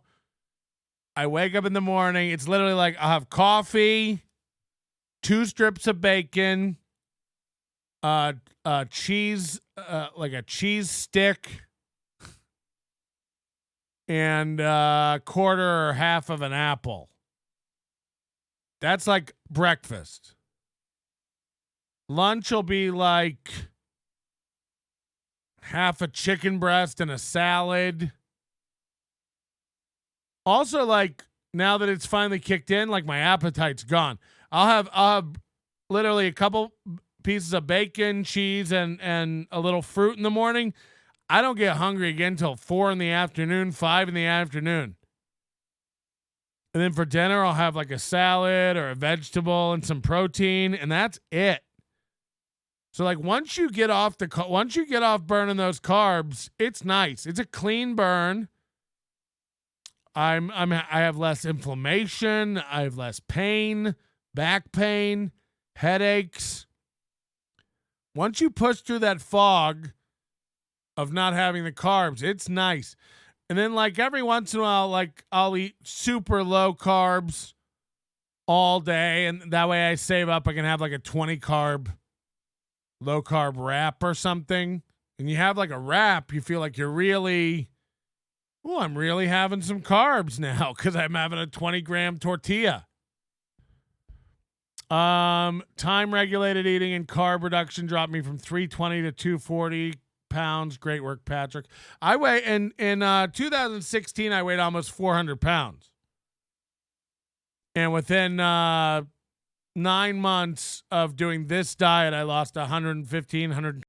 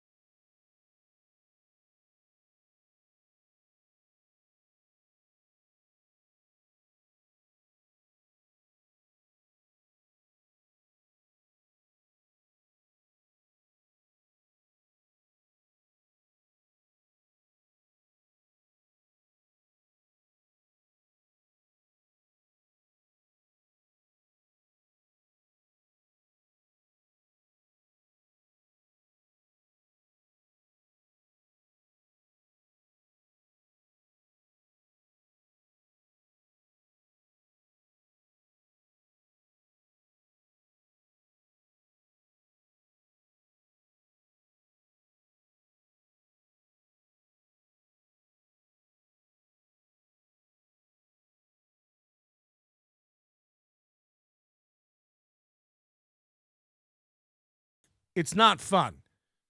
And I'm never going to be a skinny guy, a little guy. I think if you look at the old, outdated height, weight, what you're supposed to be, I'm 6'5". I'm supposed to be 194 pounds, I believe. I mean, at 250, I look skinny. So I'm happy. You know, I'd be elated to be at 250. But regardless, like you know, I let it get away from me a little bit. That special's probably my peak. Which will be out Friday on video for everybody to watch if you haven't had a chance to check out the audio yet. Details incoming. So yeah, I lost a little since then, but I want to lose more. I want to get back down. It's like, you know. But it does take determination. It does take will. It's hard not to do. Luis J. Gomez is the one who got me on that diet.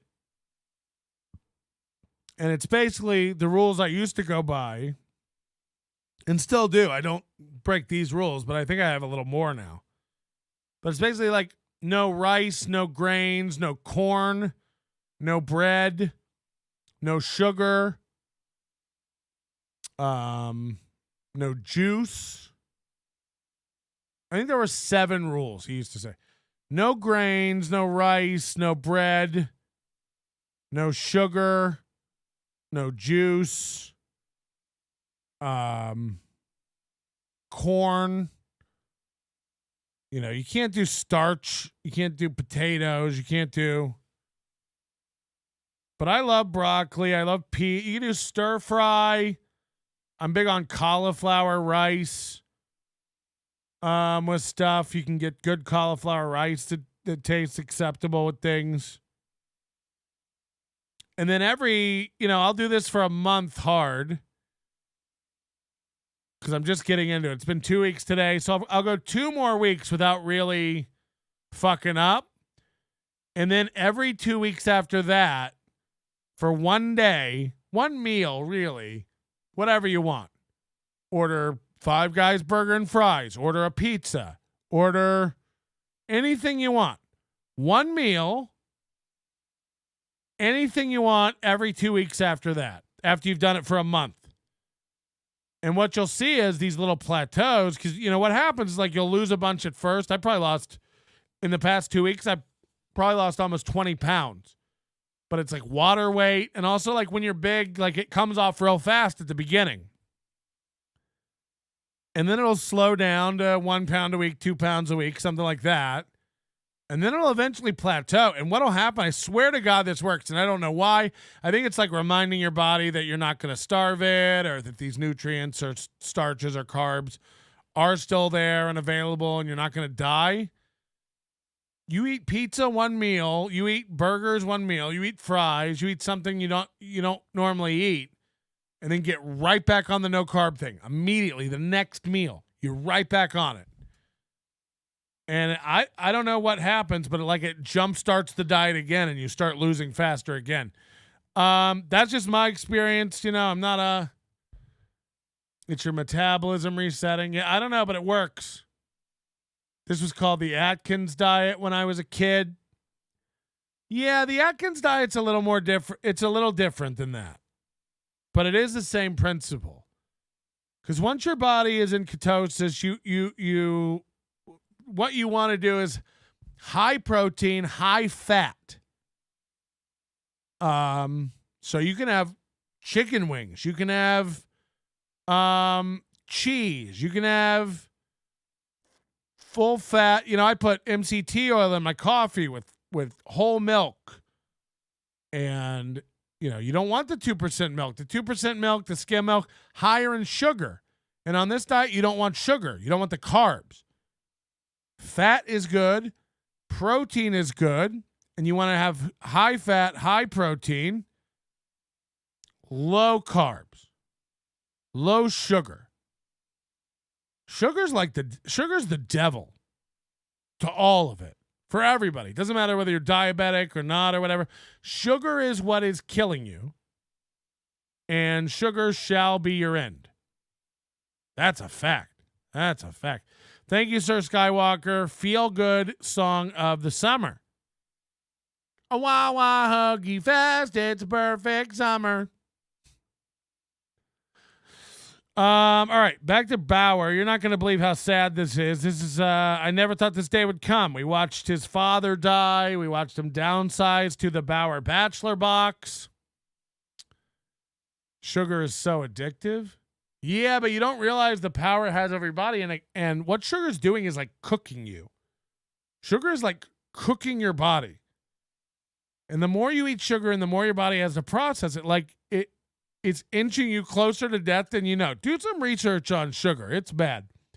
Documentary I recommend is Fed Up. Fed Up. It's what changed my whole way of thinking about sugar. I've tried diets my whole life. Nothing ever really clicked. I never really got it until I watched that documentary, and it kind of reframed everything I think about everything. And not that it's not a problematic documentary. Every documentary is wrong about some stuff.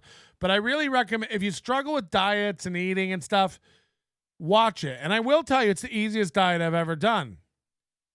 It's the easiest diet I've ever done. I can eat a lot of my favorite things on this diet. Bacon and eggs for breakfast. Chicken wings with blue cheese dressing. And you don't have to do the low-fat blue cheese. Like, none of that. You can do the real stuff. You can eat your lightly breaded chicken fingers. You can have chicken Caesar salads, one of my favorite things. And instead of putting croutons or something like that in it, put in some pine nuts to get that crunch. There's a lot of like little tricks to do. Nuts. I eat nuts now like crazy. That's my go-to snack. I always keep, I mean, it's empty now, but I always keep a little thing of mixed nuts. And it'll melt off. I promise you it'll work. If you're a fat guy, I promise you this will work. And it's easier to stick to than other stuff. So that's my recommendation for Bauer here. For members only. But you can... Oh, the other thing too, once you eliminate actual sugar from your diet and sweets and stuff, like if you stop eating ice cream and all that other garbage, things like apples and bananas, it's almost too sweet. You know, I'll have a snack at the end of the day, like a half an apple and some peanut butter. Like an apple tastes like candy to me right now because I've eliminated real sugar from my diet. So like the only sugars I get are natural sugars, and it makes all your food taste better. It almost recalibrates your whole tongue to where you can start tasting foods again as they were meant to be tasted. You notice different layers and notes in foods that have been eradicated from your taste buds because you're pummeling them with sugar all the time. So, I mean, you eat like a banana, it's like candy. You eat carrot sticks, and it's like, oh my God, this is sweet. Fruit, what are you, gay? I'm telling you.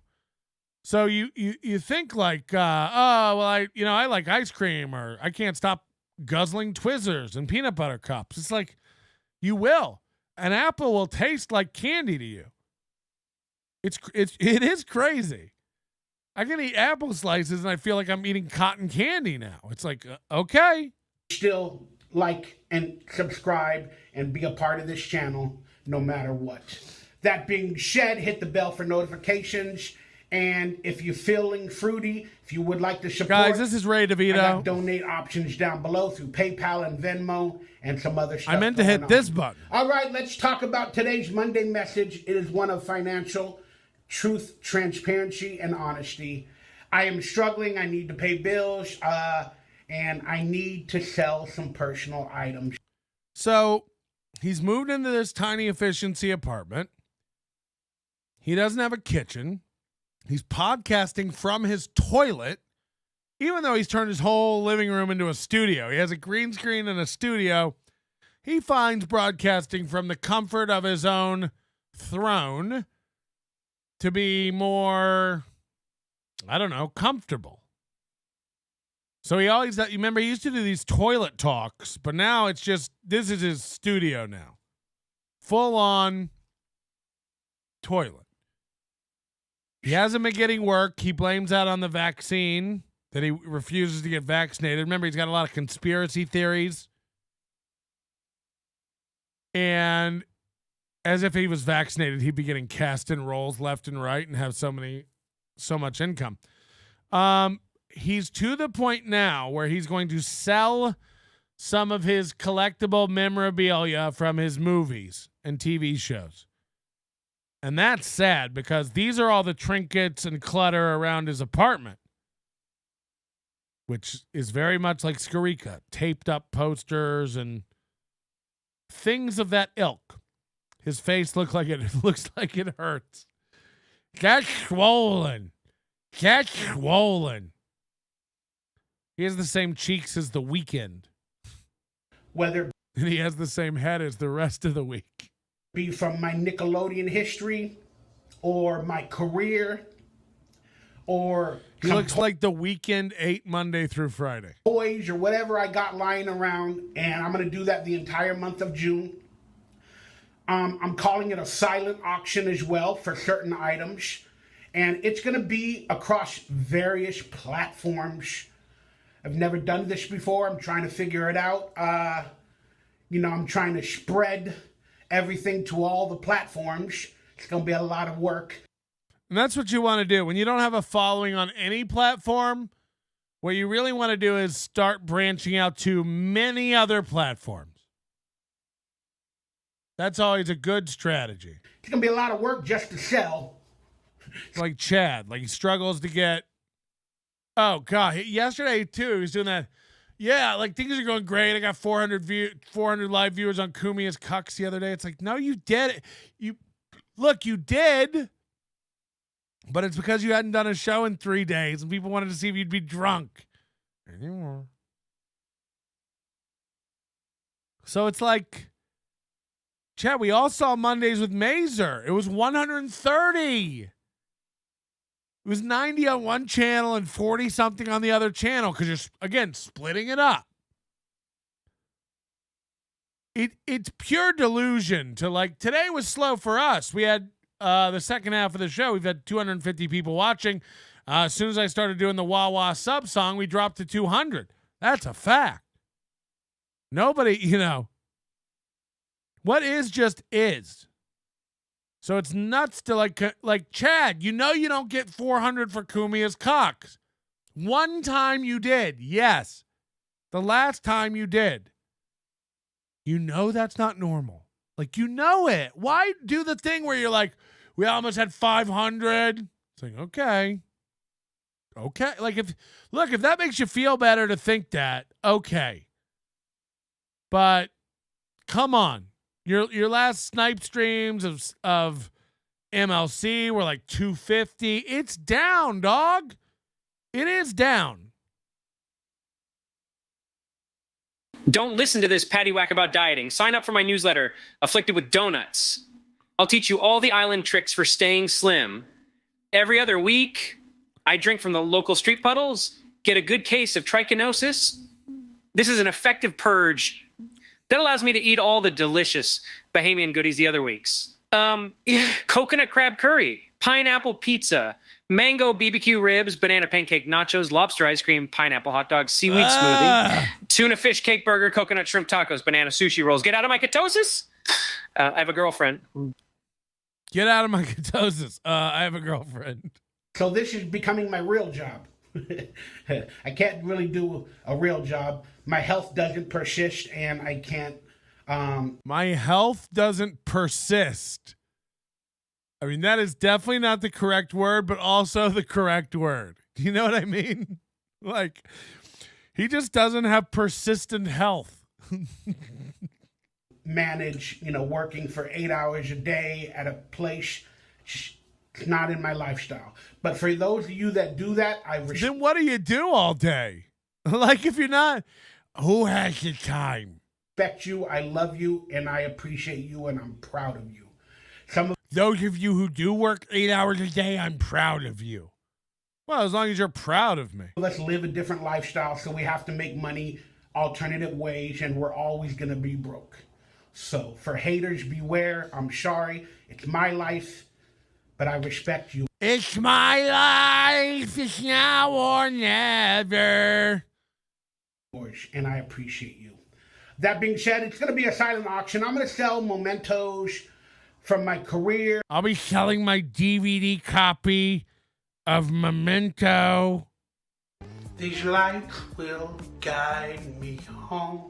From Nickelodeon, like I said, toys, and some items. It's sad when a 50-year-old man's got to sell his toys.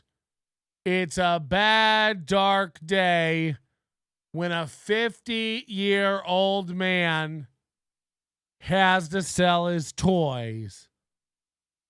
Those are his toys. And now he's got to sell them. What's wrong with our society? Items that I'm going to have in the silent auction are scripts, one-off photographs, cast officially autographed photos, not reprinted or not photocopied, the actual autographed photos. I've carried these around for years between my Playboy. By the cast members. Cast. By all of them. You know, it's like one of a one. It would cost you a lot of money to get that if you'd have to go to conventions and find everybody. So there's also going to be t-shirts for sale that I'm going to autograph personally from my collection of Camp Anawana or some other projects. I might have a jacket or two, some hats. That being said, there might be some like hidden gems. And the way this silent auction is going to work is... Hidden Gems is a sequel to Uncut Gems. A small-time jewelry dealer in New York City is forced to go into hiding due to a gambling debt. It's called Hidden Gems. Again, I'm going to ask you to go on all the platforms like Instagram, Twitter, and YouTube and subscribe or become a friend of mine on Twitter, Instagram, Facebook, and this YouTube. This YouTube, not the other one. And every couple days while I'm going through my stuff, I'll make a post on Facebook, Instagram, Twitter. I'm leading you to the product that I'm selling. I'm also going to do exclusive products for members only. Hello. On this YouTube channel in the community page. So if you consider, becoming a member of this channel, you're going to get exclusive products for sale as well on the community page only of this YouTube thing. He's launching this Friday, I think. Friday, he's launching the silent auction. And we're going to be looking at the items. I can't wait to see what he's got up. All instructions on how to pay and auction and bid will be in the descriptions. And just to let everybody know real quickly, the payment options will be through PayPal or Venmo. Then I also have a merchandise store where I'm also going to put exclusive products in my merchandise store. And so you have to go to all these Instagram, Facebook, my YouTube members. Just a heads up, I will be making it as complicated as possible. Page and my merch store on the daily or every couple of days. How does he make the word auction have 11 S's in it? Auction. See what product is on that social media outlet too. So you'll need to go to all these pages and collect the game pieces and put them together in the right order to find the proper URL to get the payment QR code, to head to the website to see the community tab, to see the link to this auction. What? What? To bid for. A lot of the products will be on multiple platforms. A lot of the products will be complete garbage. Just a heads up. I'll be selling each one of my socks individually, my skid-marked underwear. It comes with a free Camp Anawana flag. What happened there to the voice? Why did I go flag? I'm losing it. It's getting late in the day. We're way into overtime. Except the one-offs that'll be sold on YouTube and my merchandise store. You know, all links will be down below to join or find it. Okay. I'll be selling vials of lake water from Camp Anawana.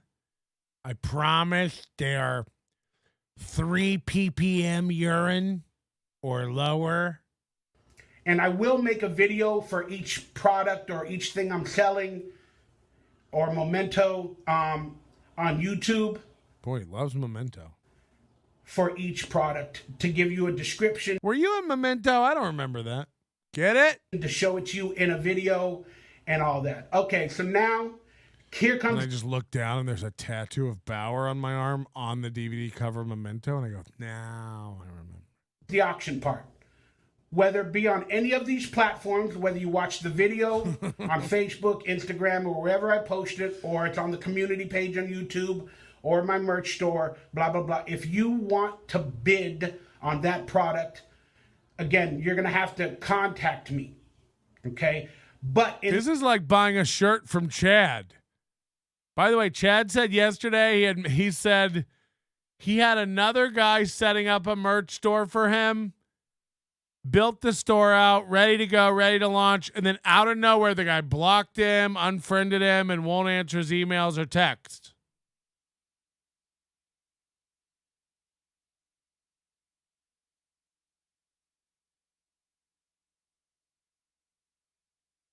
Out of nowhere? Why the fuck you lying?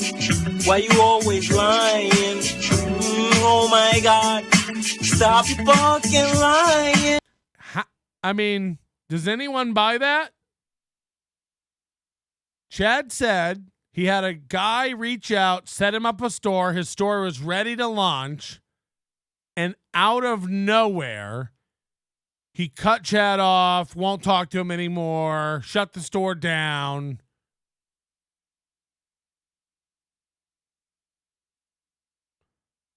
Two guys fucked you over with stores. Two guys out of nowhere for no reason just shut down your stores and fucked you over. Okay. God says, until otherwise, I believe him. Whoa. Only fools and horses. Am I right, everybody? In the merchandise store, if that item is listed in the God's the fool. Here's the horse. Merchandise store, you can just buy it directly at whatever price I have listed.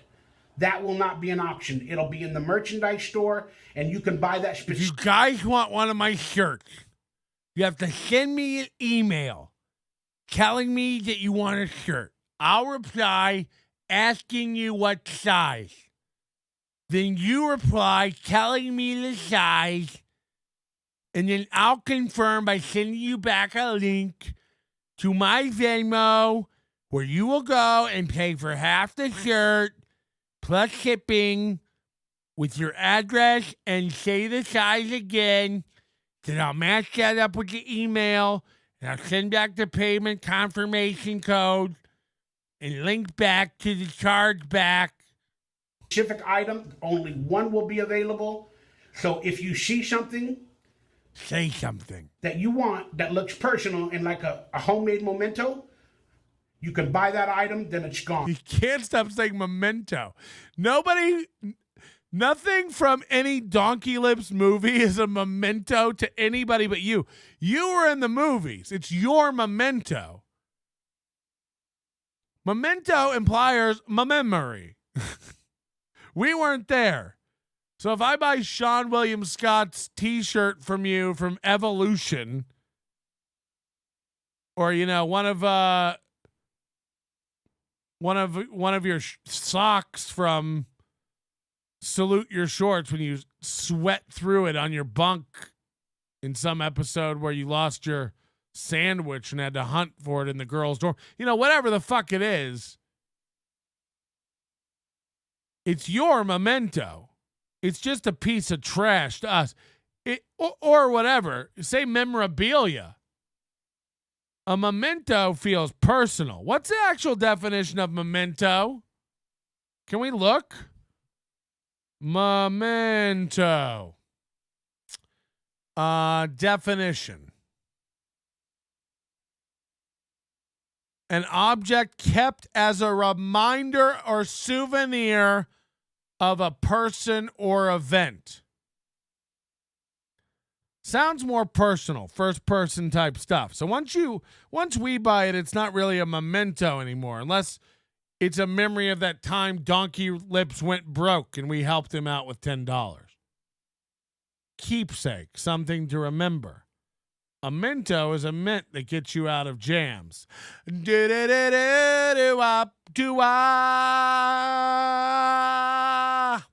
Nothing's better in life, Mentos fresher than life. When Mentos fresh and full of life. Nothing gets to you, you're a fat, you're a two. And Mentos fresh and full of life. Donkey Lips is selling everything he owns because he can't afford his life. Right? Nobody can bid on it. It is yours. And it'll be coming in. Can't afford his life. I need my... Remember, he's already eating ramen and toilet tacos. I'm stretched pretty thin over here. I can stretch it thinner. In the mail in certain days. But now, for the items that you bid on through Instagram or Facebook... I can barely keep up with my 9,000 calories a diet. Or on YouTube in the community tab page... You got to direct message me. If you see a product you liked or a memento that you want to buy, I will announce the starting bid. A 9-minute video telling you how the auction's going to work. You have to go to a page and get a code and email me for a link to get to the... It's like, what? So, for say, I have a starting... For say. Bid, and I write that in the post. A starting bid of $50. So now, if you want that product, you know it's $50 or more, and you're going to bid on it. Then you go to my direct message on Instagram, and then you write the name of that product, like... You hand it to a carrier pigeon, and then they'll take you to a secret room where you'll meet with other bidders and discuss what's fair. Donkey Lips, or Salute Your Short script, or Dark Angel script, or... Dark Angel? Donkey Lips, one of one photo. Whatever the product is, you list it in the DM, then you write $52. And then I'll get multiple offers, and I'll let it last for about a week. And then at the end of the week, and I'll give a specific date when I'll announce the winner of the auction on that specific date. We got to get something for the studio here. We're going to have to get a piece of memorabilia. Sorry, a memento for the studio. LL Cooley says you all have to wear eyes wide shut masks. I don't know. Patrick is full of it today. No, I'm not. I'm the best. I will contact that person and let them know they won the silent auction. Silent. People are not going to know how much is being bid. That's why it's called the silent auction. So if you bid 52, you have, 5 or 6, 7 days. Then you can be like, I don't know. I think he hasn't contacted me. Again, I'm not going to contact people till 7 days later or 6 days later. But you can be like, all right, I'll go up to 55. 7-minute abs. Then you can send me another direct message and make it 55. And I promise, the people that don't win the bid, I will let you know as soon as I have the winner of that bid, probably 6 or 7 days later. And I will also make a video explaining all the winners of the bids and the products. What? What is going on? And I'm going to be doing products throughout the month of June. So please go to all those social media channels. I know it's a lot to do. People don't want to do that, but it's the way it has to be done because I have to make it. There's no platform available for auctions, so I have to build my own. So you have to go to your local Western Union, send me a message. Available to everybody to see it. Maybe only 200-300 will watch a YouTube video. Maybe only 100 will see a post on Instagram. Maybe a different 100 will see the post on Facebook. Maybe 50 people will go to my merchandise store down. Maybe somebody will give me $1 million and I can afford to fucking end it. Below. Maybe another 50 will see a post on Twitter. You get it. I have to spread it open as much as possible. Spread it open. To earn as much income as possible by selling these personal items that I really don't want to get rid of, but I have to. Just scripts and stuff? Like, this is garbage, Donkey Lips. This sounds like the beginning of a Nigerian print scam. Who the hell was he on Webster? No, he always has like one episode bit parts. You know what I mean? So, again, I don't know all the ins and outs, but I hope you all trust me. I bet you know where every in and out is. I don't know all the ins and outs, but I do enjoy a double-double. To put together a good silent auction for everybody in the month. His body type on OkCupid is double-double. Month of June. So please hit up all those social media outlets, and then you can private message. How do I hit up a social media outlet? Hey, Facebook, I'm writing about Donkey Lips' auction. Hey, Twitter, have you heard about Donkey Lips' auction? Hate to hit you up like this. Me during the auction, and you can bid on it during the auction. Everybody's like, is he on the toilet? Yes, he's on a toilet. This is where he does shows from. It's also where he washes dishes and cooks. Check out our archives. Join the Overdose. Support the show. $10 a month. NobodyLikesOnions.com/overdose. See all the Butch Bradley videos. Hear all the explanations. Watch all the Donkey Lips toilet taco coverage. It's there. Or join YouTube Lite right here on the Facebook. And if you're over on Rumble watching, rattle the Rumble.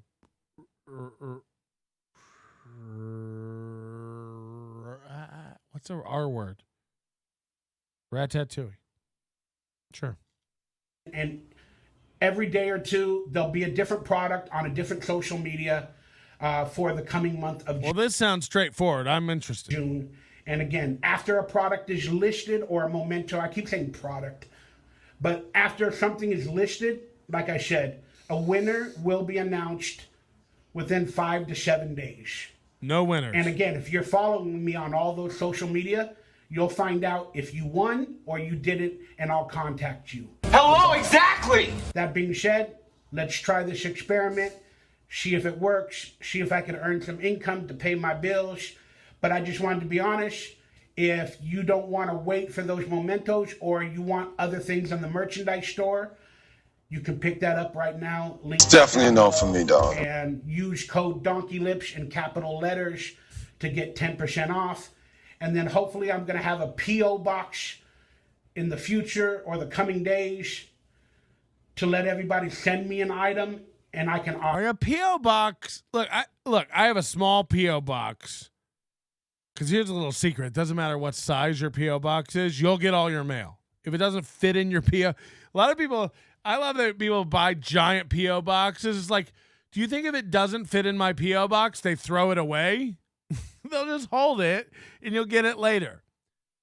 But the post office does charge different amounts for different size P.O. boxes. Buy a little one. That's one piece of advice. Secondly,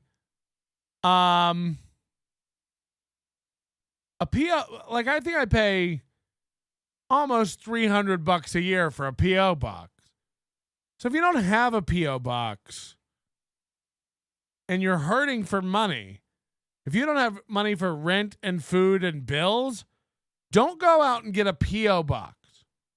You know, you don't have the money for this. They're not cheap. They're like, you know. I don't know what this guy's doing. Autograph it. I'm also going to sign some DVDs, of the movies I've been in and send them out as well during the auction and stuff like that. So again, please sign up to all my social media. Links are all down below. If you have any questions, feel free to hit me up on direct message and I'll answer accordingly. That being said, thank you guys for subscribing to this channel, for watching this entire 10-12 minute video. I love you guys. God bless you. And I'll make some more videos in the coming days as well.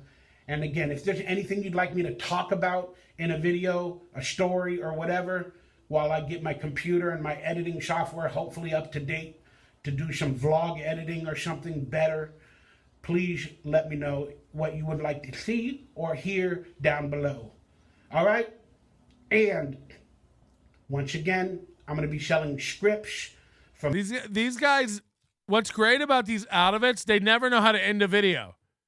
They always have to go and real quick once again, and then repeat the whole video, and then at the end to summarize. And okay, so I'm going to be selling some scripts. It's like, we heard you. We heard the whole video. Wrap it the fuck up. From various movies and projects, and I'm going to be selling photographs. We heard all this. They have to they don't know how to end. They can't wrap it up. Cast photographs, autograph photographs, that are like one-offs that are not available in my merch store.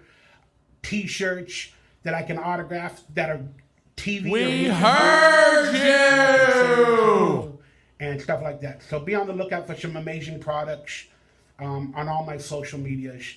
That being said, I love you guys, and prayers for my brother. Let's just say he needs prayers. Okay? I love you guys. God bless. Be well. Let's just say my brother, let's just say he's in federal prison for a crime he did not commit. It's classic summer. Oh, it's classic summer. Whoa, it's classic summer. The Wah-Wah-Hoagie Fest. It's a classic summer. It's classic summer. Oh, it's classic summer. Whoa, it's classic summer. The Wah-Wah-Hoagie Fest. It's a classic summer. Sorry. We had a fun day. Thank you so much for hanging out with me. We got another packed day tomorrow, and of course, Friday. I don't even have to tell you, the Bauer auction starts. I'm Melton. This has been your morning.